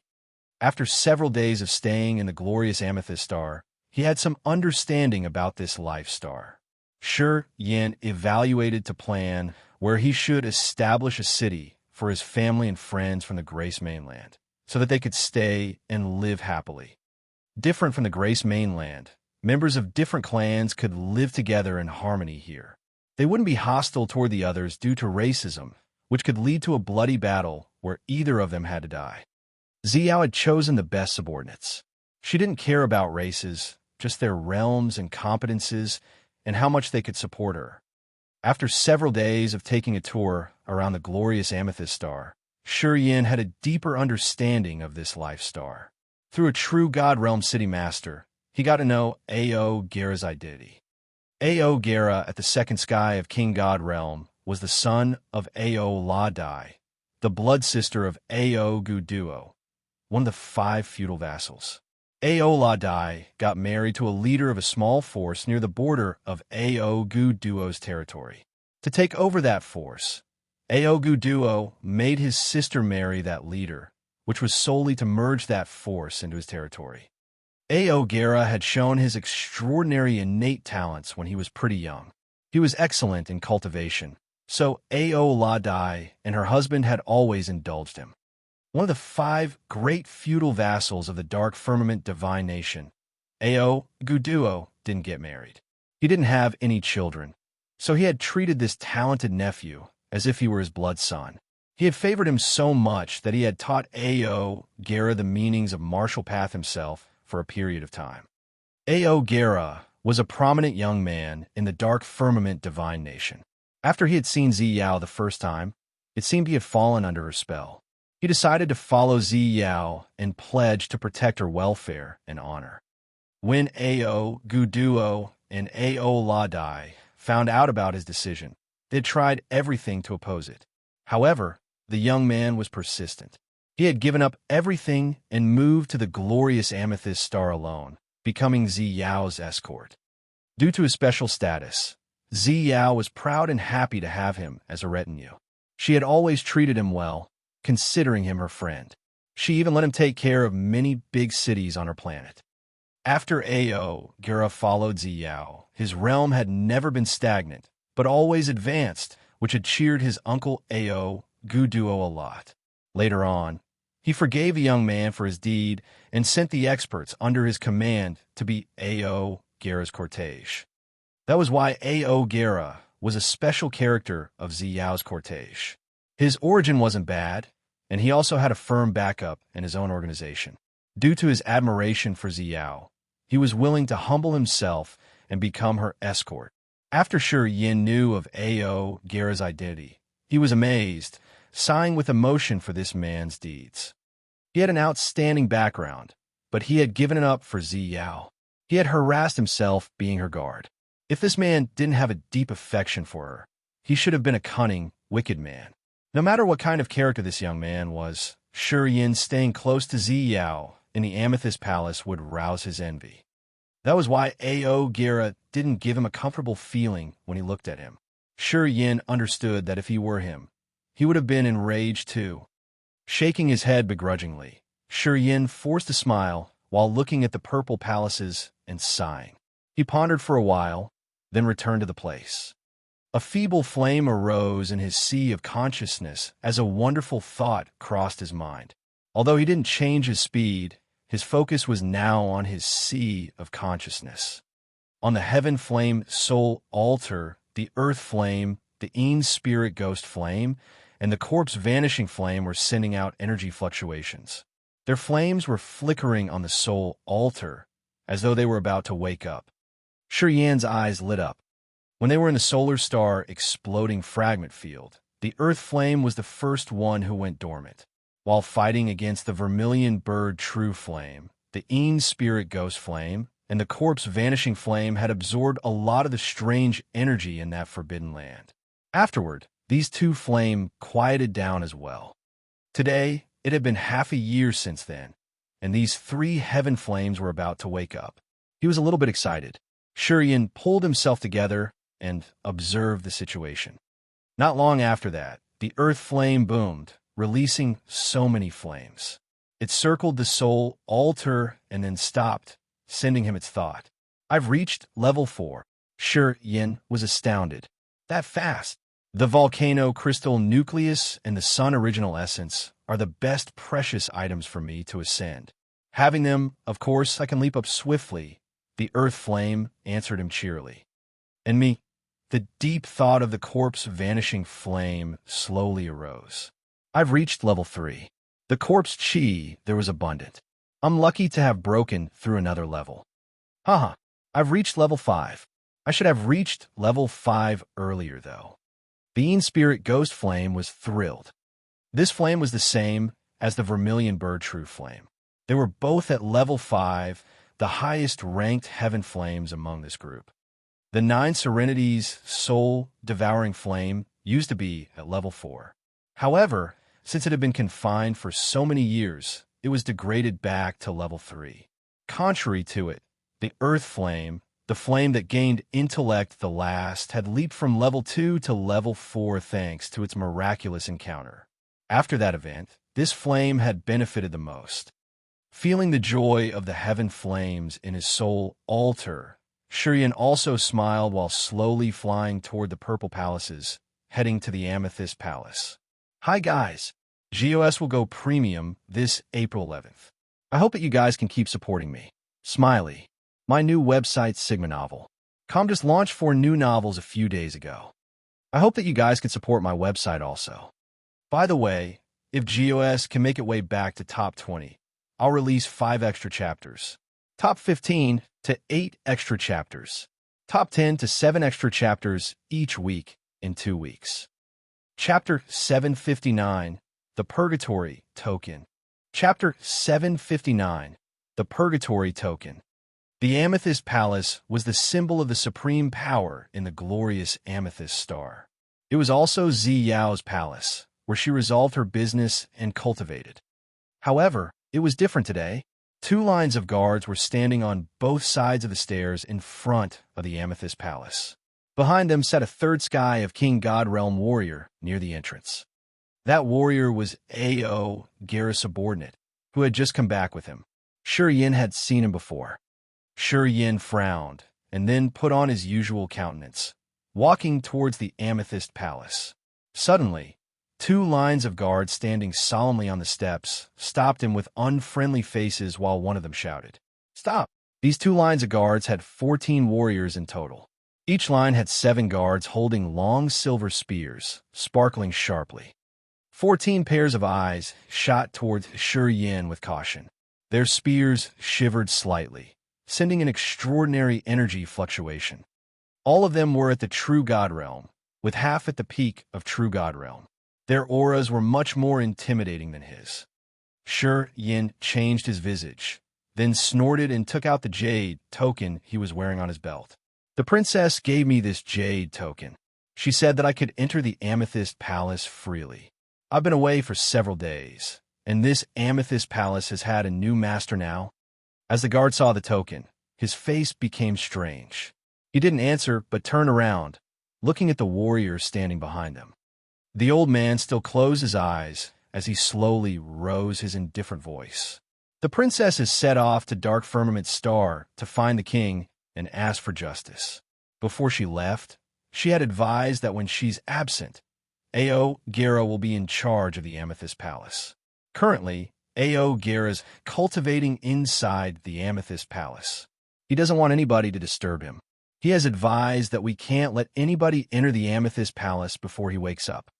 With the jade token granted by the princess, I still can't go. Shi Yin snorted with a cold face.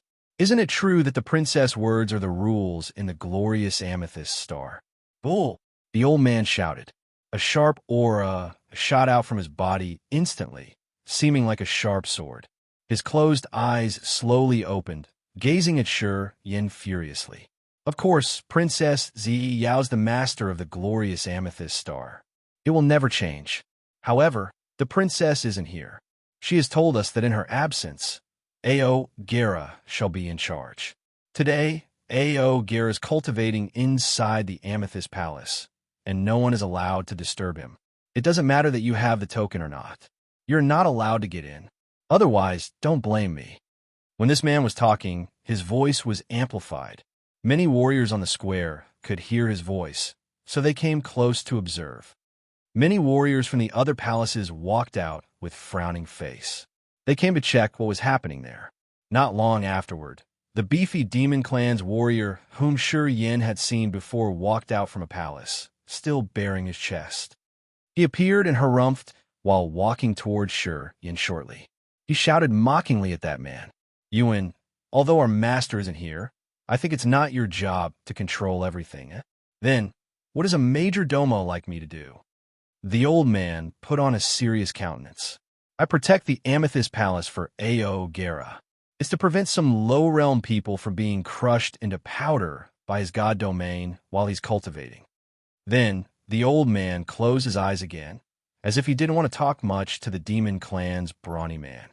The major domo stood outside the Amethyst Palace, looking at the place with a dark face, as if he was releasing his energy to sense something. After a while, he knitted his brows and asked Shi Yin, "Did you put anything in there?" "No." Shi Yin shook his head as his ruthless eyes lingered on Yuan for a while. "Follow me. Princess had arranged something for you before she left." The beefy demon man turned away, walking on the square. Shi Yin followed him. What happened? Shi Yin tried to probe for information from that sturdy man. Ao Gera said that he found the corpses of Berg and Antrim, but he didn't see Prince Dufang's. The demon man hesitated for a while and then turned around. Princess was worried that Prince Dufang would be in big trouble. She went to the Dark Firmament Star to ask for the king's opinions. Before she left, she did say that Ao Gera would be in charge of the glorious Amethyst Star. It has always been like that. Shi Yin nodded as he understood. You've not been familiar with the glorious Amethyst Star yet. Even if the princess trusts and favors you, it's impossible that she would let you manage the glorious Amethyst Star. You would ruin it. The demon man explained. The princess does favor you a lot. Otherwise, she wouldn't give you her jade token. Shi Yin nodded again. This is what princess wanted to give you, the purgatory token. This is how you can go to the extreme purgatory field. The beefy man held a token with both his hands, which wasn't made of jade or gold, then handed it to Shi Yin with a solemn face. Actually, his respect wasn't for Shi Yin, but the purgatory token. Shi Yin received the token, gathering his spirit to check it. This token had a triangular shape with a white bone crown carved on it. The white bone crown was supported by several pale bones above a pond of blood. Shi Yin caressed the token. All of a sudden, he had a brutal thought of killing people. It seemed like the token had many resentful ghosts screaming inside it. The king had forged the purgatory tokens himself. The bloody white bone crown is the symbol of the royal family of the divine nation. Shi Yin nodded, closed his eyes, and caressed the white bone crown on the token. He felt his blood qi increase abruptly as the killing desire arose in him. Frightened, Shi Yin didn't dare to sense further. He hastened to put the purgatory token into his storage ring, then asked, "Did the princess advise me anything before she left?" "She wants you to go to the purgatory star. The extreme purgatory field is there. And take the amethyst war chariot she gave you." The man pointed at a brand new fulgent amethyst war chariot. This beautiful chariot was apparently of a better quality than the others parked around this area. The extreme purgatory field is about to open. People holding this purgatory token can go there. When you get to the purgatory star, show them the token. They will take care of you and explain everything. Shi Yin smiled, then slightly bent his body. "Thank you, Major Domo. What's your name?" "Ai Fu La." The demon man hesitated for a while and then beamed a bright smile, telling his name. His eyes rolled as he was considering something. Then, he continued in a low voice. "The princess and Ao Gera had a dispute because of this token. My men overheard it accidentally." Shi Yin was bewildered. He paused for a while and then looked at the other man with a solemn visage. "Thank you. Don't worry. Be careful. Our princess appreciates you, so don't fail her. The quotas of the extreme purgatory field are very precious. As she wants to send you there, she does favor you a lot. At this moment, she needs more support. I hope that you would give her strong support in the near future," Ai Fu La said with a serious countenance. Apparently, he was quite loyal and dedicated to Princess Ziyao. He had always thought for Ziyao, as long as something benefited her, he wouldn't hesitate to do it. He would fulfill everything Ziyao asked him to do. "All right, I got it. Thanks again," Shi Yin said heavily, then got in the amethyst war chariot. He found that all the restrictions and barriers were lifted. He could use his soul consciousness to drive the chariot directly. Shi Yin sent his soul consciousness into the station of the amethyst war chariot. A constellation map arose, showing the location of the glorious amethyst star and the purgatory star. At first glance, Shi Yin learned his route immediately. Shi Yin knew that Ziyao had prepared everything for him before she left. She even set the map for him, so he didn't need to do anything. You should check it carefully. This war chariot has been used by so many people. I've seen Ao Gera's men adjust it too, Ai Fu La suddenly said, his words implying something. Shi Yin was surprised. He released his soul consciousness to sense the energy fluctuation in this war chariot. Afterward, he smiled. It's all right. Many members of the princess had pledged to die for her. They could risk their lives in many dangers. However, some of them have disappeared inexplicably. Ai Fu La muttered, throwing a glance towards the Amethyst Palace. Shi Yan's eyes changed as he was scared. When he bid farewell to Ka Toa, the man had also advised him to be cautious with Ziyao. He told him that many of her escorts had disappeared for unknown reasons. He said that Ziyao was an extremely toxic character.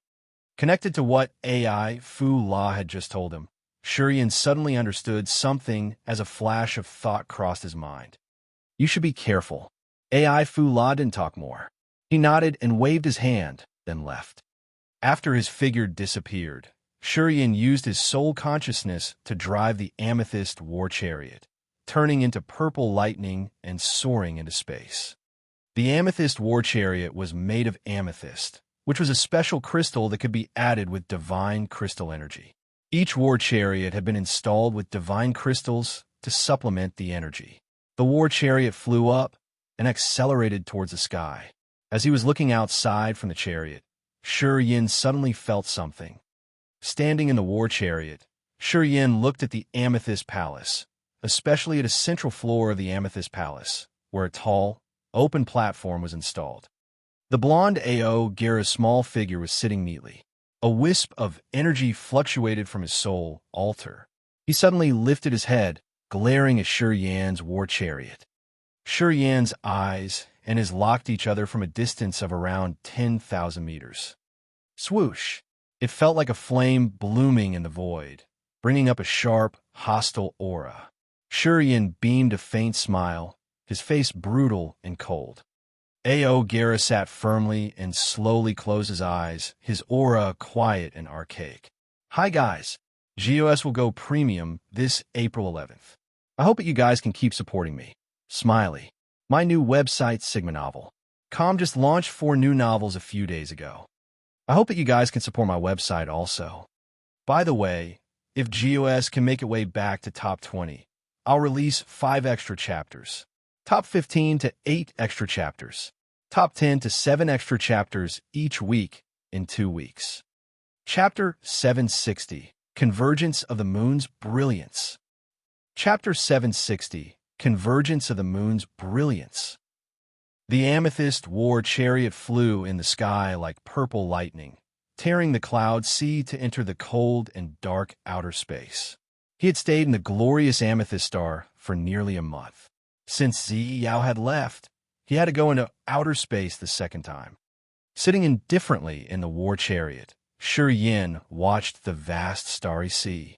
His soul consciousness was blurry as the thoughts in his mind started to scatter. He sat like that while his consciousness floated to somewhere. The amethyst war chariot didn't require his soul energy to move. It was flying at lightning speed according to the set route. The glorious amethyst star and the purgatory star weren't too far away from each other. At this speed, it would take around half a month to reach the purgatory star and join the training in the so-called extreme purgatory field.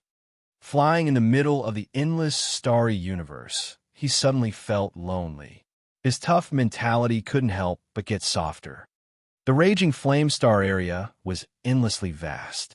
In this universe, he was just an outsider who had no friends or family, nothing familiar, or a lover to yearn for. Everything about this place seemed to distance him. He was drifting alone in this star area. Instinctively, he recalled Bao Ao and Jieji. How are you guys doing? Those 2 experts of the demon clan had come here with him to save their clan and make it stronger. They had given up everything to enter outer space in the hope of finding a solution. At this moment, he'd found the solution for the energy shortage issue of the Grace mainland. However, he didn't know whether Bao Ao and Jieji were still alive or not. He had run away discreetly with Fergie. Since Bao Ao and Jieji had to stay and be involved in the battle, they would possibly become sacrifices. Shi Yin was begrudging. Looking at the stars in the sky, he forced a smile. Don't blame me.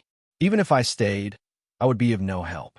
Whether you are alive or not, when I get back to the Grace mainland, I will give the demon clan a place to live and grow. I will bring them out of the Grace mainland. He had never forgotten the reason he left his homeland. For his family, his friends, and his people in the Grace mainland, he had to hurry up to find a safe life star in the raging flame star area and bring his people there. The glorious amethyst star was a good place, but the premise was that he had to solve the hidden trouble named A.O. Guerra. A cold smile hung on the corner of his mouth. Shurian pondered for a while and then touched his glabella. A soul thought run directly to the heaven flame tier in his soul altar, targeting the vermilion bird true flame. How long does it take from our homeland to the raging flame star area? Oh, I mean, when we use the amethyst war chariot. Give me an exact number. Ah, the vermilion bird true flame was startled. It was anxious for a while before replying. It will take a long time, at least more than 10 years. When I left my homeland and followed the aura of the vermilion bird running to this place, it took me more than 100 years. If this war chariot runs at its max speed, it will take around 20 years to return to our homeland. But it's in the case everything goes smoothly. Shi Yan's eyes shrank. Such a long time. At least 20 years, the vermilion bird true flame affirmed. If you have bad luck, it would take 100 years. It's normal, though. Why do you say so? From our homeland to the raging flame star area, we need to cross so many cold and isolated star areas. Those star areas have no living beings or life stars. They've been drained long ago. However, formidable dangers are hiding there. Take one step wrong, and your soul will be shattered. Even though I'm in the soul form, I had encountered so many perilous events along the way. If you use this amethyst war chariot, when you enter a perilous area, your chariot will explode, and you will be destroyed by the tremendous power of outer space. Shuriyan's brows slammed together tightly. He knew the vermilion bird True Flame didn't fabricate things. Since he had been in the raging flame star area, he had a precise perception of the common dangers that could be seen in outer space. He knew there would be many hazardous places like the solar star exploding fragment field, and, to make it worse, those places were situated on the main routes. People had to cross them to reach their destination. If they were careless for even a moment, the dangers in those areas would crush their soul alter instantly. He suddenly quieted down, not knowing whether he should laugh or cry, as the distance to his homeland seemed to be out of reach. The plan he had seemed impossible for now. If you want to go back, you can use a very simple way. You don't need to travel all the way. The Nine Serenity's soul-devouring flame sent him its thought from his sea of consciousness. Among the heaven flames, the Nine Serenity's soul-devouring flame didn't have the highest level, but it was ranked the third, which spoke for the fact of how mighty it used to be. In most cases, his perception of the situation was much better than the other flames. Shuriyan's eyes brightened a little bit. Which simple method do you mention? If your understanding of space power can reach a profound realm, you can make a space bridge that connects your homeland and where you are. It's like a space tunnel. The Nine Serenity's soul-devouring flame regarded him. As long as you can sense that area and you know the general location, with a better understanding of space power, you can cross layers of spaces. It's just like when you built the teleport formation, you can connect the Grace mainland and the raging flame star area directly. Shuriyan was struck as light shot out from his eyes in amazement. Yeah, the Nine Serenity's soul-devouring flame had given him a simple solution, and it was the most likely to be successful. Space power was one of the most magical powers Upanishad in this era. People who cultivated this power Upanishad would face no difficulty with space connection. However, the preconditions were that his perception of space power Upanishad should reach a profound realm, and his competence should be formidable. Shuriyan considered this possibility for a while, and then cracked a smile. The most difficult problem that had troubled him seemed to be solved easily. He calmed down, while the amethyst war chariot continued moving like a wild thunderbolt. On this day, as he was trying to perceive the mysteries of space power with his eyes closed, he suddenly woke up, his face astounded. A massive moon star appeared in front of him. The moonlight was radiating shiningly like running water, diverging in so many streams, entering outer space and illuminating the life stars around it. It was one of the moons he had seen when he was in the glorious amethyst star. Together with two other moons in the dark firmament divine nation, it brought light to 11 life stars. Its moonlight was bright and pure, keeping those life stars from the perpetual darkness. They would immerse in the clear but cold moonlight forever. The moon in his eyes was round and big, as if it had filled both of his eyes. He was approaching the closest moon to him. As he was getting close to the halo of that moon, he felt so refreshed and comfortable, as if a stream of cool river water was pouring on his head, chilling his entire body. He almost shouted with delight as he felt so good. Stretching both his arms, Shuriyan closed his eyes, starting to concentrate his thought to create a strong bond with his soul altar, which would help him gather more moonlight. Both the solar star and the moon star were part of the immense sea of stars. To the star power Upanishad, understanding the moon and the sun was required for advancing further.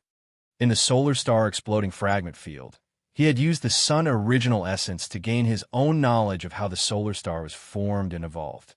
That was why he could collect the flaming solar energy and control the meteorites in the solar star exploding fragment field, which helped him trouble the space pirates, whose realms were much higher than his. Since the sun was a part of stars in the sky, this encounter was a motivation for him to ascend his star power Upanishad. Likewise, the shining moon was a part of the stars as well.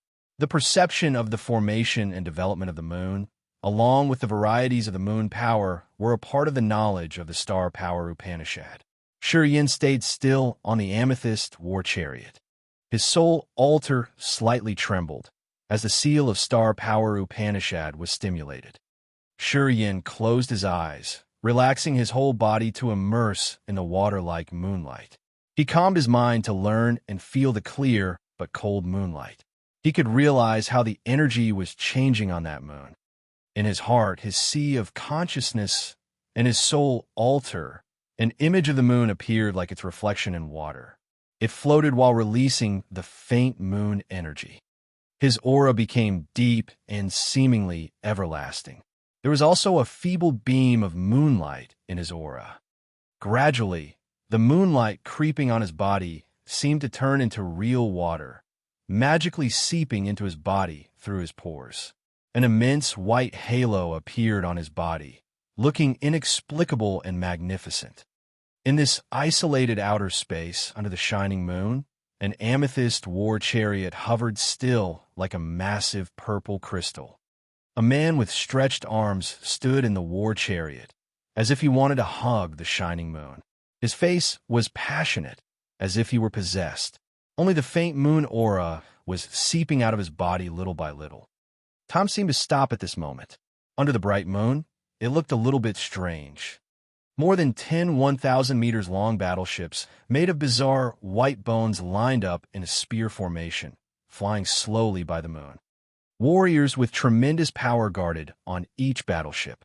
Many warriors were moving back and forth on the battleships. They were talking and laughing with each other. Some were gambling or throwing their leftovers into outer space, making this place their garbage dump. Many warriors on the battleships noticed Shuryen's weird posture under the moonlight. They mocked and laughed at him with disdainful eyes. No one paid him any attention. The battleships slowly came close to the amethyst war chariot, reaching 10,000 meters away. Shortly, it was unknown why, but Shuryen's amethyst battleship suddenly rippled with waves of purple light. Those waves carried sharp blue spots which expanded slowly. The feeble energy aura amplified billions of times in just a blink. A cold, brutal female voice arose from the leading battleships. "Move away from that amethyst war chariot. Quickly. It's the dark magnetic, deadly explosion. Damn it." Her shout echoed to every battleship. The experts on all the battleships paled as if they had met a spooky ghost. They immediately urged their battleship to stay away from Shuryen's amethyst war chariot. What she called dark magnetic deadly explosion seemed to come from Shuryen's amethyst war chariot. Chapter 761, Dark Magnetic Deadly Explosion. Chapter 761, Dark Magnetic Deadly Explosion. Shuryen suddenly woke up as a terrible tremor was emitted from his amethyst war chariot. Instantly, the amethyst chariot cracked with so many fine slits, while a tremendously destructive power was about to burst off. This terrifying energy was much fiercer than the volcano crystal nucleus Ziyao had used. It seemed to be able to blow off an entire life star. Inexplicably evil, as though he had encountered spooky ghosts, Shuryen didn't have any time to think. Space power flew out of his soul altar, while the energy in his entire body was boosted to the acme instantly. Shuryen's space power Upanishad and the energy of outer space had created a marvelous resonance. At this moment, multiple fine space slits appeared near him, with 5-colored lights sticking out. Waves of space energy rippled in front of his eyes. He had urged all energies in his body, which made his body shrivel in just a blink. The third sky of Rampage Realm was activated. His negative energy was urged, as Shuryen recklessly stormed into layers of space splits. He wildly dashed towards the moon star in front of him. The earth-shaking energy tremor under his feet had been stimulated to the max. The explosion that could tear the whole sky burst off abruptly. In that instance, dazzling light beams shot out everywhere like the sharpest sabers. The shockwave created by the explosion moved at a shockingly fast speed. Even Yin, who had crossed the space slits, saw them getting shattered. A space energy flood that naked eye could see furiously spurted out of the slits. Light bloomed, as if the sun or the moon was exploding. Billions of fierce light beams smashed the space slits behind him into so many fragments. That exploding energy was rumblingly bombarding behind his back. Shortly, his back was torn into a mess, his dark gold bones getting exposed. Yin tried his best to urge the energy in his entire body. His soul altar was still spinning fast as he shot towards the moon star like a fading shadow. The furious energy had burst off his back, waist, and nape. His tenacious body couldn't resist the mighty power of the shockwave. His soul was trembling as he was intensely exhausted. He was put in a coma shortly, with a darkness swallowing his mind. Under the moon star, the intimidating energy expanded like a vast sea, while light beams swept through the entire area. The battleships couldn't endure this brutal, formidable energy. The battleship closest to the core of the explosion was fragmented in just a blink of an eye. Warriors from different races who were gambling and drinking on the battleship were turned into powder immediately, leaving nothing. Even experts at King God Realm, with god bodies and god domain, couldn't escape the shockwaves. Although their god bodies were tougher than rock or iron, they were still bleeding badly. Blocks of flesh were peeled off their bones, turning them into bloody skeletons. Only their soul altar could escape in that instant. A brutal, wild shout arose from the leading battleship as a woman in black clothes appeared in the center of the explosion. She had an appealing body, accompanied by a frighteningly scarred face. Waves of crystal-like energy rippled from her god domain, strongly changing the principles of heaven and earth, creating a flood current which guided the energy generated from the explosion to one side. With a somber face, she continually urged her supernatural powers, pulling the tremendous energy created by the explosion towards the immense darkness. The woman in black with a scarred face shivered in anger. She looked as ferocious as a wailing ghost, with indignation sparkling in her eyes. Under her power, the furious energy flood generated from the dark magnetic deadly explosion was pushed aside, saving the other battleships from this fatal attack. Only the first exploded battleship was now a total ruin. Besides the bloody skeletons in that area, soul altars were floating here and there as a resentful aura shot out from them. The impact of the dark magnetic deadly explosion had paled the warriors who were lucky enough to not get involved in this. They gritted their teeth with blood-red eyes, looking at the moon star like a pack of wolves. This formidable explosion had smashed a 1,000 meters long battleship. Several hundred warriors at different levels were killed. Around 20 King God Realm experts had lost their god bodies, leaving only their soul altars. Many materials carried on that ship were now mere powder, becoming a part of the space debris wandering in the dark universe. The smell of blood permeated the area, which was so nauseating. Although they had lost their god bodies, their soul altars were all right. Their god souls hissed and cried mournfully like wailing ghosts. All of a sudden, they flew rapidly towards the moon star. The woman in black was still floating in the center of the explosion. Her dark green eyes were as cold as sabers. A wild, furious, murderous aura shot out from her, sending shivers down the other warriors' spines. The woman wore a cold visage. Each scar on her face looked like a small snake crawling under her skin. A flame of anger seemed to be ignited in her heart, as she looked ready to erupt at any minute like a volcano. "Ma'am," a handsome third sky of King God Realm expert in heavy dark iron armor kneeled down in the void. That man was sitting in an amethyst war chariot. The woman in black shouted ruthlessly like demons hissing and crying in hell. Her voice pierced people's eardrums. "I want him alive," she roared through her gritted teeth. The good-looking man in black iron armor had a heavy smell of blood about him, as if he had been soaked in a sea of blood for years. His armor had many bloodstains as well. He nodded, then shot out like a bloody light, heading towards the shining moon without saying anything. On the barren moon, the ground was silver like some kind of metal, shining with a magical halo. Shi Yin, with his torn flesh body, had almost turned into a bloody skeleton. His vessels and tendons were all broken, and some of his dark gold bones were also cracked. If it were a normal person, he would have died immediately. However, his vitality was still there as he was lying quietly on the icy, cold metal ground. His eyes were blurry while he was bearing the utmost pain to adjust his body's condition. The amethyst war chariot suddenly exploded, creating the shockwave that could even crush a small-sized life star. Such a powerful explosion was something he had never seen before. Also, he had never thought that an explosion could reach such a level. If he hadn't known the space power Upanishad, and he hadn't urged all of his energy, which even hurt his soul to create the space slit, he would have turned into dust by now.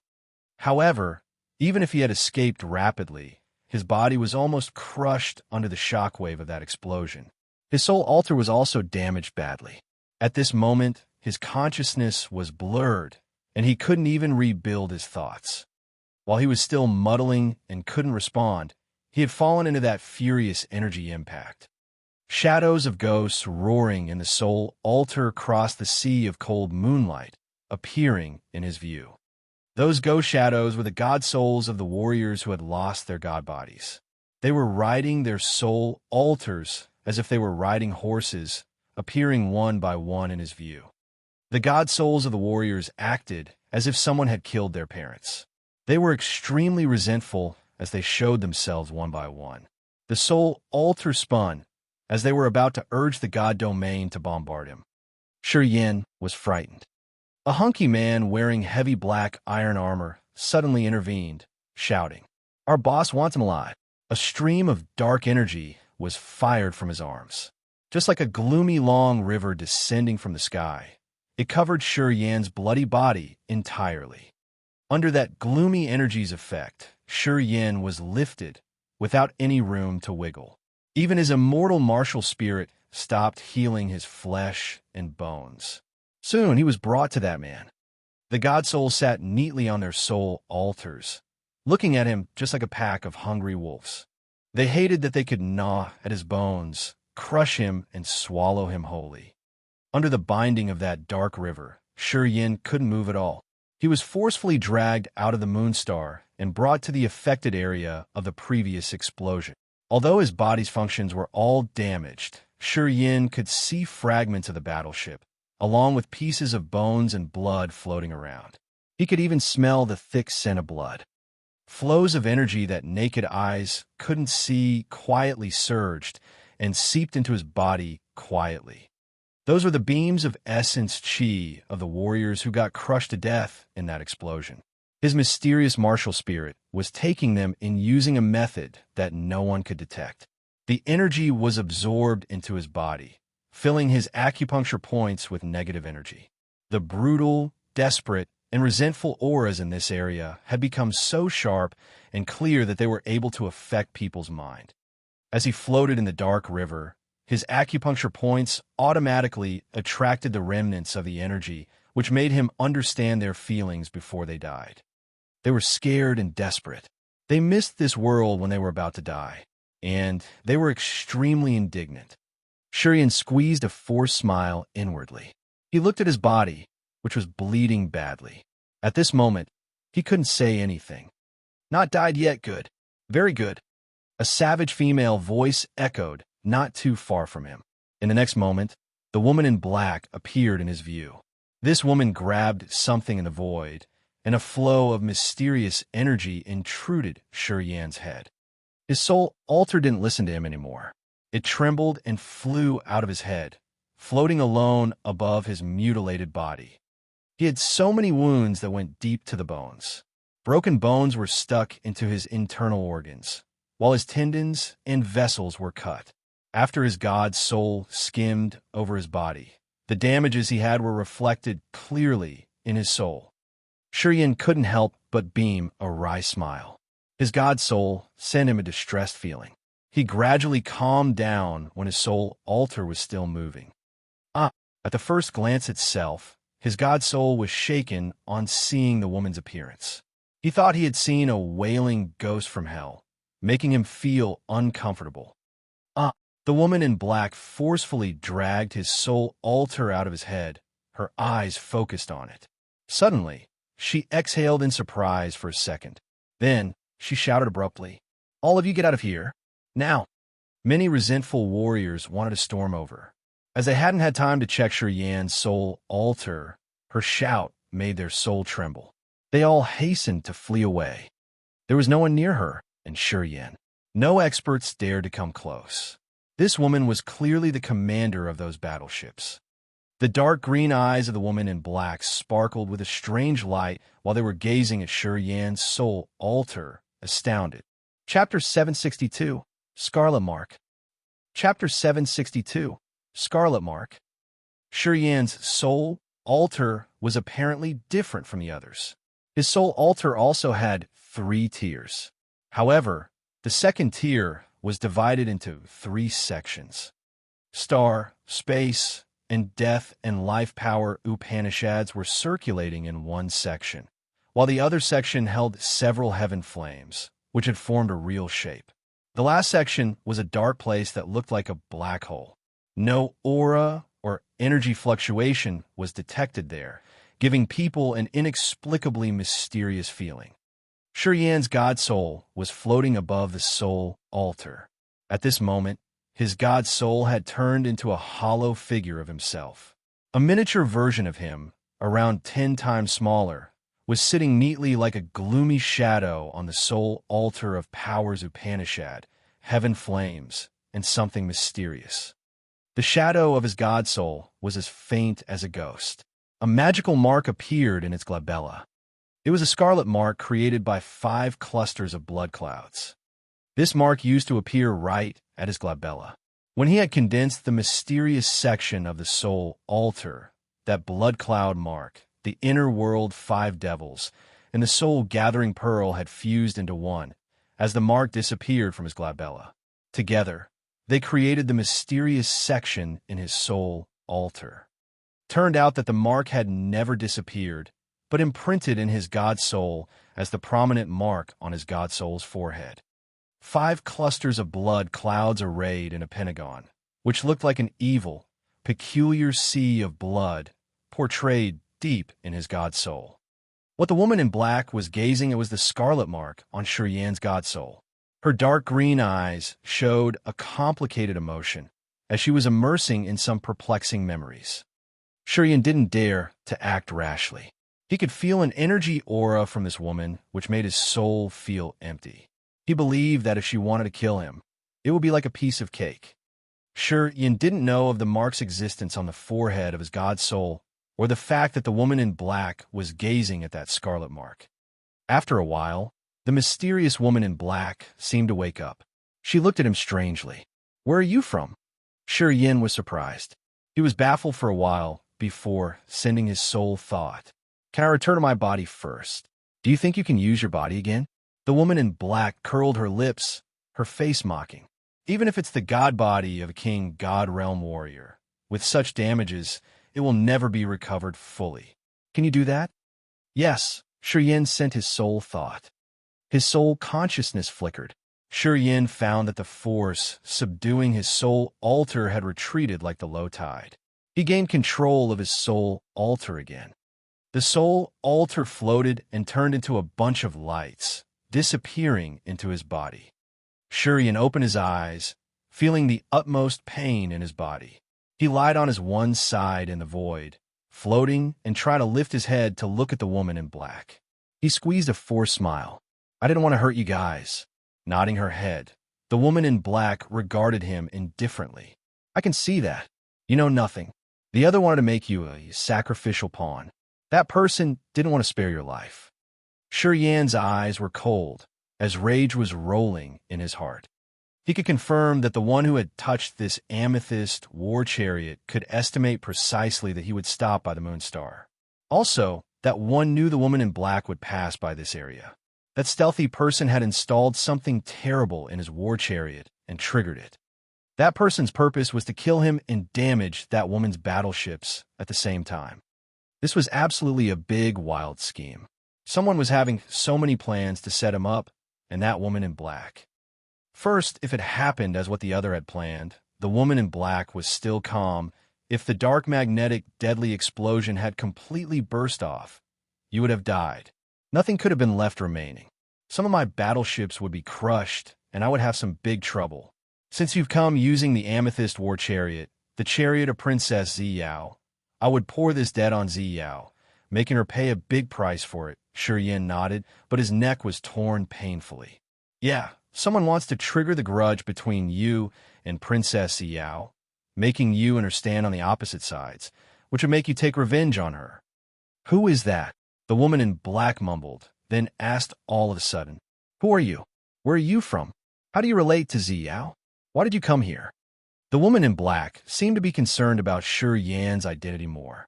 A gleam of surprise crossed her green eyes. Shi Yan was bewildered. He arranged his thoughts and then answered. I'm from a low-level continent. I've been a member of Princess Ziyao's cortege not for a long time. I'm holding the purgatory token princess granted me. I'm going to the extreme purgatory field to train myself. My name is Shi Yan. A low-level continent. A strange light sparkled from her eyes. Are you sure? I'm sure, Shi Yan nodded. In my continent, the strongest warriors are only at the true god realm. Before I came to the Raging Flame Star area, I had never left my continent. As I've gotten here, I got to know so many mysteries of the vast universe. The woman in black looked at him for a while, but didn't say anything. After a long time of staying quiet, she groaned something in her throat. Shi Yin couldn't hear it. I'm so sorry. I didn't want to see this, either. Shi Yin tried to move his limbs in pain. He suddenly felt his body recovery starting again. His broken tendons and vessels slightly moved as they were about to be connected. The woman in black got lost in her thoughts, not paying attention to his body condition. After a while, she spoke up again. Who do you suspect? A man called Ao Gura. I heard. He's Ao Guduo's nephew. Ao Gudo favors him a lot. The purgatory token in my hand was supposed to be his. Perhaps he has a grudge because of it. He wants to kill me. Shi Yin answered without any hesitation. This is his assumption, and he believed it was the truth.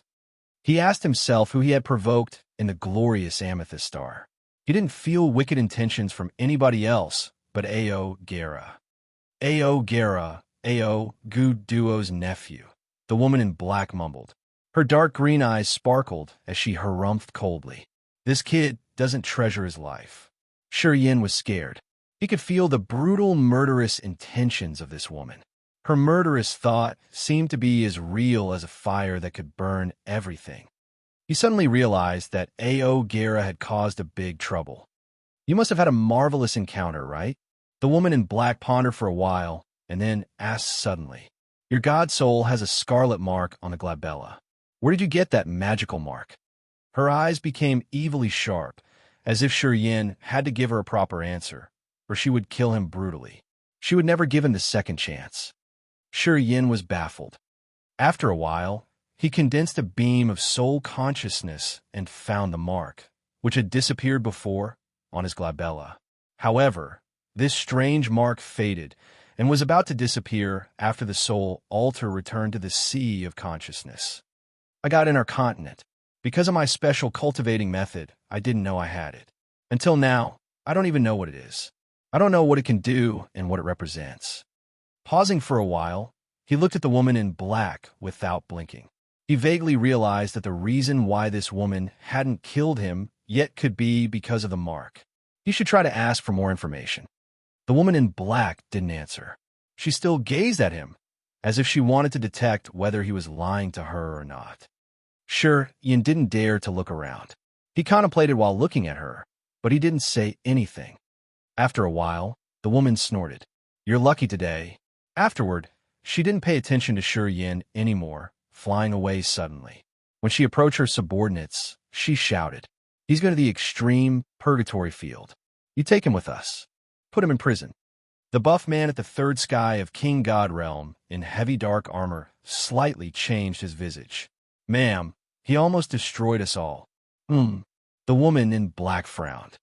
The husky man in black armor shut his mouth. He flew over and dragged Shi Yin with him into the leading bone battleship. He threw him into a dark cell, speaking ruthlessly. Kid, although I don't know why my boss didn't torture you to death, you won't live for long. As soon as my boss changes her mind, I will make you taste all kinds of extreme tortures in this world. I will take revenge for my brothers. This cell had no light, so it was completely dark, such that Shi Yin couldn't even see his own fingers. The cell was protected by a fierce energy magnetic field. It looked like if Shi Yin touched it, it would blow him off instantly. Hey, can I ask something? Who are you guys? Shi Yin asked while frowning in the dark cell. Bloody Legion of Ma'am Leona, the man in black armor harumphed. He disappeared shortly, leaving no other words. Shi Yin lay defenselessly in the dark cell. His face changed dramatically as a respectful feeling arose in his heart. Bloody Legion, Ma'am Leona. He knew the other's identity now. The dark firmament divine nation had 5 great feudal vassals ruling different areas. They were quite powerful, as they were the extreme 5 under Du Tianji. The 5 great feudal vassals were almighty, expanding the territory of the dark firmament divine nation. They were the legends, the formidable existences at the original God realm. Only one woman stayed in that group of 5, and the Blood Legion was under her command. In the raging Flamestar area, they had caused so many bloody cases. Compared to Bloody Slaughter Katoa, they were much more savage. They had destroyed so many life stars. The evil reputation of this woman echoed around the raging Flamestar area. Even the Underworld League and the 9-Star Chamber of Commerce didn't dare to fight face-to-face with her. Du Tianji trusted her a lot. She had more of his favors than the other princes and princesses. She was a bloody saber of the dark firmament divine nation, which could slaughter everywhere. This woman was called Leona, the bloody knight, brutal devil, female butcher, the leader of the 5 great feudal vassals. Chapter 763, Demon Blood Molds the Body. Chapter 763, Demon Blood Molds the Body. In the dark cell, where Shi Yin couldn't even see his own fingers, he was lying still, relaxing his soul to sense the changes of his body. A drop of scarlet, immortal demon blood broke inside his vessel. A blood-red halo expanded, turning into a magical recovery energy that flooded his bones, tendons, and flesh. The speedy recovery of the immortal rebirth secret depended both on the immortal martial spirit and the immortal demon blood. The more demon blood he had, the faster his recovery could be. More than 10 drops of immortal demon blood turned into a pure fountain of recovery energy, murmuring in his entire body like his blood. Wherever the immortal demon blood flowed by, his broken tendons and vessels received an enormous vitality, growing back vigorously. Each of his tendons was many times tougher than cattle tendons, moving slowly and rhythmically. A bloody light shimmered at the cut section and turned viscous, connecting the vessels and tendons. His fragmented bones grew back under the effect of the immortal demon blood, creating a thick layer of hard bones. After that, his bones could gather the energy from his blood and flesh and the pure energy from the essence chi ancient tree to work on the bone layers, making it tough like iron miraculously. Each block of muscles in his body was covered in a blood-red liquid, which was full of vitality. His muscles were growing vigorously. Lying on the ground, he didn't think about anything as he relaxed his mind and soul, just letting the immortal demon blood work to restore his body. If anyone saw him at this moment, they would find that he was covered in a shimmering blood halo. Veins and tendons in his entire body were shivering, while cracking sounds were echoing from his bones. It looked like his blood and flesh were filled with air. Every cell of his was revived. The pain and fatigue he felt during the recovery process by the immortal demon blood and the immortal rebirth secret faded away. After an unknown period, Shi Yin gradually woke up feeling so weak. All of a sudden, he paled. However, not long after that, his eyes lit up as he cracked a bizarre smile in the dark. The ruthless power of the dark magnetic deadly explosion had crushed one of Leona's battleships entirely. Several hundred warriors died on the spot, including at least 10 King God Realm experts. Since they hadn't escaped, their bodies were destroyed, leaving only their soul altars. After Leona's guard had dragged him to the center of the explosion, the essence chi of the dead warriors had flooded his acupuncture points while he was talking to her. The way those flows of energy had been gathered and poured into his body was mysteriously discreet. Even Leona, an expert at the original God Realm, the leading expert among the 5 great feudal vassals of the Dark Firmament Divine Nation, couldn't detect any anomaly. She didn't know what he had gotten in his bloody, pathetic situation. Abundant energy rolled torrentially in his acupuncture points. Using his soul consciousness to check, Yin could see the mysterious vortexes wildly spinning in his acupuncture points. Amazing changes were happening in each of his acupuncture points, as the vortexes were rotating rapidly to extract the negative energy. From the center of the vortexes, bits of mysterious energy would appear continually. Once formed, beams of mysterious energy from the vortexes would fly out and become the source of greatly useful energy for his whole body. Each of his 720 acupuncture points in his body seemed to turn into a mysterious world. They were filtering the essence chi of the dead and turning it into his mysterious but marvelous energy. He lied on the ground still. However, he could feel the earth-shaking changes in his acupuncture points. It was like each of those tiny worlds had become the extension of his consciousness, a new world his soul could control. 720 new worlds hidden in his acupuncture points had the mysterious power to refill all of his energy. The negative energy generated during the filtration process had flooded the acupuncture points and expanded them continually. As his soul consciousness was moving in his acupuncture points, he seemed to be having some hallucination. He had become the only lord of 720 bizarre worlds in his acupuncture points. He could hold everything in his hand. He even felt that the mysterious mini-worlds in his acupuncture points seemed to be real. They all were waiting for him to explore, feel, and harvest the mysteries they carried. The dense negative mood rippled in the lake in his heart, generating brutal, desperate, fearful, bloodthirsty, and resentful feelings.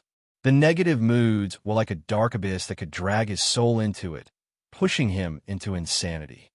Since he had experience when this happened, he immediately held his breath and kept his mind from overthinking, maintaining a quiet and pure soul altar.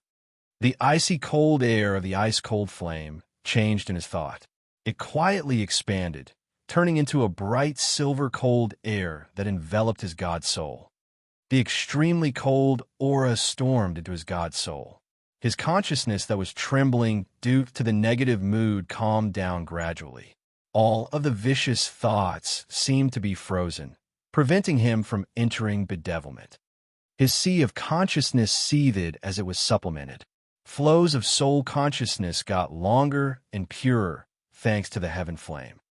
Yan's god's soul trembled as his soul altar spun like a windmill and accelerated steadily. It seemed like death and life, space, and star power Upanishads and his power Upanishad tier had been trimmed and separated clearly. At the same time, a magical energy fluctuation expanded from this tier, making a marvelous connection with the ripples in his sea of consciousness. His soul was baffled, as he suddenly seemed to have a deep perception. It seemed the cold moonlight of that moon star had connected the sun original essence, the same way when he was in the solar star exploding fragment field. At this moment, he didn't even recognize himself. His god soul seemed to have turned into a wandering ghost in the starry sky, taking a trip around to sense the heaven and earth energy and the basis of different power Upanishads in the world. Under this unconscious condition, his shattered body recovered its speed naked eyes could see. Tendons and veins in his body were moving like worms. They wiggled and connected with each other, creating a complex drawing of vessels in his body. Blocks of flesh, and each of his muscles were filled with a mysterious energy. With the resonance of the muscles, his body bulged into a stocky look. He gradually became as tough as the most rigid stone and iron. Yin could feel a bursting power in his body. Bones in his entire body echoed cracking sounds as pungent, viscous substances oozed out of his pores. Those were the contaminants his immortal demon blood had extracted from his body. When a warrior ascended, he would take in a large amount of heaven and earth energy. Energy from the divine crystals, the broken essence, chi, ancient tree of the dead, and pellets all had the magical energy that was useful to the flesh body. However, no matter what energy it wasn't really clean, as it always contained dregs. When a warrior refined his body, he must discharge these dregs out to purify his body. That was how he could facilitate the energies to move faster in his vessels. Discharging the contaminants in the body was something the warriors had to do regularly. At any stage of cultivation, as long as a warrior still practiced his martial path, taking an energy from heaven and earth or from pellets would always generate dregs and contaminants. Those dregs of energy would affect the flow of energy circulating in the body, which would create leaks. When the body wasn't clear enough, it wouldn't be tenacious, and external energies could seep into the body through these leaks. The main activity in quenching the body was to discharge the dregs and contaminants. When the immortal rebirth secret rebuilt his body, one of the fundamental effects was eliminating the dregs in his body.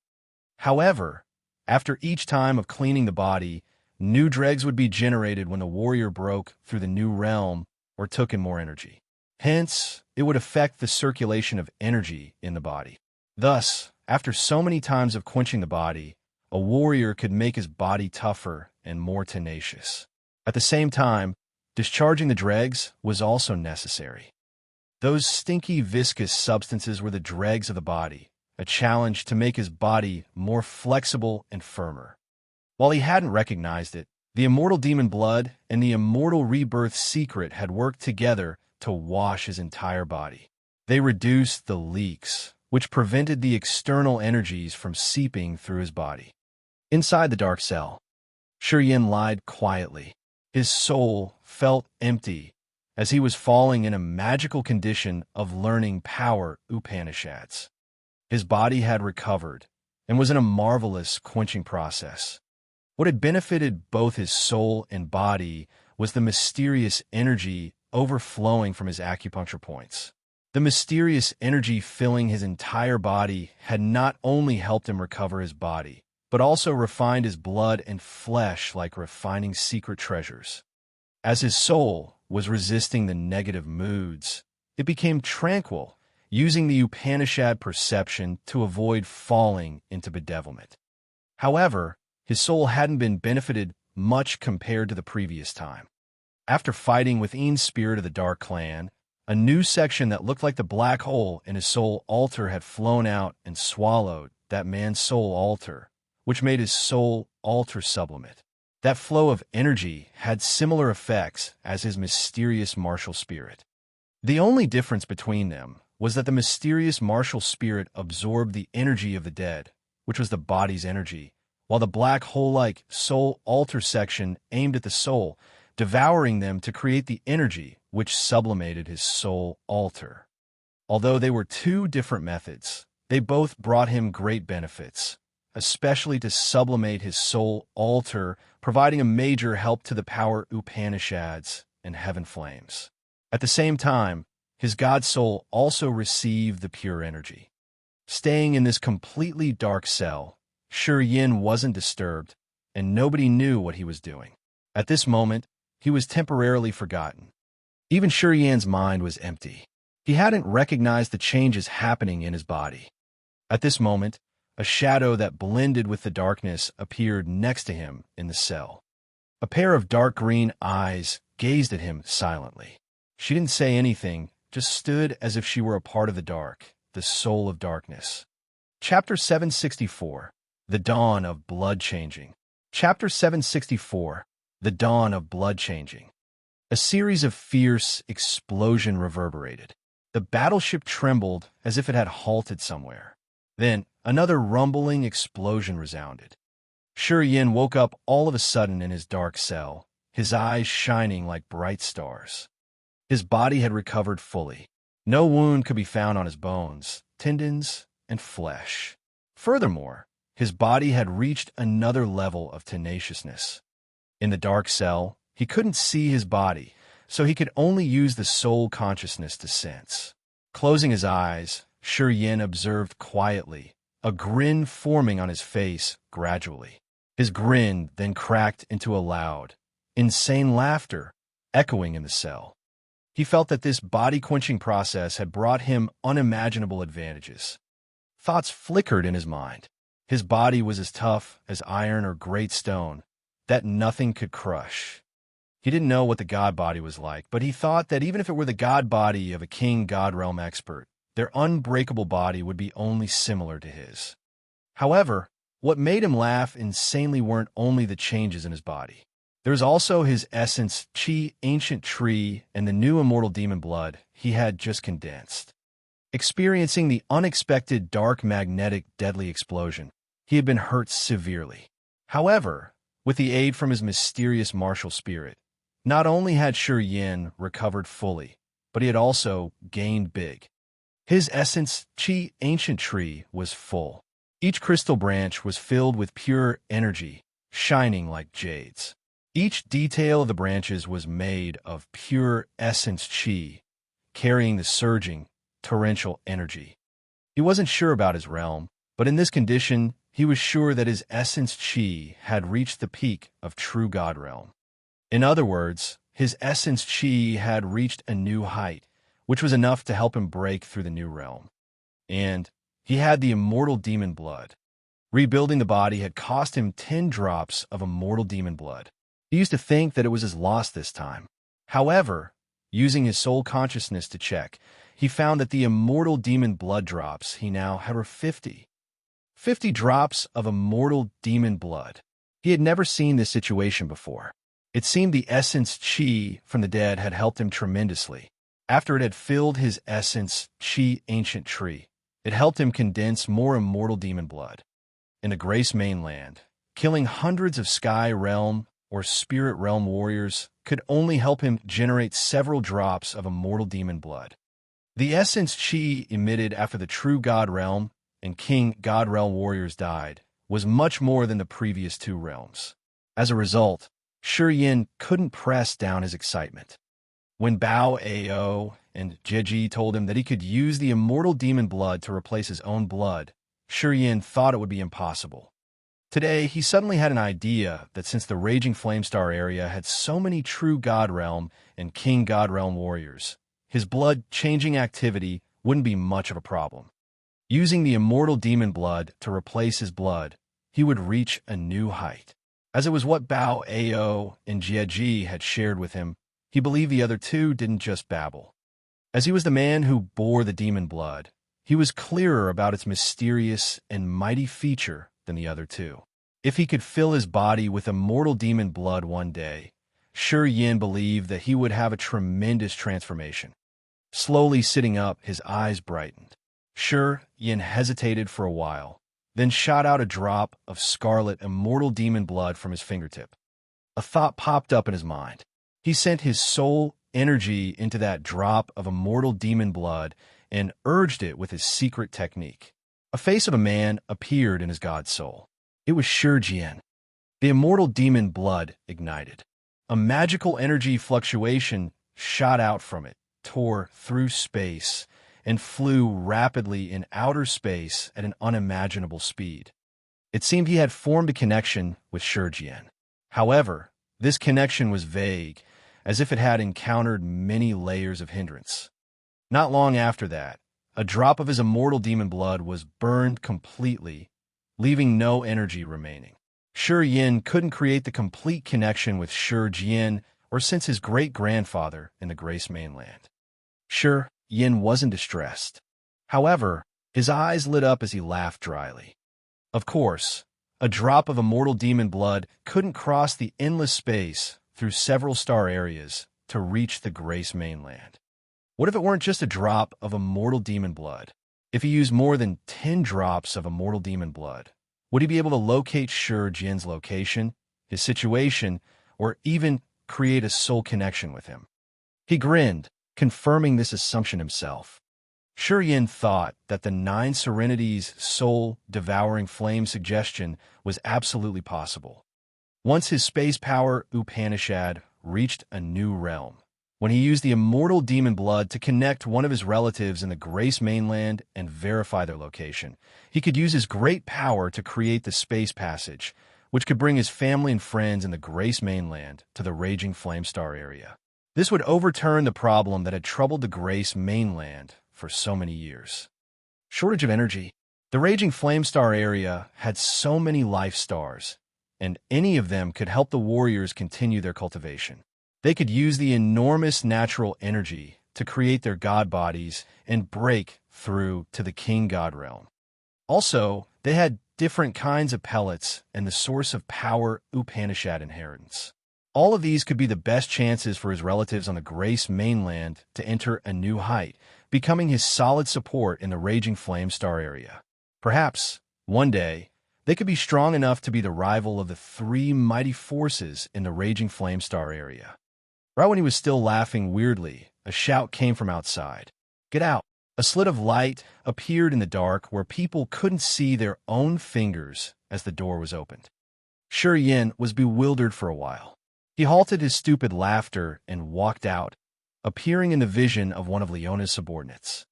When the hunky man wearing heavy dark armor turned around, he was stunned. His eyes reflected his disbelief. He gazed at Shi Jin without blinking. Your body." Shi Jin smiled, moving his wrists, which caused some cracking noise as he glared at the man. "What's up? OSH*T, you're a monster." The man mumbled, his face frightened. "You can recover such severe damages.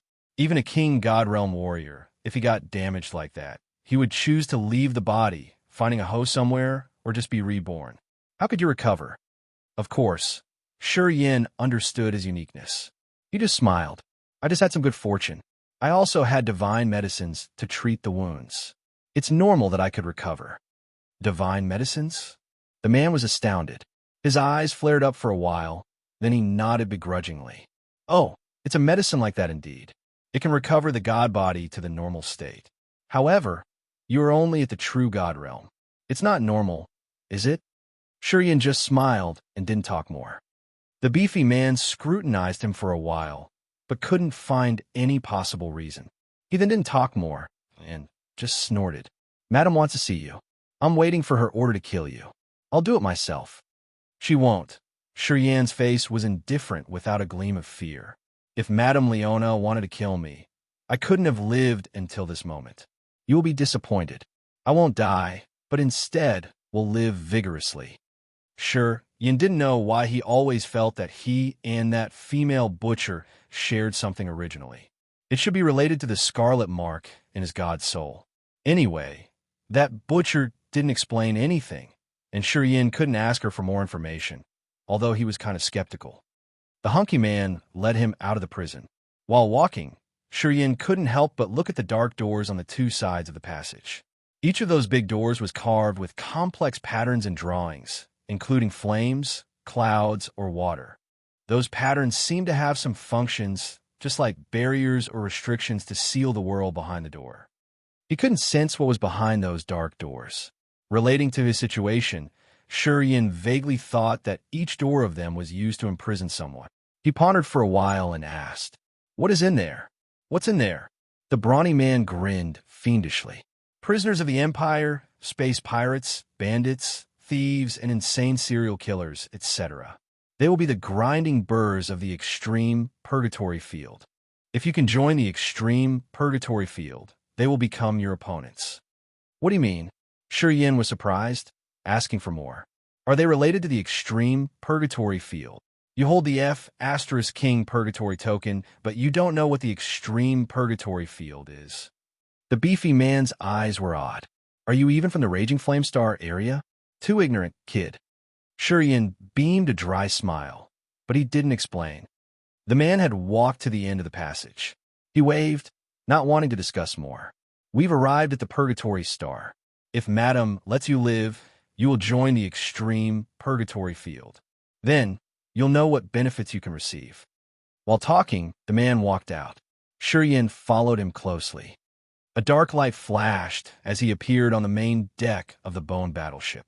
This spooky green bone ship was quite strange, releasing a freezing blood aura. Hundreds of warriors were standing on the deck of the ship. Their auras were strong, but not hurried. A thick smell of blood emitted from those warriors, gathering into a blood flood current that couldn't be seen with naked eyes, twirling around their body. Shurian discolored.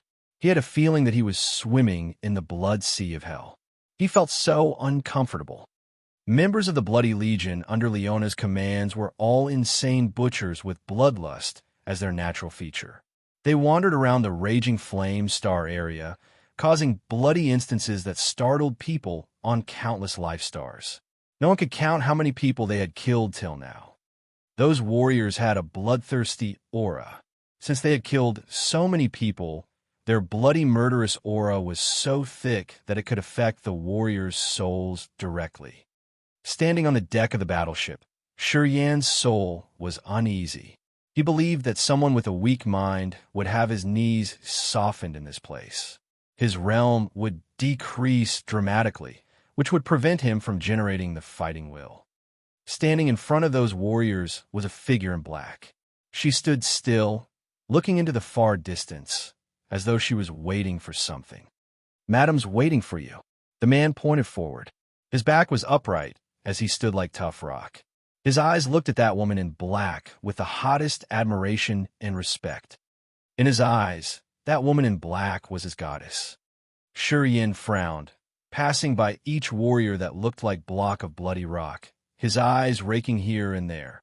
Chapter 765, Purgatory Star. Chapter 765, Purgatory Star. The sky here was pitch black, without any sun, moon, or stars. Black ink water seemed to hover thickly in the sky, hindering all kind of lights. The cold and isolated aura permeated everywhere. Further in their vision were mountains jutting up to the sky. However, they were carved and portrayed spookily. They looked as ferocious as the strong demon beasts in the dawn of the planet, which could shake people's souls. The ground was full of red blood. A bloodthirsty aura and the thick scent of blood invaded the whole land. Leona stood on the main deck, looking like a wailing ghost of this purgatory star. She seemed to be waiting for something. Shurian was discreetly careful. He sauntered to behind her, looking at her back and speaking respectfully. "Greetings, madam." Leona didn't turn around, still looking at the far area ahead of her. "How is your condition?" "I'm recovered fully. No damage. It's because of your grace." Shurian slightly bent his body, his eyes focusing on her. Standing near Leona were 3 other young warriors. One of them was at the second sky of King God Realm, and the other 2 were at the first sky of King God Realm. They all wore pitch-black clothes, which had a dark sun crest, the unique mark of Leona. The second sky of King God Realm warrior was a dark clan female. Although her appearance wasn't that outstanding, her body was mesmerizingly appealing. At the same time, her aura was quite intimidating. The other 2 were young human males. From their similar appearances, they must be brothers. These 2 had a barrel-chested, muscular body, with haughty faces indicating they didn't want to be controlled. The reason why Shurian observed those 3 was neither because of their realms nor their special appearances. It was because all 3 of them wore a token on their waist, which had the drawing of a bloody crown, the Purgatory token. Apparently, these 3 were like him. They were going to join the extreme Purgatory field. When he observed these 3, they were also looking at him with a disdainful face. They obviously looked down on him, especially the Dark clanswoman, who pursed her lips while talking faintly. Only at the true God realm. Trash. Once he gets into the extreme Purgatory field, he'll soon be killed. Leona snorted. Those 3 young people quieted down. Their eyes were somber slightly bending their bodies as if they were waiting for her advice. I don't know what you will do after you get in there. In short, the one who can kill the most must be one of you three. Leona suddenly turned around. Her dark green eyes raked through the three young people. If you lose my people, even if you can come out alive, I will kill you myself. I will destroy your clan too. These three people shut their mouths. They immediately kneeled down on one knee, stooping. No one dared to talk anymore. This man will join the extreme purgatory field as well. You guys pay attention to him. Leona pointed at Shi Yin and shouted her order. In the extreme purgatory field, if you encounter him, you can kill him. However, remember this. If he has to die, he must die in your hands. Whoever else dares touch him, skin them and draw their bones out for me, confine their souls, and torture them to death. The three nodded instantly. Their eyes looked at Shi Yin with a bloodthirsty visage. Shi Yin shuddered inwardly. His face was cold as he stooped and grinned fiendishly. If you see Ao Guduo's men, don't show mercy. Kill them all, especially Ao Gera. If you see him, bring his soul to me. I'll treat him myself, Leona shouted. The two were shaken as they got stirred up immediately. Their eyes became blood-red, full of fighting will. While Leona was talking, hissing sounds came from ahead of them. Not long afterward, 10 meters long war chariots appeared one by one in front of them. A handsome warrior in the leading war chariot pitched his voice. Greetings, Madame Leona. Leona nodded, gazing at Shi Yin. She pulled something in the air, and a white bone war chariot flew over. She got in the chariot and talked to her warriors. Get in. The three members of the Bloody Legion, who were going to join the extreme purgatory field, got in the war chariot without saying a word. Leona frowned, sweeping her eyes over Shi Yin. Shi Yin nodded, his face indifferent. He walked to the war chariot as well. His view became wider after he got into the war chariot. He suddenly found that only this white bone battleship appeared in the Purgatory Star. The other ships had disappeared somewhere. Leona touched the void, and a beam of pitch-black light fell on the white bone battleship under their feet. Prison cells suddenly flew out of the battleship, each cell covered with a dark shadow. Around 50 cells floated in the air, looking like small suns. Shi Yin's soul consciousness flickered. A gleam of fright flashed in his eyes as he looked at Leona. He suddenly recognized that at the moment Leona used her power in her god domain, her body was covered entirely in the darkness, as if she had disappeared completely. Dark domain. A beam of magical light crossed his brain like lightning. In the next moment, he vaguely got something. Dark Upanishad. It was the dark power Upanishad. Shi Yin was shaken. He suddenly released why he felt that he and Leona had something in common. Because the dark Upanishad the woman had was totally the same as the war devil in his ring. However, war devil couldn't make the dark Upanishad reach that status. Anyway, war devil was just a puppet, a clone of Lao Luo. Since it didn't have a soul, it would never be able to touch the essence of the dark power Upanishad. Leona was different. She had reached the original God realm, so her perception and understanding of the dark Upanishad wasn't something the war devil could compare with. However, the attribute of their power Upanishad and aura was the same, but one was endlessly intimidating, while the other was much weaker. Welcome, Madame Leona. Warriors on the dark iron war chariot bent their bodies to greet her loudly. Leona nodded as a white bone war chariot dashed forward rapidly. Around 50 clusters of dark light followed her like dark clouds. They were the cells controlled by her dark power. Apparently, those warriors were the receptionists. They led the way while Shi Yin and Leona were behind them. Shi Yin then saw ranges of thousands of meters tall mountains, which were cut into the shapes of ghosts and monsters. This group of rock ghosts and monsters looked ferocious, with an evil, bloody aura. They appeared under the bone chariot, zoomed out, and disappeared. All of a sudden, Shi Yin saw another battleship by a 3,000 meters tall mountain range. This one was made of platinum, shining dazzlingly in this dark purgatory star. Seems Rochester's here. Leona glared at the platinum battleship, then shifted her look away, talking indifferently. True. Sir Rochester arrived here the first. He's been idle here for half a month. The receptionist smiled, trying to earn her favor. Besides Sir Rochester, Sir Carthew and Sir Delay have come. Until now, only Sir A.O. Guduo's still on the way. Sir Yan's eyes flared up strangely. Besides Leona, A.O. Guduo, and Delay, Rochester and Carthew were the other members of the 5 great feudal vassals of the Dark Firmament Divine Nation. The 5 great feudal vassals guarded 5 different areas. To expand the territory of the Dark Firmament Divine Nation, they engaged in bloody fights every day, building and expanding the endless Divine Nation. They were considered the 5 great pillars of the Divine Nation. Among the 5 great feudal vassals, Leona had the strongest force. Rank the second was A.O. Guduo's, followed by Rochester and Carthew. Delay, the one Sir Yin had met, was placed the last among the 5. His force was the weakest. The ranking of the 5 great feudal vassals didn't always stay the same. Depending on the land they could occupy and the merits of their subordinates, their rankings would be classified transparently. Rumors said that at the beginning, Leona had been ranked the last. When she became a feudal vassal, she had received severe criticism, saying that she wasn't eligible. It was Du Jianji of the Dark Firmament Divine Nation who had supported her, giving her a chance to show her competence.